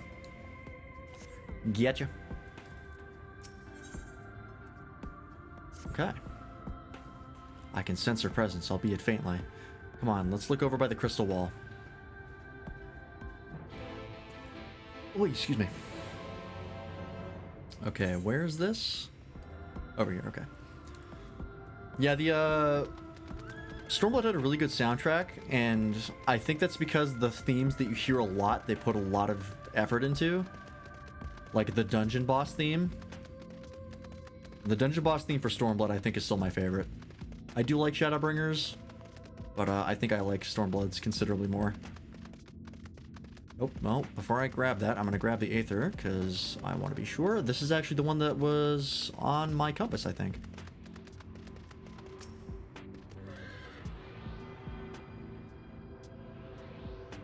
Because the Stormblood, like, leitmotif of the main theme, they use it in everything, and it's so good.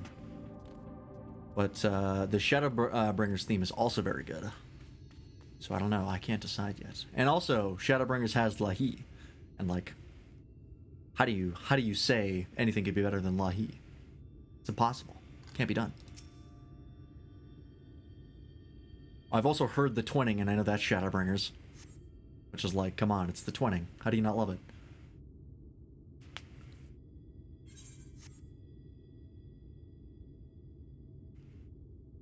But it has been good for thus far.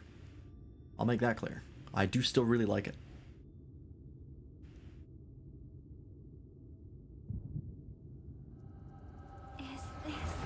Oh, both of us.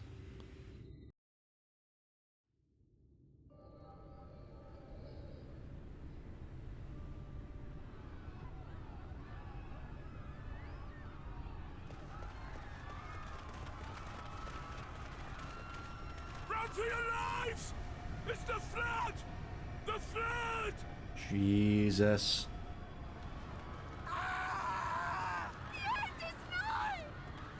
Look! There's somebody up there! On top of the palace!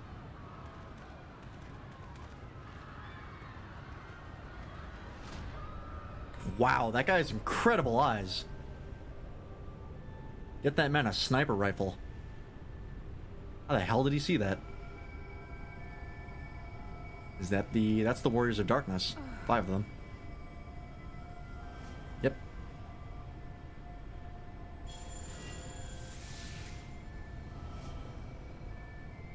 Oh, they're sacrificing themselves to power her up.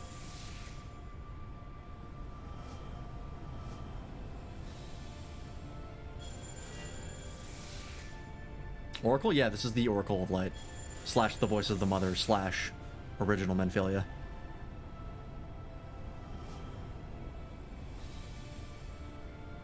No, stand back. Luna Freya, that was her name. We shall stay the flood. I knew it was an L name, but I wanted to say like Lucius or something, but I knew that wasn't right. But this is what I want. It's my sacrifice to make.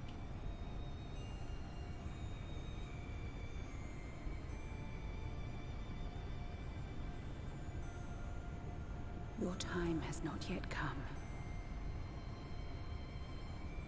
When all hangs in the balance, you must give them hope. They sacrificed themselves to give her power, I believe. Because she was struggling against the, she was struggling against the flood before they did that.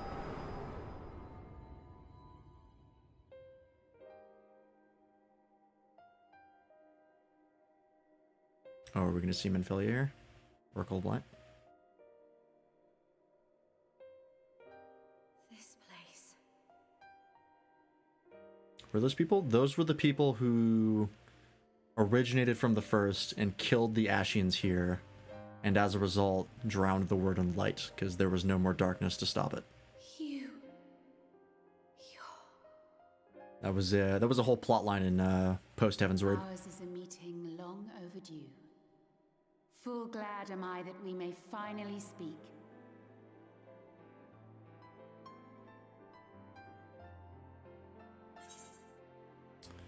It's good to see you again. I've come at Thancred's behest. I never liked Menphilia. She was pretty useless. But I'll at least say, you know, Thancred wanted to see you or something. My dear, sweet child. Yours is a burden none should ever be forced to bear. Such pain and suffering you have endured. Yet still you came. Yet still, This and they more, came. I thank you.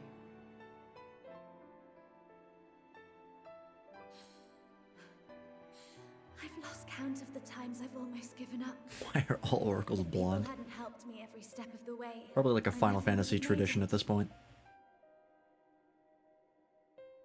Yet here you stand, resolved. Now, tell me your heart's desire. I really don't know which way this is going to go. If she's going to sacrifice herself or decide to remain as herself. It really could go either way. But I think... To defeat the Sin Eaters and bring this world back from the brink. I don't know. We'll see. The remaining I'll shut wardens up and have watch. hidden themselves from us. But with the power of the Oracle, I thought we might be able to find them. Indeed you could. Their radiance would be unmistakable. But know, my child, that the power you seek will come at a price. We stand now at the crossroads. A decision must be made.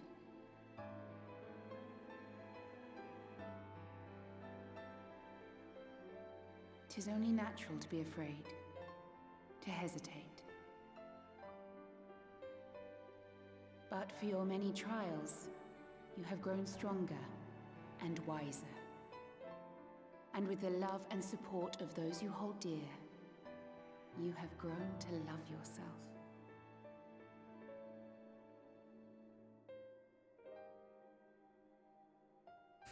Where is Thancred? Is he safe? Is he all right?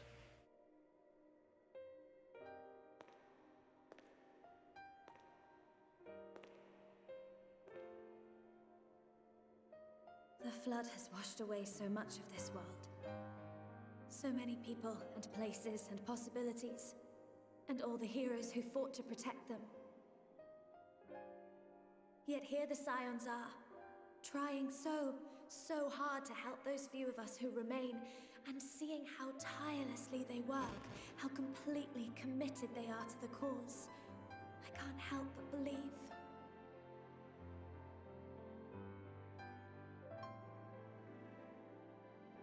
But I want to do more than just watch and cheer. I want to make a difference. That's more than the original Minfilia did, so you're off to a good I start. want to help them like they helped me, and maybe even inspire others to do the same. Coming together, providing for one another. That's the only way forward I can see. Since all of our heroes are gone, we'll just have to make heroes of ourselves. I'm literally standing right next to you.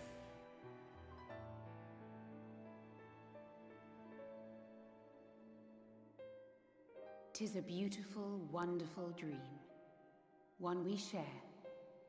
Though my power was all but spent in staying the flood, I prayed this final act would give hope to those who survived.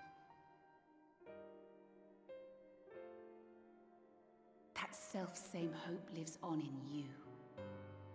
It gives me comfort to know that the future is in capable hands.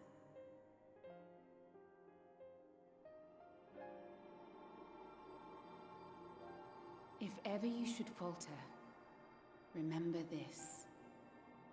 No one, however powerful, is immune to the whisperings of doubt and despair. True, Dark Knight had a whole questline about that. Do not give in to them, but do not deny them either. Look instead to the light within, that you may continue to serve as a beacon to others. Hey, can you tell that the person who wrote the Dark Knight questline wrote Shadowbringers? Thank you, Minfilia, for believing in us. Has it sank in yet? For believing in me.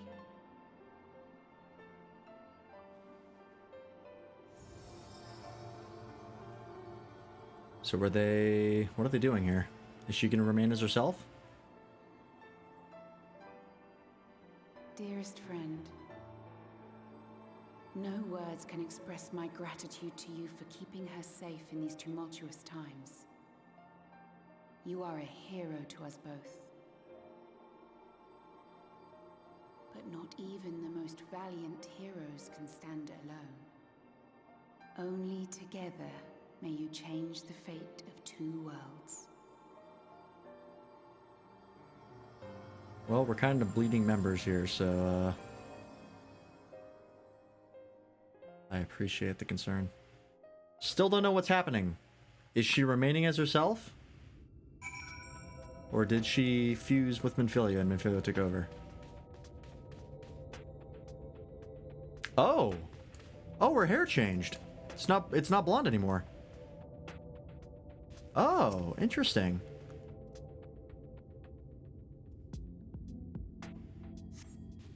So I guess she decided to stay as herself. She went to the salon. Yeah, she talked to the hairdresser guy. What happened? I remember speaking with Minfilia and then...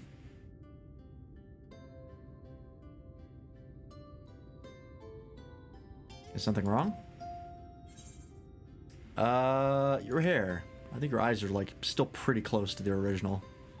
It's not blindingly blue. You have pupils now. A parting gift, I think. Until now, I've walked the path she set before me, the path she set before all of the Minfilias. But she's given me a new path, a new life that I can call my own. Even though she's gone, I can still feel her, warm and calm and gentle. I can feel the beating heart of the world, the light that swells within it. And the Light Wardens. There's one here in Amarang. Oh, okay, so... So the Oracle of Light gave her the powers that she needed, that she had,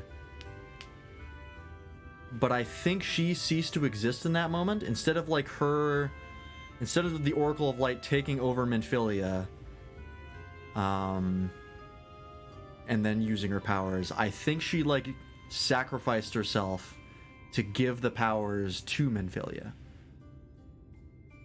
I think. I'm not super sure. Either that, or they, instead of like one consuming the other, or like one overriding the other, they like meshed. they like came to understand each other and like fused perfectly together instead of one overriding the other. Possible. I don't know. Let's hurry back. The others need to know. You don't think Thancred will be angry with me, do you? Oh, yeah, about that. It's what Minfilia wanted. I'm sure he'll understand. Yeah. Pyramith from Xenoblade 2. I've never played those games, but I've been meaning to. Thanks for the lurk, Raisunesu. I'd like to think so too, but have a good lunch. Would you mind going on ahead? I'll be right behind you, I promise.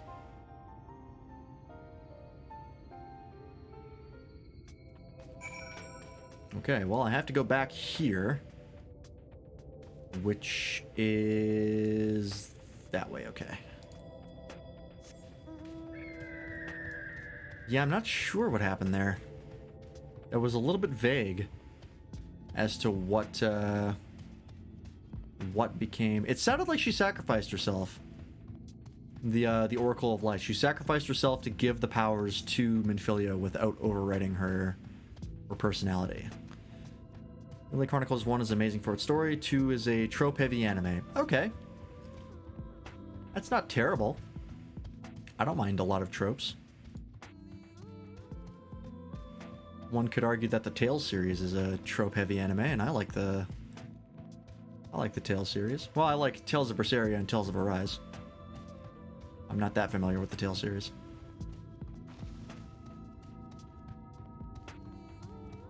But yeah, I've been meaning to play Xenoblade Chronicles 1.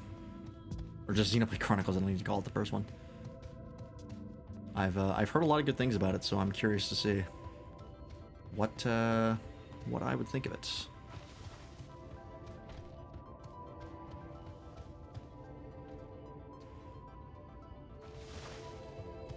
Oh, he's alive. Hey, Thancred's alive. See, we're fine. He didn't die on screen. I'm telling you, they gotta die on screen or it doesn't count. Gotta get back to Berseria. Do you mean Berseria? I think that's what you mean. I got 50 hours into it before I quit. It couldn't keep my attention for those 50 hours. Tales of Arise, though, was fantastic. That one I completed, and I think ultimately I'd probably go back to do the optional stuff at some point, because that one is great. One with the werewolf demon girl. I'm pretty sure that's Berseria. Her name's Velvet, I think. Ah, there you are. We were worried. Is it Velvet? I think it is. Yeah, she's got like a black and red color scheme. Yeah, that's Berseria. Really? He wasn't the one that nearly got himself killed. It's a good thing Urianger called on us when he did. You were at death's door when we found you. But thanks to your timely ministrations, I was not obliged to walk through it. Alright. So, Minfilia, do you want to reveal yourself, or am I gonna have to tell you that you died and you have to fake your death?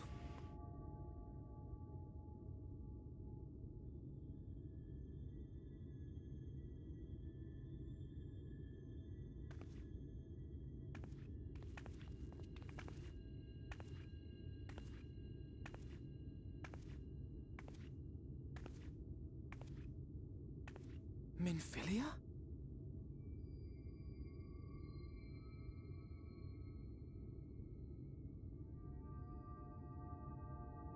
You saw her.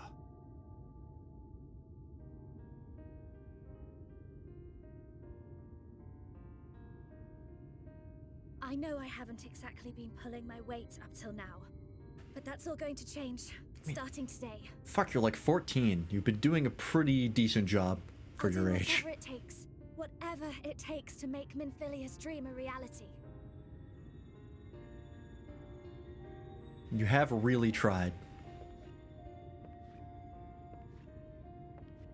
I can track the Light Wardens now. Maybe even help you fight them. I don't need your help, but thanks. Head pat. This character exists for head pats. I'm glad you're back. It's like half of her interactions. Say that, you know.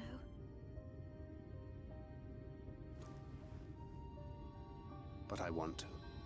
Your family. How else would I feel? Someone get this man a washcloth.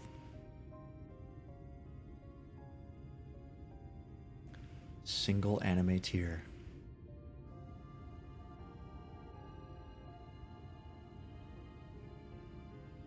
She will need a name. I guess A name? calling her Minfilia at this point would be a little bit of a social name faux of her pas. own.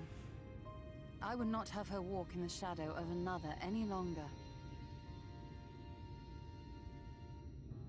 And I think it a fitting tribute to our departed friend, too. At the mention of Minfilia, I would remember the woman who preserved our fellowship when all seemed lost.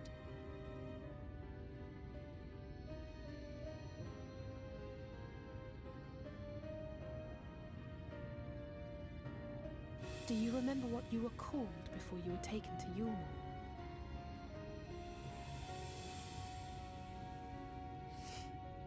I'm sorry, I don't. I couldn't have been very old when it happened. Call her Jolene. Jolene. Jolene. Then we must think of a new Jolene. Jolene. Suggestions?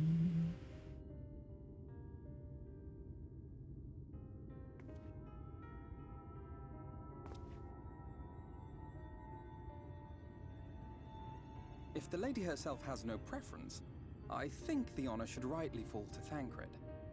After all they have been through together, he's practically a father to her. That's fair. Well spotted. I'm so glad you're here to explain these things.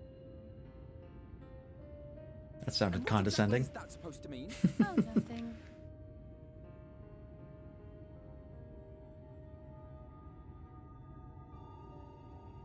What about Reen?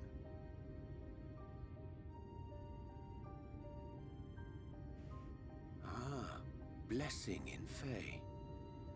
There's another character called Reen that I'm trying to think of. Doth this mean thou wert listening when I delivered my lectures on the Pixies? Believe it or not. Not exactly, but that one word made an impression. I like how he's genuinely shocked that Thancred was actually listening to him monologue about pixies. Like he knows full well no one's paying any attention, but he's just doing it for himself. Something else.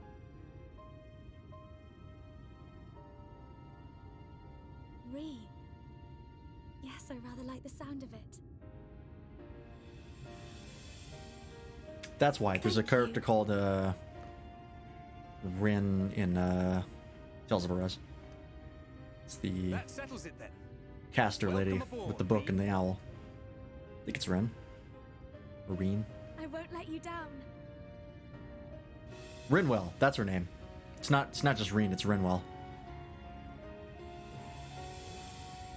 That's who I'm thinking of.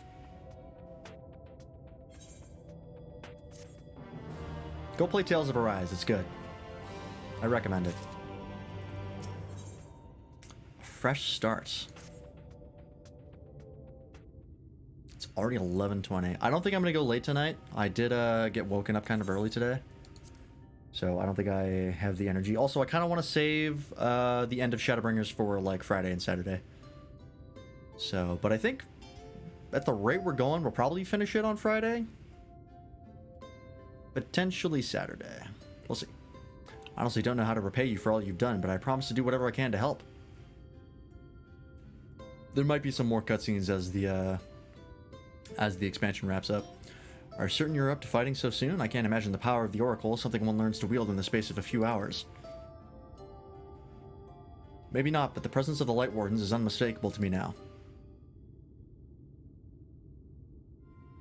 In fact, I sense one here in Amarang to the west. I think it might be hiding underground. Finish Shadowbringers or finish 5.0. 5.0, not the patch content. The patch content will take me way longer than like a day. Typically, patch content for expansions has taken me multiple weeks. Actually, I can check. I've been tracking how many quests I do per stream. I have a little MSQ thing. Pictures, FF14. Let's see. I think I finished Stormblood faster than I did Heaven's Word, but I also do all the optional content. So like the raids and the Alliance raid and stuff. That might take a little bit longer. Yeah, Heaven's Word took me 1, 2, 3, 4, 5 streams. Stormblood took me 1, 2, 3, 4 streams. And that's just the patch content and the MSQs. That's not counting the Alliance raids, the regular raids, and the trials and all that stuff. So yeah, patch content takes me a while. I didn't miss that, right? Underground, then it's as we suspected. We thought it prudent to take a brief survey of the area prior to your arrival. To the west, we found the remains of a site known as Malika's Well. If I recall correctly, the well was built in remembrance of one of the ancient kings of Nabatha to serve as a source of respite from the desert heat. It fell into disuse after the flood, whereupon the miners of Amarang thought to turn part of it into an excavation site. Judging by its size, the underground waterways are no doubt extensive, the perfect hiding place for a warden. Rena, are you certain you can track it down? Leave it to me. And it's settled. We make for Malika's Well. Alright, I'm assuming Malika's Well is the next dungeon. Or potentially trial. Which would be a good place to end off the stream.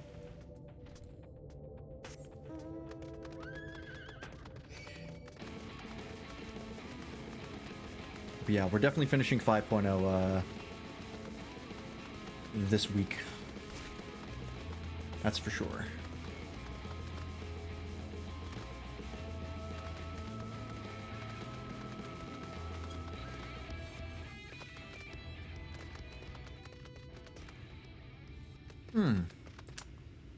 That seems not nice. Oh, really? Come on.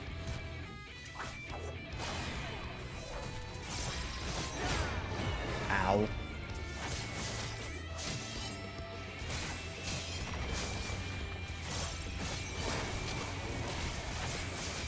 There we go.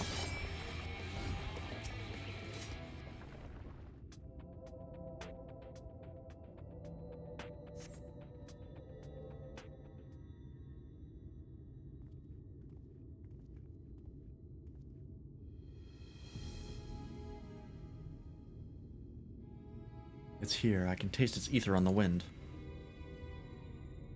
And we finally found our mark. Let's put an end to this, Lance, and return the night sky to Amarang.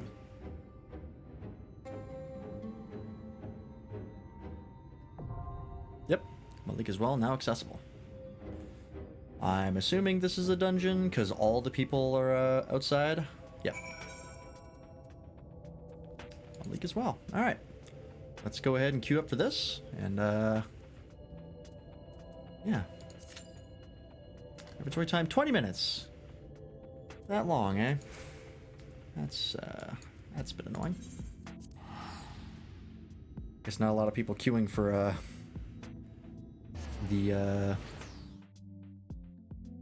was it the third dungeon in Shadowbringers?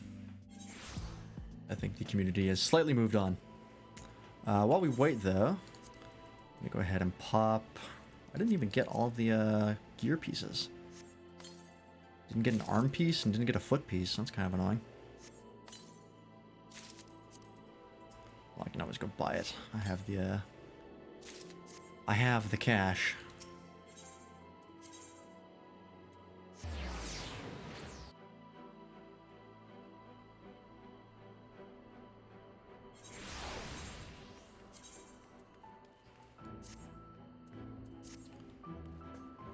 Okay, where is the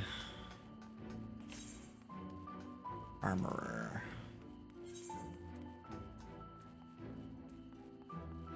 I'm actually probably fine with the hand piece. I'll probably need to boots. Where is it? There's so many shops in here and I never know where to go. Can I jump this? That'd be nice. Yep. Armor, here we go. Let's see what the comparison is. Wars is 76. We got the coat, we got the gloves are... Yeah, okay, so that's worse than dungeon gear. And so was this. It only matters if it's high quality. Alright, so we're actually good. Let's go ahead and reapply the glamour, that's important. Can't forget that. Very, very important. Well, while we're waiting, let's go ahead and do the beast tribes, because I gotta do that today. We're getting very close to not having to do the beast tribes anymore. At least for the Mughals. I'm getting very close to finishing with the Mughals. But the Ananta are still pretty far away. I think I've got several more weeks of grinding them out before I'm done with them. Because I have to be rank 9. And yeah, Mughals I only have to be rank 7, so this is going to take me... I get 50 reputation, 150 per day, so... That'll be 1,000. It'll take me 4 days. I'll be 20 reputation short, which is annoying. So we're almost done with the Mughals. But for the Ananta... Yeah, I get 60 per, so that'll be 180. So that'll be 1080. Yeah, still weeks away from that. I wish I could get more than 3 quests a day for the Beast Tribes, but I just can't. Which is annoying. It used to be that way. That was the way it was for the Realm Reborn Beast Tribes. That was what it was for the Ixal. But for whatever reason, they just stopped doing that in Heavensward. Well, actually, no, that's not true, because that's how it was. Because every time you rank up, it says you can grab 3 more quests. But then they just took that away at some point and limited it to 3. And I don't know why.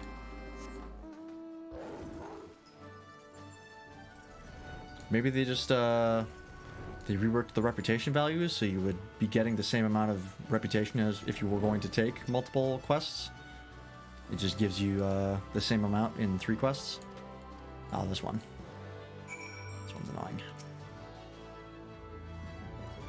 I don't know. But it still takes a fucking long time. I wish it didn't take this long.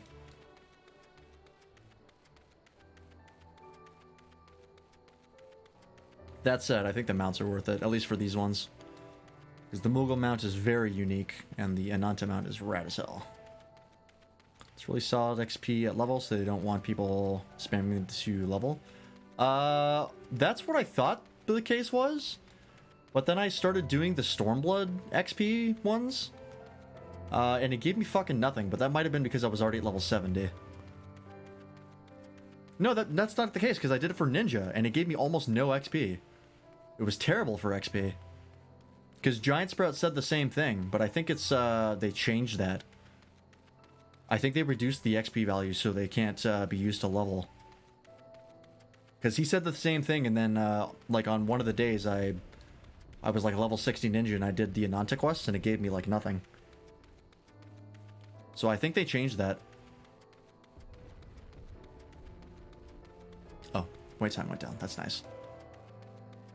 Crafters, though, I think it's still useful. I think the XP value there is still good. Yeah, the regular Beast Tribe quests don't give you shit for experience. So it's really weird that you would be limited to 3.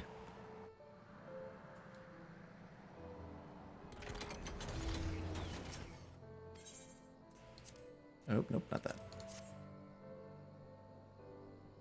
I don't know. I don't know why they decided to do it that way.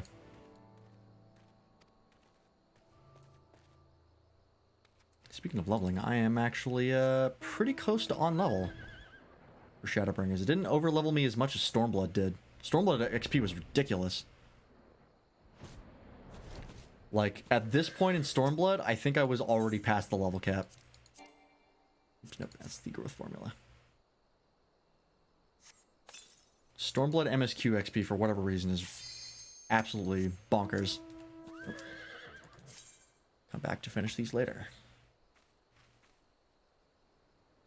Because, yeah, I went from level 60, starting Stormblood at level 60 Summoner, and ending Stormblood at level 76. Whereas, starting at level 70 for Shadowbringers, I'm only like 2 levels ahead. And I've only spread a couple of the quests for the MSQ. Like the 3 that I did on stream today. When I picked them up as Summoner. That was the only ones that I didn't get the XP for. But, the second I finish this, I'm going to be level 79.5. Because it's dungeon XP.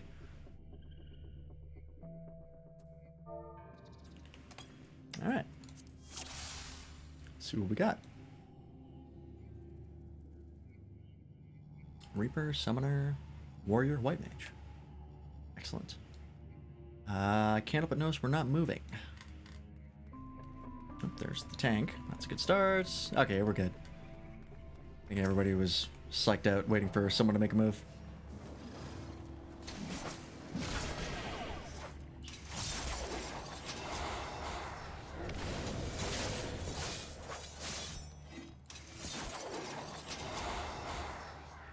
Fuck, I wasted that. That sucks. This is a very subdued track. I don't mind it though. It's fitting.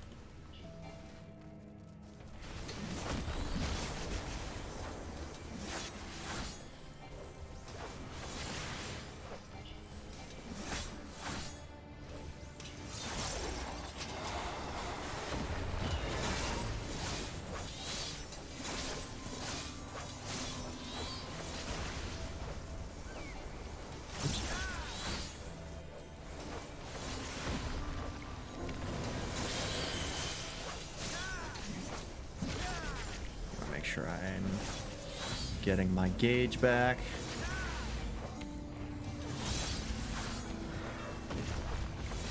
I'll hold on spending that.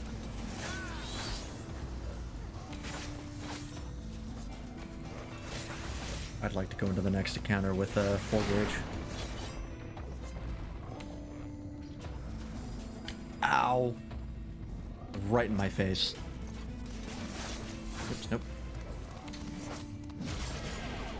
There we go.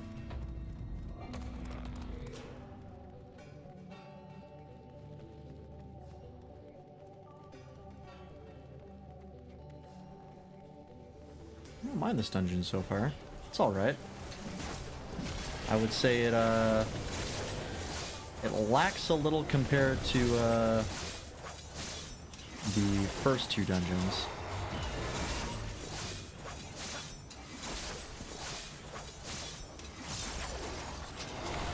They can't all be bangers.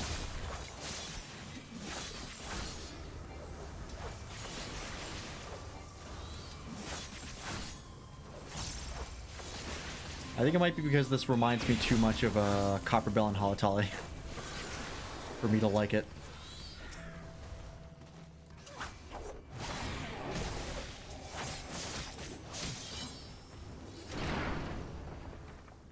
Because those are some of my least favorite dungeons. Also like Sunken Temple of Karn. Yeah, I'm not crazy about this aesthetic. I do like the, this one is definitely more atmospheric than those dungeons I just listed, though. They put a little more, work into it. Oh, hang on, hang on. I might have gotten too far ahead of myself. We got some lighting effects. Got some green shit over there. That's cool. I may have, spoken too soon.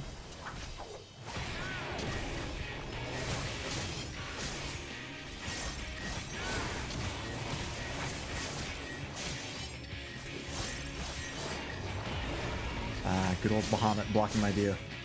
That's playing Summoner. He's doing it right. Don't let your allies see. I'm not even being sarcastic. That's... I do that shit intentionally as Summoner, because I think it's hilarious.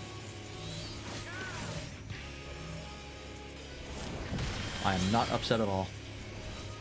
I mean, I'm the guy that plays with all his effects on, so like... What else do you expect? Oh, I just realized he was doing that. Yep, ow.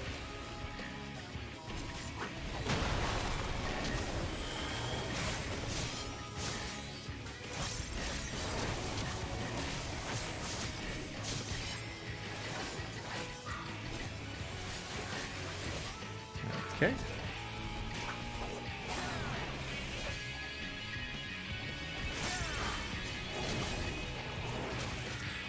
Oh, that already.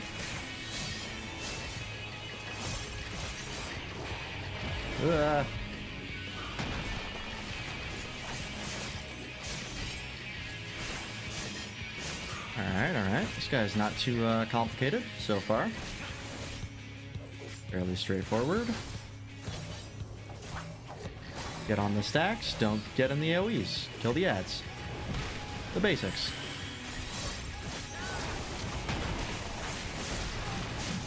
Ooh. Okay. This is a good time to do this. Hey, and I have this. Ah, no, I dodged right into the AoE. That was unfortunate.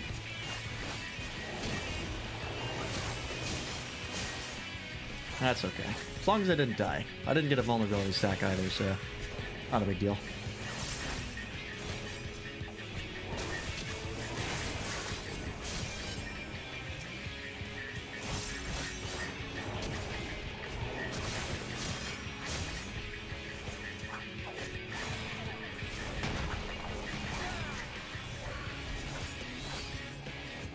Make sure Death's Design is on.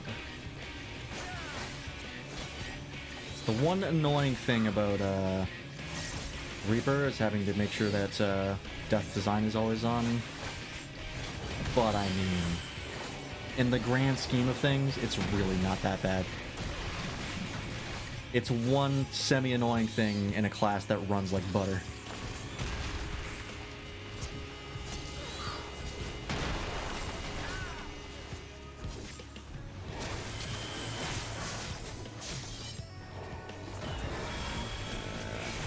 Confused. What I'm doing here. There we go.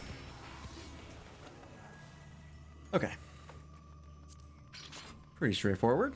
Not bad. Okay. This is a little cooler. Green shit is nifty.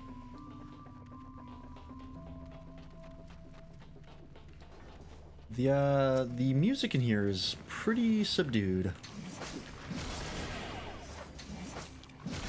Even more subdued than other subdued tracks. I don't know how I feel about it. I think I'm not a fan.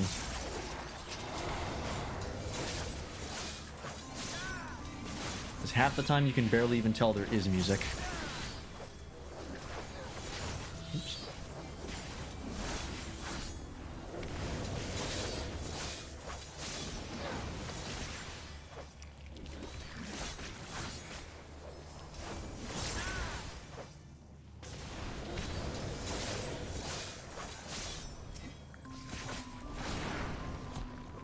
Should have used Soul Slice on him. Grab some gauge, and then I would have had time for the cooldown to go. That is not as deep as I thought it was. I thought it was like a fucking pit, but it's really just I mean, it's kind of a pit, but it doesn't go down as far as I thought.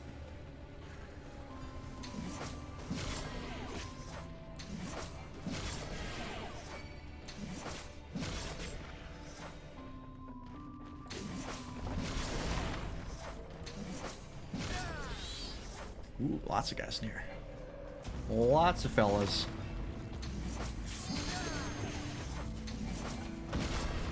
Gentlemen, ladies. Everything in between.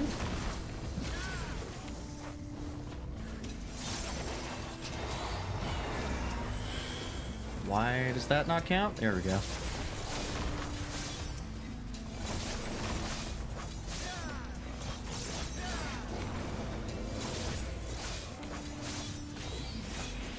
don't think that hit any of the other allies that he has. Don't think it was close enough.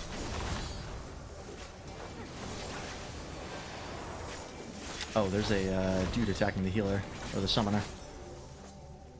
Fix that shit right now.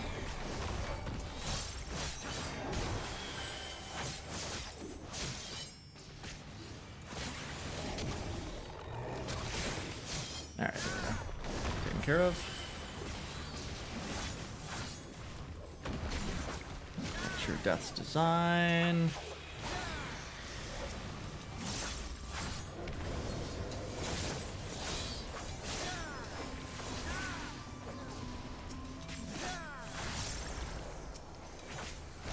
Alright. Oh. You jump? You sure do. Okay. Oop, boss coming up. Okay. Buckethead? Amphibious Talos, I see. Okay.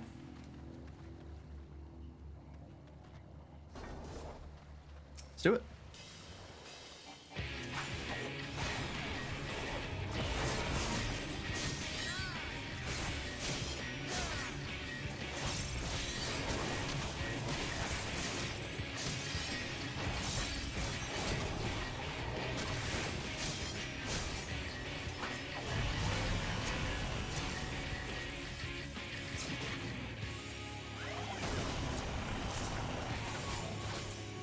Remember to use my jump in and jump out. I keep forgetting I have those.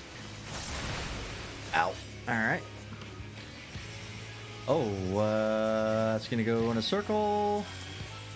Like which way though? Probably starting in front of him. Okay, yeah. I fucked that up. I realized at the last second, I was like, oh, that's probably gonna come out of his chest. Whoops.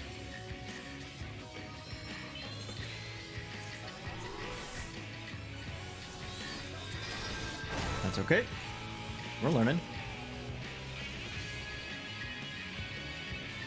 Pop that just to make that easier. And one of these. That's the wrong button.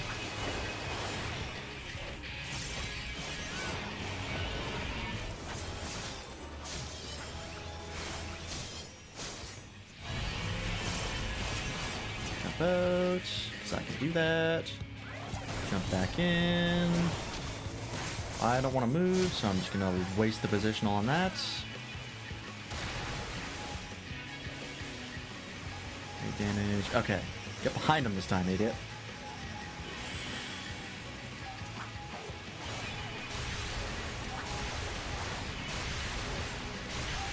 There we go. That's how it's done. Alright.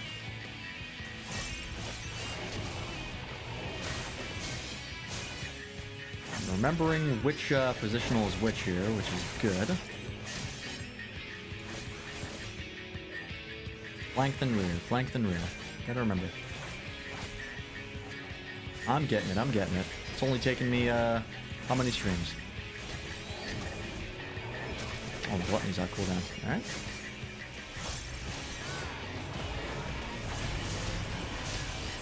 I ain't afraid! Whee! Nice. Welcome back, Dama Dama. We are in a dungeon. Oh, this is the opposite way now.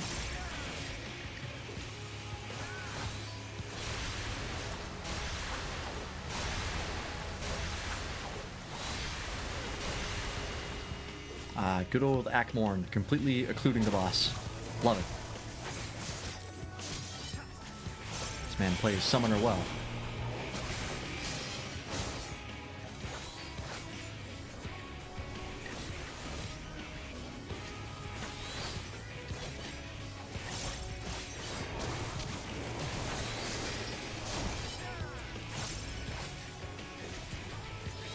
I'm gonna wait for that to come back.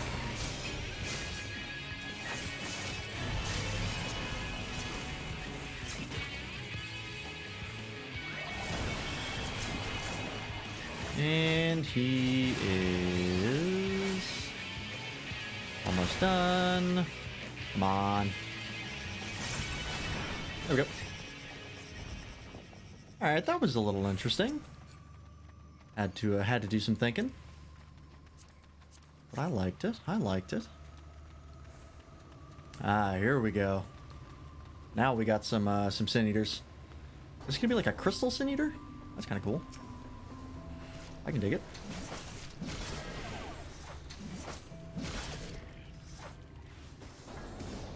Kind of seems that's what it's gonna be.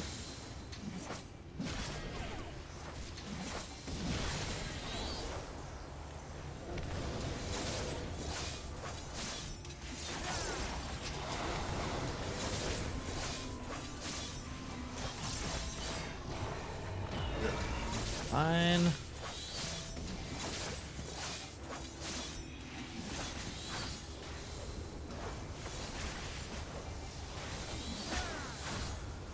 Oh boy.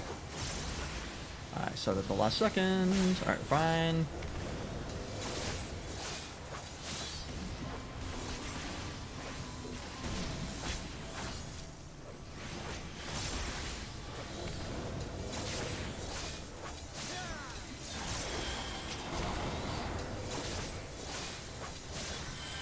I'm gonna do that again because I have a feeling it's about to wear off. At least it's going to wear off before I actually manage to kill any of them. That's fine.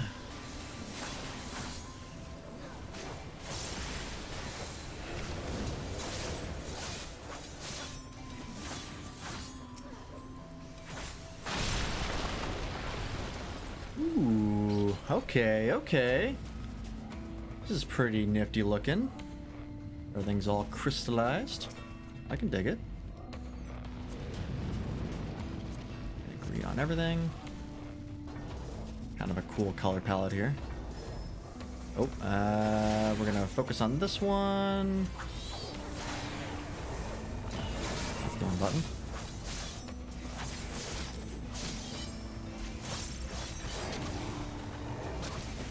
There we go. Oh, I don't think we're gonna kill this one in time.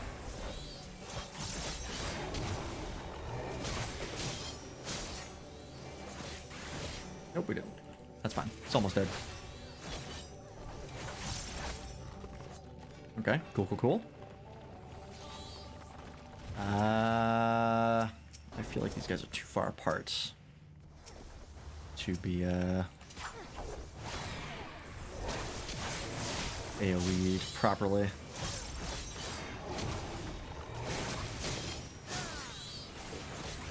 These don't have positionals, right? No. Didn't think so.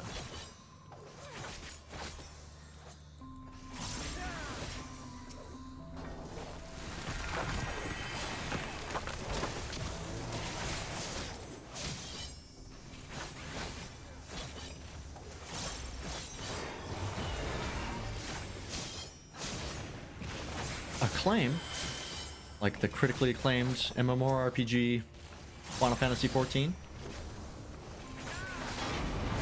I want to memorize that copy pasta so I can just bust it at any opportunity.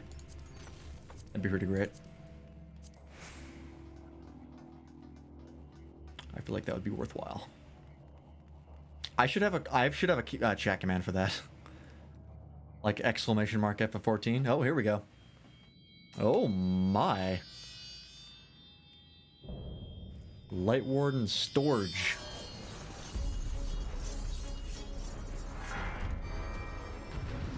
That's really cool. That's a really cool design. Very biblical angel. Like, proper biblical angel. That is like basically an eldritch monstrosity. Hell yeah. I can dig it, I can dig it. Yeah, exactly. Let's do it.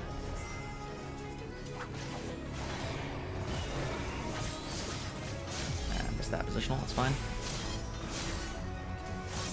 Missing positionals is not a huge deal on low level content. The difference in damage is not that much. Don't want to be missing your positionals on ultimates and savages and shit, though. That's bad. Oh, I know what this is. Hey, I fought Alexander, you bitch. I know what's up.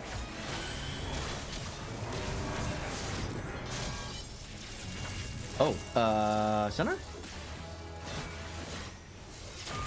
Yep. Okay. Got some non-standard AoEs. I like that.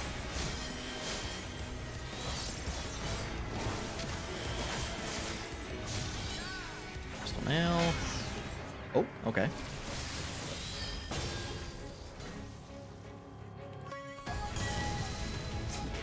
Are those gonna explode, or what's the deal here? Oh, okay, they're all gonna go off. Interesting.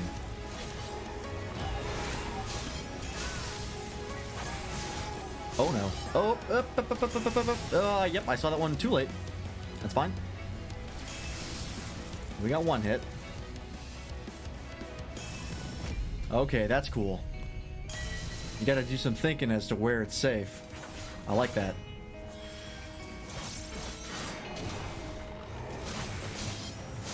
Gotta use your noggin. Ow. Just ray damage, I think.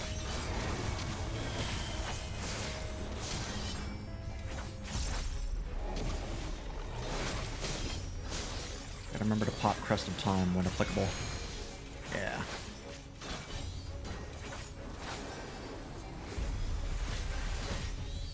Alright. Healers on top of their game, no issue.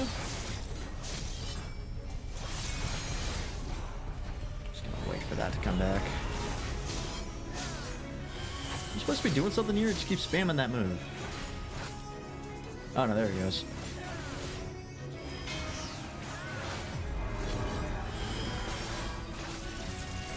Alright, one of these. I don't even know if I hit that positional.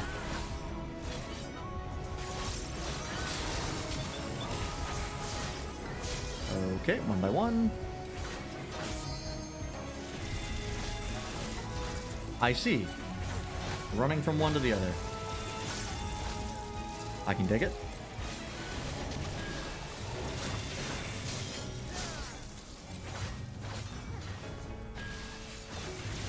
Alright, that's fun. I like that.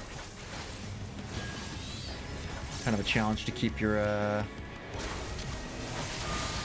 shit up. Oh, I didn't realize there was one at the end. I wasn't paying enough attention. Oopsies. Fine. Only one vulnerability stack, not a big deal. Did it just... what was that? I don't know.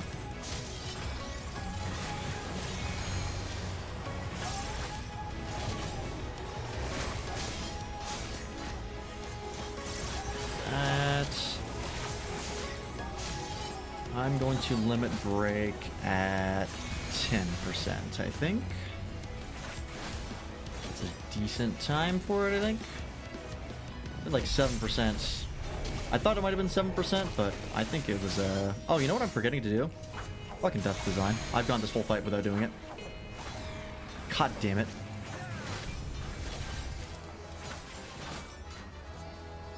I'm doing 10% less damage because I'm a moron. Alright. Let's go for it. Oh, I'm in this AoE. RIP! God damn it.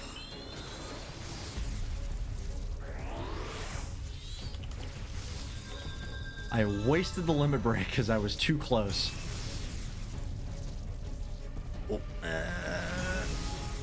Oh, Transcendent saved me there.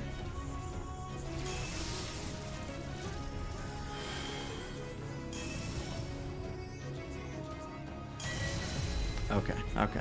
We're back in it.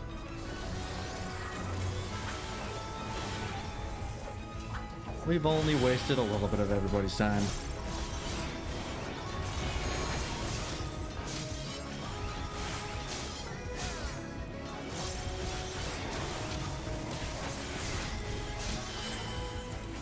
Alright, we got there, we got there.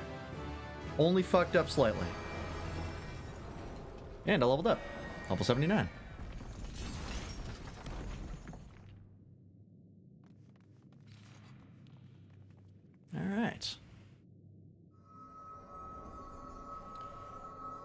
me absorb the light and get that much closer to a Sin Eater. Or some shit. I don't actually know. I don't really know what's going to happen to me once I absorb the Light Wardens. I can't assume it's going to be anything good. Nope. Whatever I just got, couldn't pick up another one. Might have been a dupe in the loot list.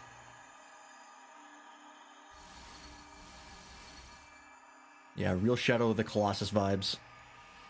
Of absorbing this power only for it to be your undoing in the end.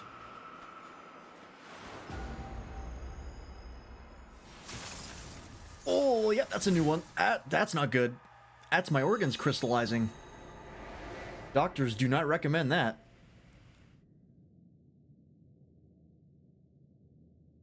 Okay, that's a concern. Well. We got there. Still counts. Iron torch. Oh, it's a piece of furniture. Okay. Sure. And what did I... unable to obtain the wristband of casting. Or did I run out of oops, daisy? No. Okay, yeah, there was a dupe. That's what I thought. Didn't think I'd run out of room.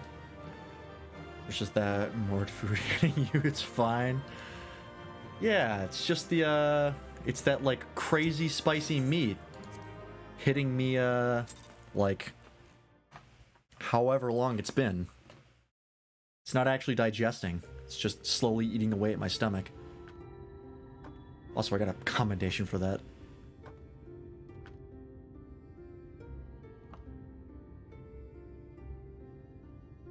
Don't get me wrong, I'm glad those travelers made it all the way to Nabatha Reng. But you're worried that we've all died? Oops. Thought the text auto advance was on. But when Urionje told me the Talos was in pieces, and the trolley didn't look much better, I couldn't help wondering what in the hell's had gone on. We got attacked by somebody with plot armor. At least the heart is in one piece. The rest is replaceable. Looking at this mess, though, it's a miracle they survived. Boy, how many times have people said that about us? You can say that again. What the? Are you seeing this? Oh, here it comes, baby. They don't call me the Warrior of Darkness for nothing.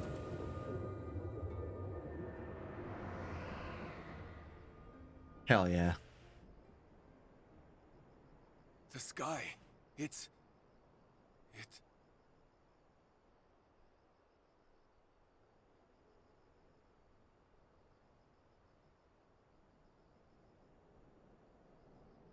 Oh yeah.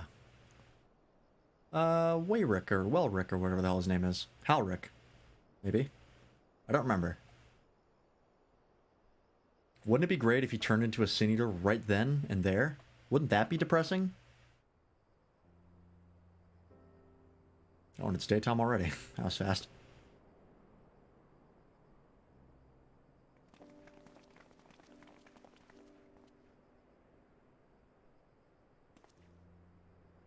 Is nobody gonna ask how I'm feeling? They'll just all watch me double over in pain, and they're like, "Hey, have some Pepto-Bismol." Has returned to Amareng.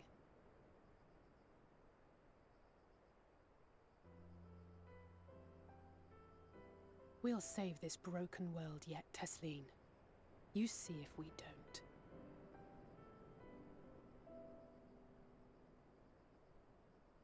See, it's nice that, pause it real quick. Oh, fuck off. Really? Right now? No doubt retreating in the wake of the Warden's demise. Oh, okay, they're on the run. Okay, that's fine.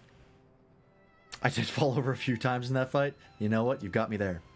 I do like that Tesleen, and all the shit that happened to Tesleen is never supposed to impact the player. It's clearly not supposed to be an emotional impact of the player, because that wouldn't make any sense. It was a character that we just met and then watched them die, right? Like there's no emotional connection there. but I like that it's not supposed to be for us. It's for Alize, because Alize has been here for a year. She knew Tesseline very well. And so the emotional connection ends up being us and Alize, and because Alize feels that way, it makes the player feel bad for her. So that's good writing. It's very smart. It's not supposed to be for us. Lucia, the last refuge of light. Yeah, speaking of that, that's going to be a problem. Dear Lord Forthry, who will no doubt do everything in his power to thwart us. As well he should.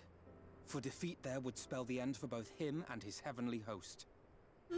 I have a feeling like killing all the Light Wardens is not going to be the end of it. I have a sneaking suspicion.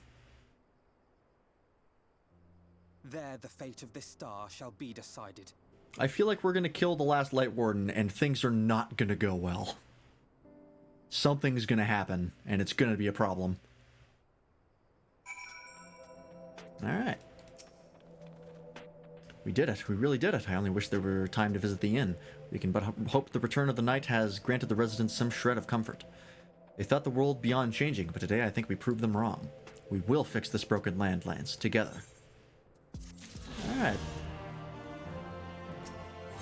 Let's head back to the Crystarium, I think. Oh yeah, Reen's probably like, hey, you doing okay? Are you feeling alright, Lance? After you defeated the Light Warden, I could swear I saw its ether. Never mind. I'm still getting used to my powers. It's probably nothing. That was intimidating. I'm just relieved I was right about where the Warden was hiding. The last one is hiding in Calusia, isn't it? I can't feel it from here, believe it or not. Or perhaps we should head back to the Crystarium first. We have a lot to tell the Exarch, and I think we could all do with some rest.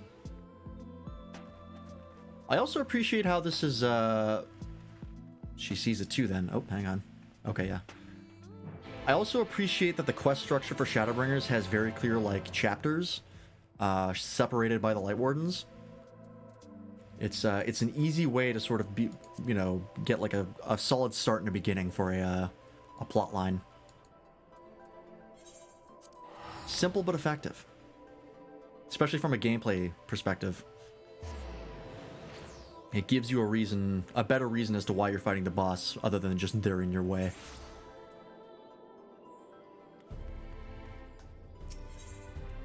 Usually it's done by the zone location.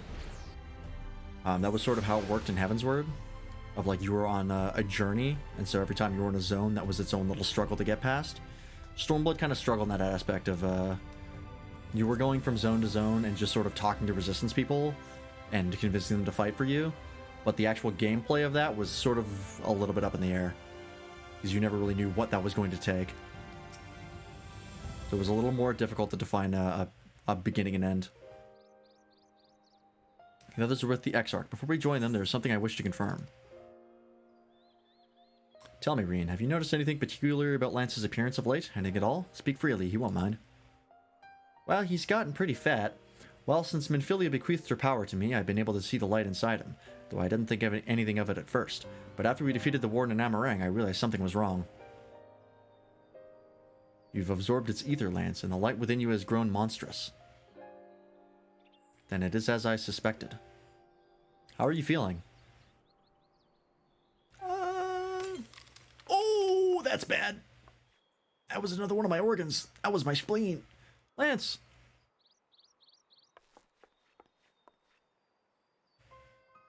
If not is done, this will only get worse.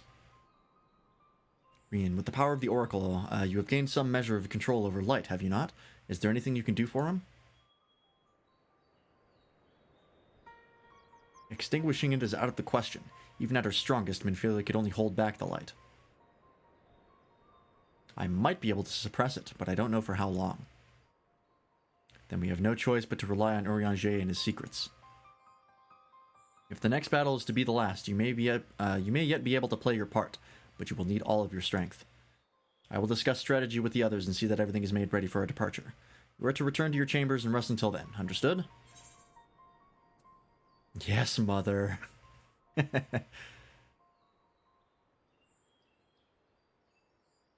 None of that cheek, or I will take you across my knee. I'm sure many of the people who play this game would instantly take you up on that offer. Now, off with you to the pendants. We will call for you when the time comes. I wonder what Ardbert's going to say about this. He's been a little bit absent recently. Oh. That's actually a cool glamour. Is that all one set? I like that chess piece. English Guardian, top of striking. Bone Wicca Wildlings Sarawell. Bone Wicca Wildlings Greaves. Okay. Not crazy about the heels. That looks a little bit uncomfortable. But I do like that chess piece. And these are the, yeah, Serpent Skin Half Elves of Crafting. We've seen those before. I like it. It's also pure black, which is expensive. Too rich for my blood. Yep.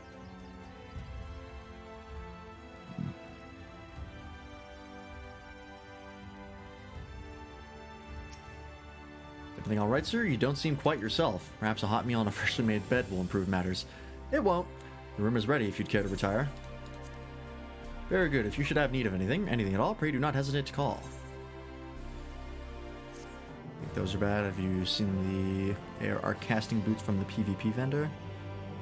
Ooh, I think I have, but I haven't looked close enough at them. I've definitely taken a look at the PvP gear. But no, I have not noticed that.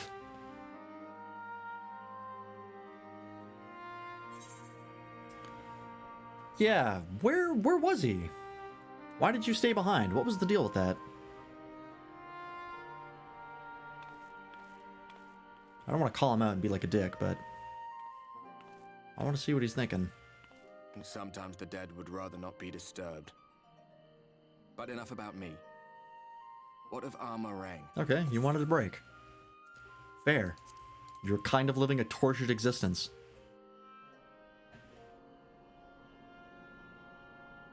Also, I like the little chats with Ardbert, clearly marking definitive ends for plot lines. Another good way to do it. I see. Minfilia's gone then. Okay, yeah. So she sacrificed herself to give her Which means the reason I must to give Reen the powers. Shall forever remain a mystery. Yeah, what is with that? Anyways. Oh, fuck. Ow. That's my lower intestine. Oh, here goes a kidney. Oh, God. Oh, that's the appendix. That's already a problem as it is. Are you all right? Oh, boy.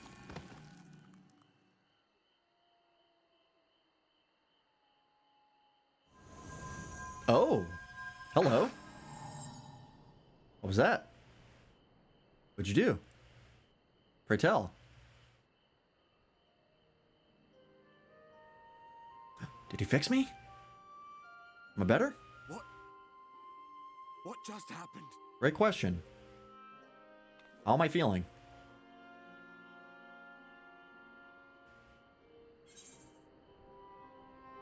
There was something Minfilia said to me. Not even the most valiant heroes can stand alone. That's all one line. Okay. Sure.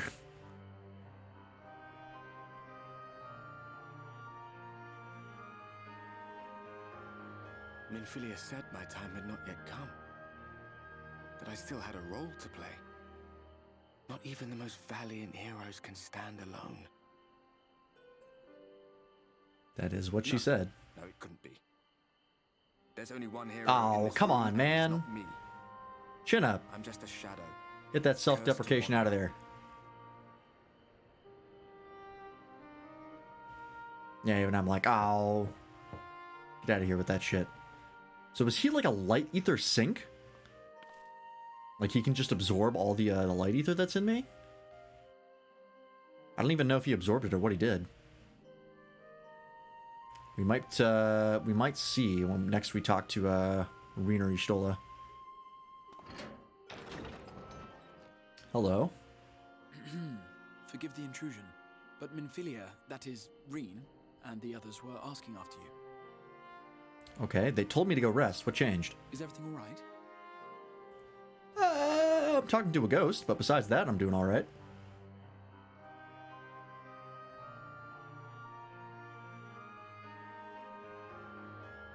That pain again. And did it pass? That's complicated.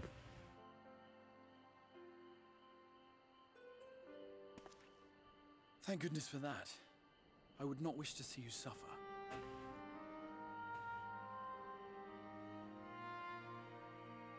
Though I know only too well how much you have suffered on our behalf in recent days. Oh, please, I'm used to it. I have no right to impose upon you further. Nevertheless, I must ask one thing of you. Hit me. What do you got? What do you need? I live to serve. That you survive this, no matter what. Okay, I think I'm...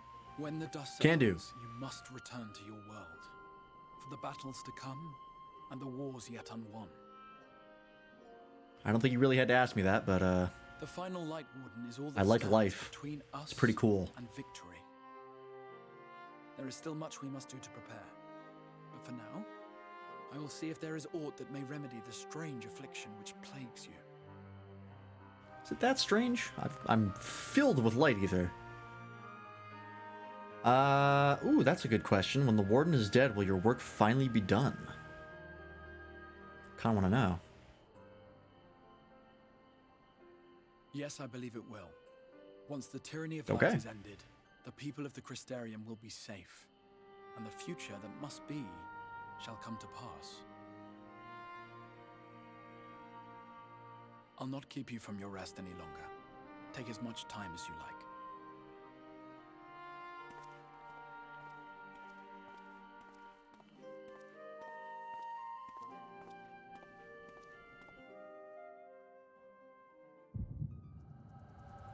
Oh boy. What are we echoing to now? What the fuck is this? Oh, that's the... Yeah, I thought I recognized the name. That's the Heaven's Word. That's, Count Edward's, diaries. No, this isn't right. It would need to be later, after the liberation of Alamigo, perhaps. What the fuck? Good God. Oh, what the fuck is happening in Ishgard? Please tell me you finished. Is that Biggs? We have to go. They'll be upon us at any moment.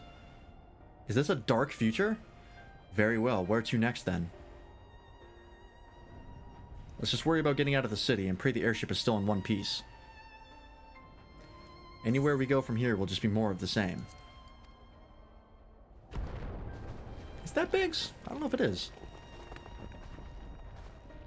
God, by the sound of that last one, I reckon the Knight's 12 might be the Knight's Rebel by now.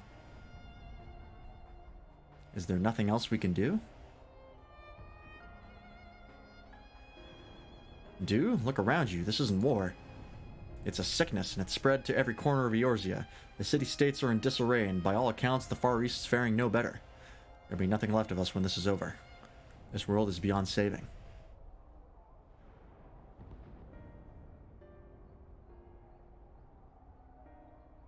I never tire of that story. When the hero swoops in astride a white dragon to save the little girl. Oh, that's how they ended up retelling it? Okay. Hello, Raisunaisu. I could die happy knowing someone like that was still around.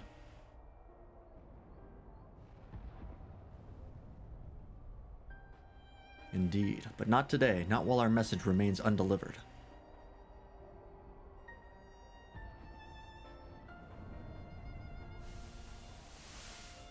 What the fuck? Have faith, my friend. We will find him.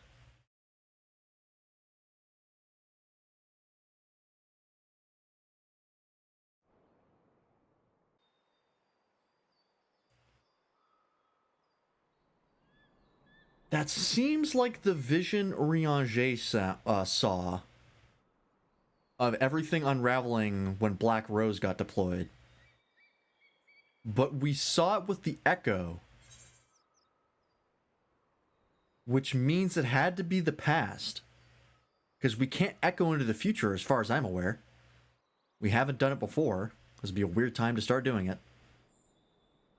And the Crystal Exarch has talked about him trying to unwrite history. He's trying to change the future. So did we echo into the Crystal Exarch and we saw his memories? Was it from his perspective we were looking?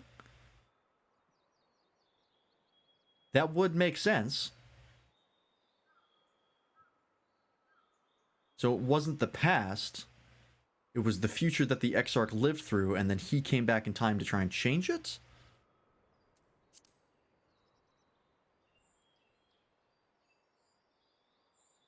I don't know. It's hard to say.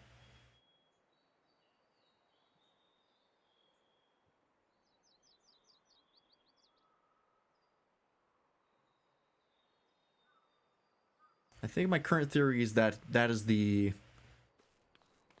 future that the Exarch went through, and then he came back in time to fix it.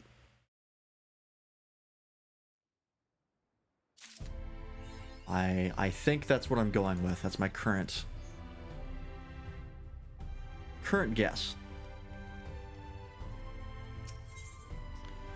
Oh boy, what a fucking image for that quest line. Return to Ilmore. Ah, Master Freeman, I trust you had a pleasant rest. Nope. While you were ensconced in your chamber, a message arrived from you from the Exarch. He bids you come to the Ocular at your earliest convenience. And sir, wherever your duties may take you next, I shall pray for your safe return. May the night keep you. Oh, thanks, Manager of Sweets. That's very sweet of you.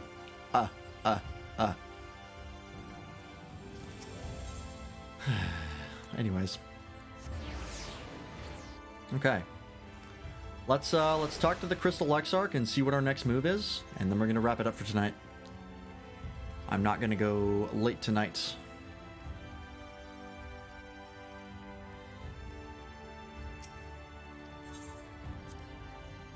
Keep this to a reasonably long stream, or reasonable length stream.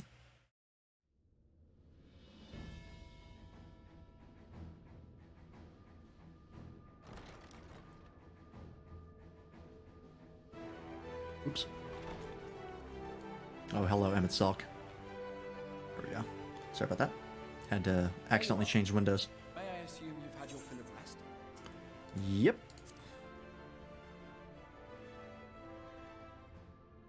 That is well. Now that we are all present, let us speak of our plan.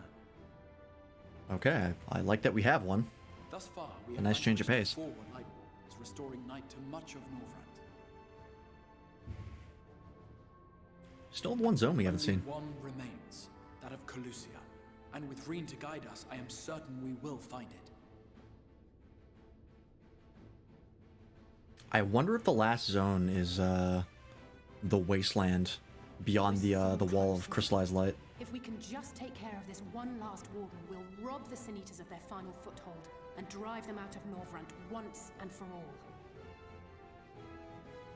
It will be a new beginning for the First. A chance for the people to rebuild their world. In short, a prize worth fighting for. And in thus delivering the First from destruction, so too shall we unsow the seeds of the 8th Umbral Calamity. Hell yeah. Do you hear? Your dreamed of rejoining is in jeopardy. Are you sure you're not tempted to intervene? He's already got a backup plan. I know it. You labor under the misapprehension that vanquishing the Sin Eaters is tantamount to saving the world. It is not. What did I just fucking say like 10 minutes ago? I had a feeling that getting rid of the Sin Eaters is not going to be the end of this. We're not just going to walk away and call it a day. I fucking knew something was going to go wrong. In truth, you only delay the inevitable, lengthening your fleeting lives by the smallest of margins. I hate being right.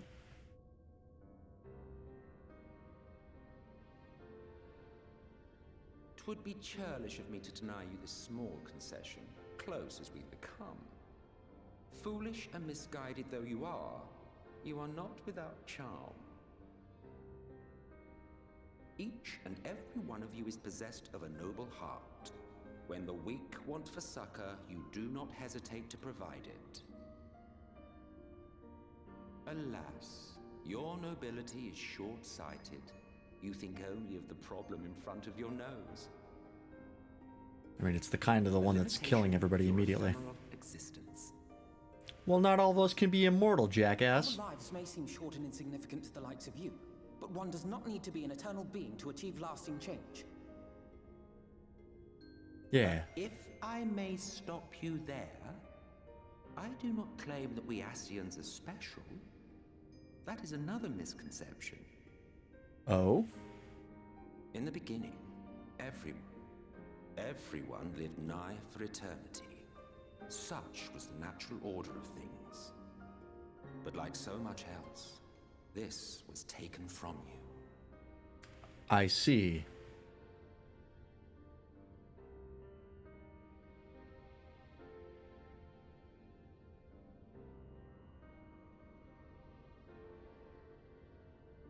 You won't object if I borrow your plaything? What? Oh, this should again. Okay. It's hitting us with another plot bomb. When the world was one and whole, a great calamity threatened all life. Okay, you've talked about this. It began without warning. The very laws of the star were warped and broken, and chaos swiftly spread throughout the land. Faced with annihilation, we sought to imbue the star with its own will. Thus was Zodiac born, and by his power was order restored.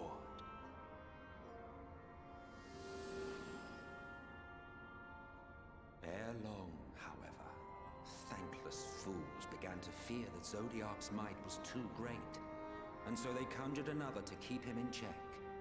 Your own dear Hydaelyn. And the two beings waged war until, with a single devastating blow, Hydaelyn unmade Zodiac, scattering his being across space and time. So you told us in the Katana Ravel. Yeah, we've heard all this before. What are you about to add to this? And there began our woes, with Hydaelyn's blow and all that it wrought.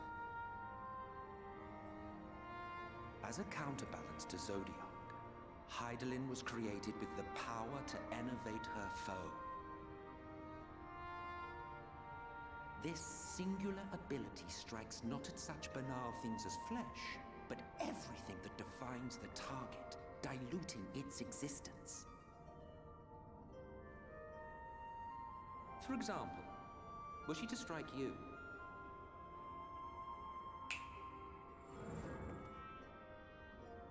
two individuals, identical in appearance yet reduced in all respects. Strength, intelligence, the soul itself, all is halved.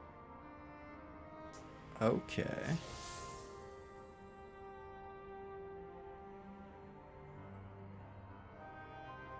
Do you see?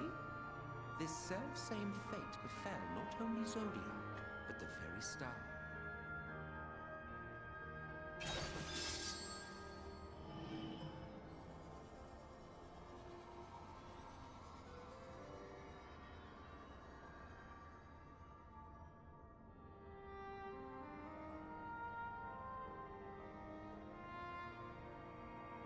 Only 3 were fortunate enough to escape the Sundering, me being one of them.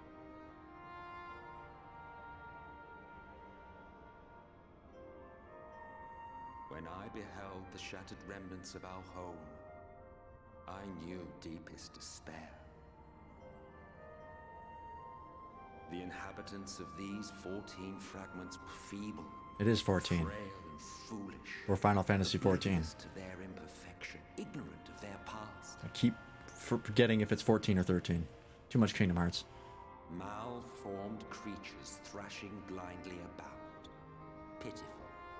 Disturbing. Depressing. So, we took it upon ourselves to rejoin the worlds. that in our eagerness and, I confess, our ignorance, we erred and made a useless void of the 13th. 13 reflection plus the source. Okay, gotcha.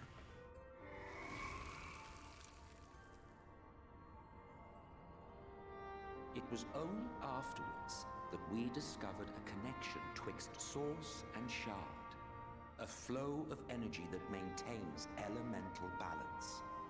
And thus did we arrive at our time-honored modus operandi.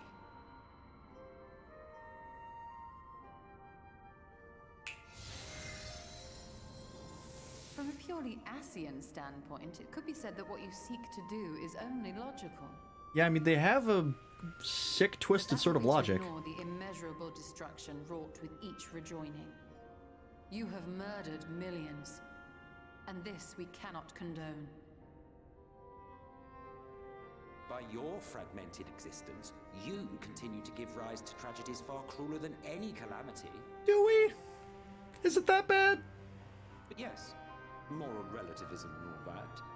Case in point, Hello, Delicate I Phoenix. do not consider you to be truly alive, ergo, I will not be guilty of murder if I kill you. Okay, that's a hell of a stance. We're getting a lore lesson from Emmett Selk. Oh, don't look at me like that. You for whom I have only the highest expectations. A vaunted hero of the Source, 7 times rejoined.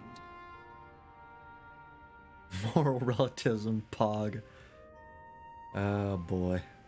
Long have I awaited one who might brave a path of That's gonna be my lesser raid message. A resilient soul able to endure the necessary pain. I dare to hope that my wait is over.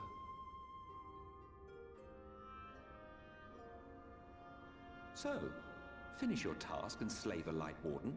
Make proof of your usefulness, and then we may speak again. Excuse me.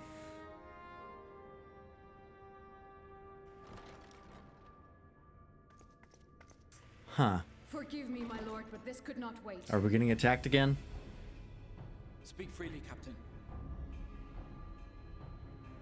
Our informant in Colusia sends word of unusual activity in Yulmore. Okay, that's slightly better than immediately being attacked. Are entrenching themselves at key points throughout the city, making ready for an attack by all indications. They are right to. God damn it.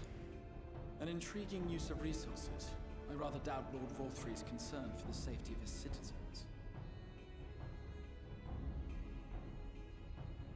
You think he's harboring the Light Warden inside the city walls? Even if he does have some means of controlling the Sin Eaters, wouldn't that be a little risky? Risky or not, if there is even a chance the Warden is hiding there, we will need to act fast. The longer we wait, the better prepared the Yulmorans will be.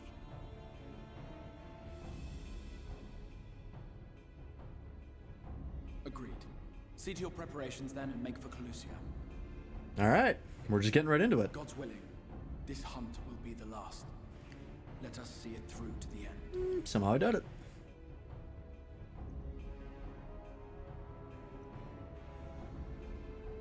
We should begin by assembling in right. There we may assess the situation in Yulmore and decide how best to proceed. We've got another trial for this quest level, unless Shadowbringers bucks the trend. Oh!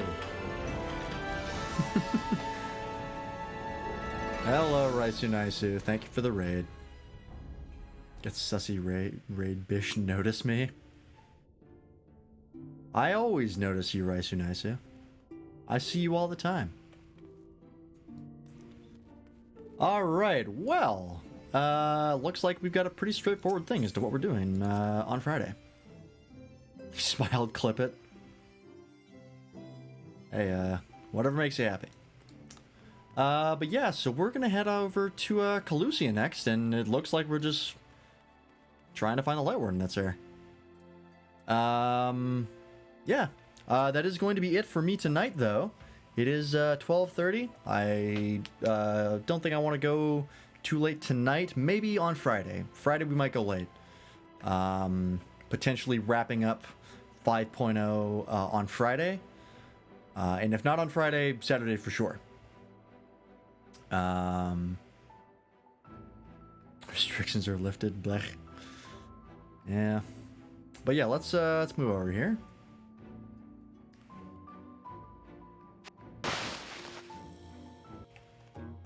All right. So for everyone who showed up today, everybody was in the chat, everybody was lurking, everybody who raided, thanks for watching.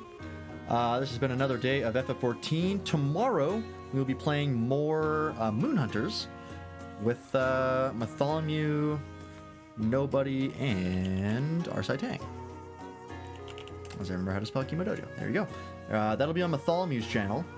So head over to there when Wednesday shows up. If you do show up to my channel, it should auto-host.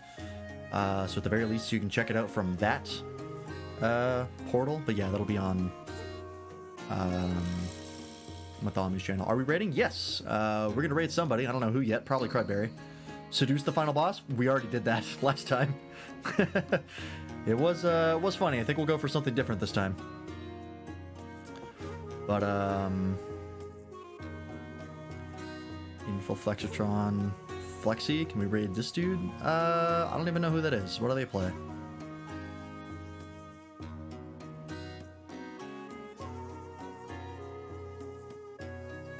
Alright.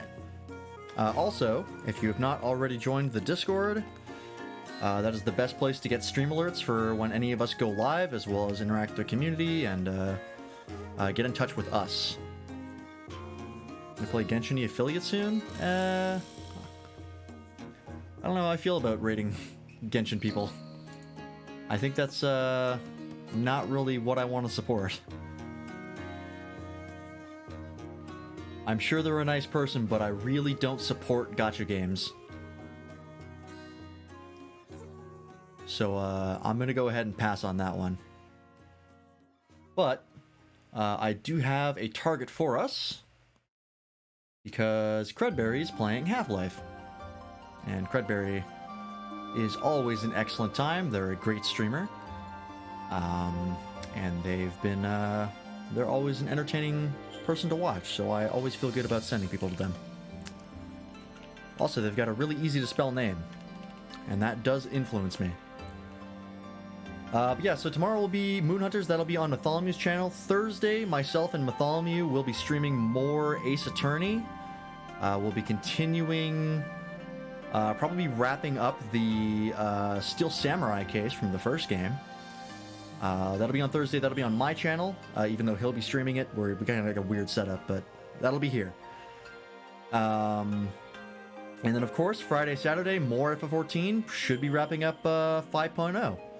And then we move on to the patch content for Shadowbringers, which is really, really exciting. I'm super interested to see where Shadowbringers is going, because, man, this expansion is so good.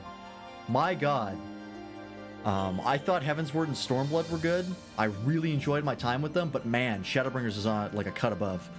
I've enjoyed it even more. And I'm really, really happy. I'm just really liking my time with the game, so I'm excited to continue. And then, of course, once we finish Shadowbringers, we're getting to Endwalker, and that's supposed to be amazing, so nothing but great content ahead of us. Anyways, yeah, so go say hi to Crudberry. There's the raid message there. Go ahead and copy and paste that, throw that in there. And yeah, thanks again, everybody, for watching, and hopefully we'll see you tomorrow. Bye-bye.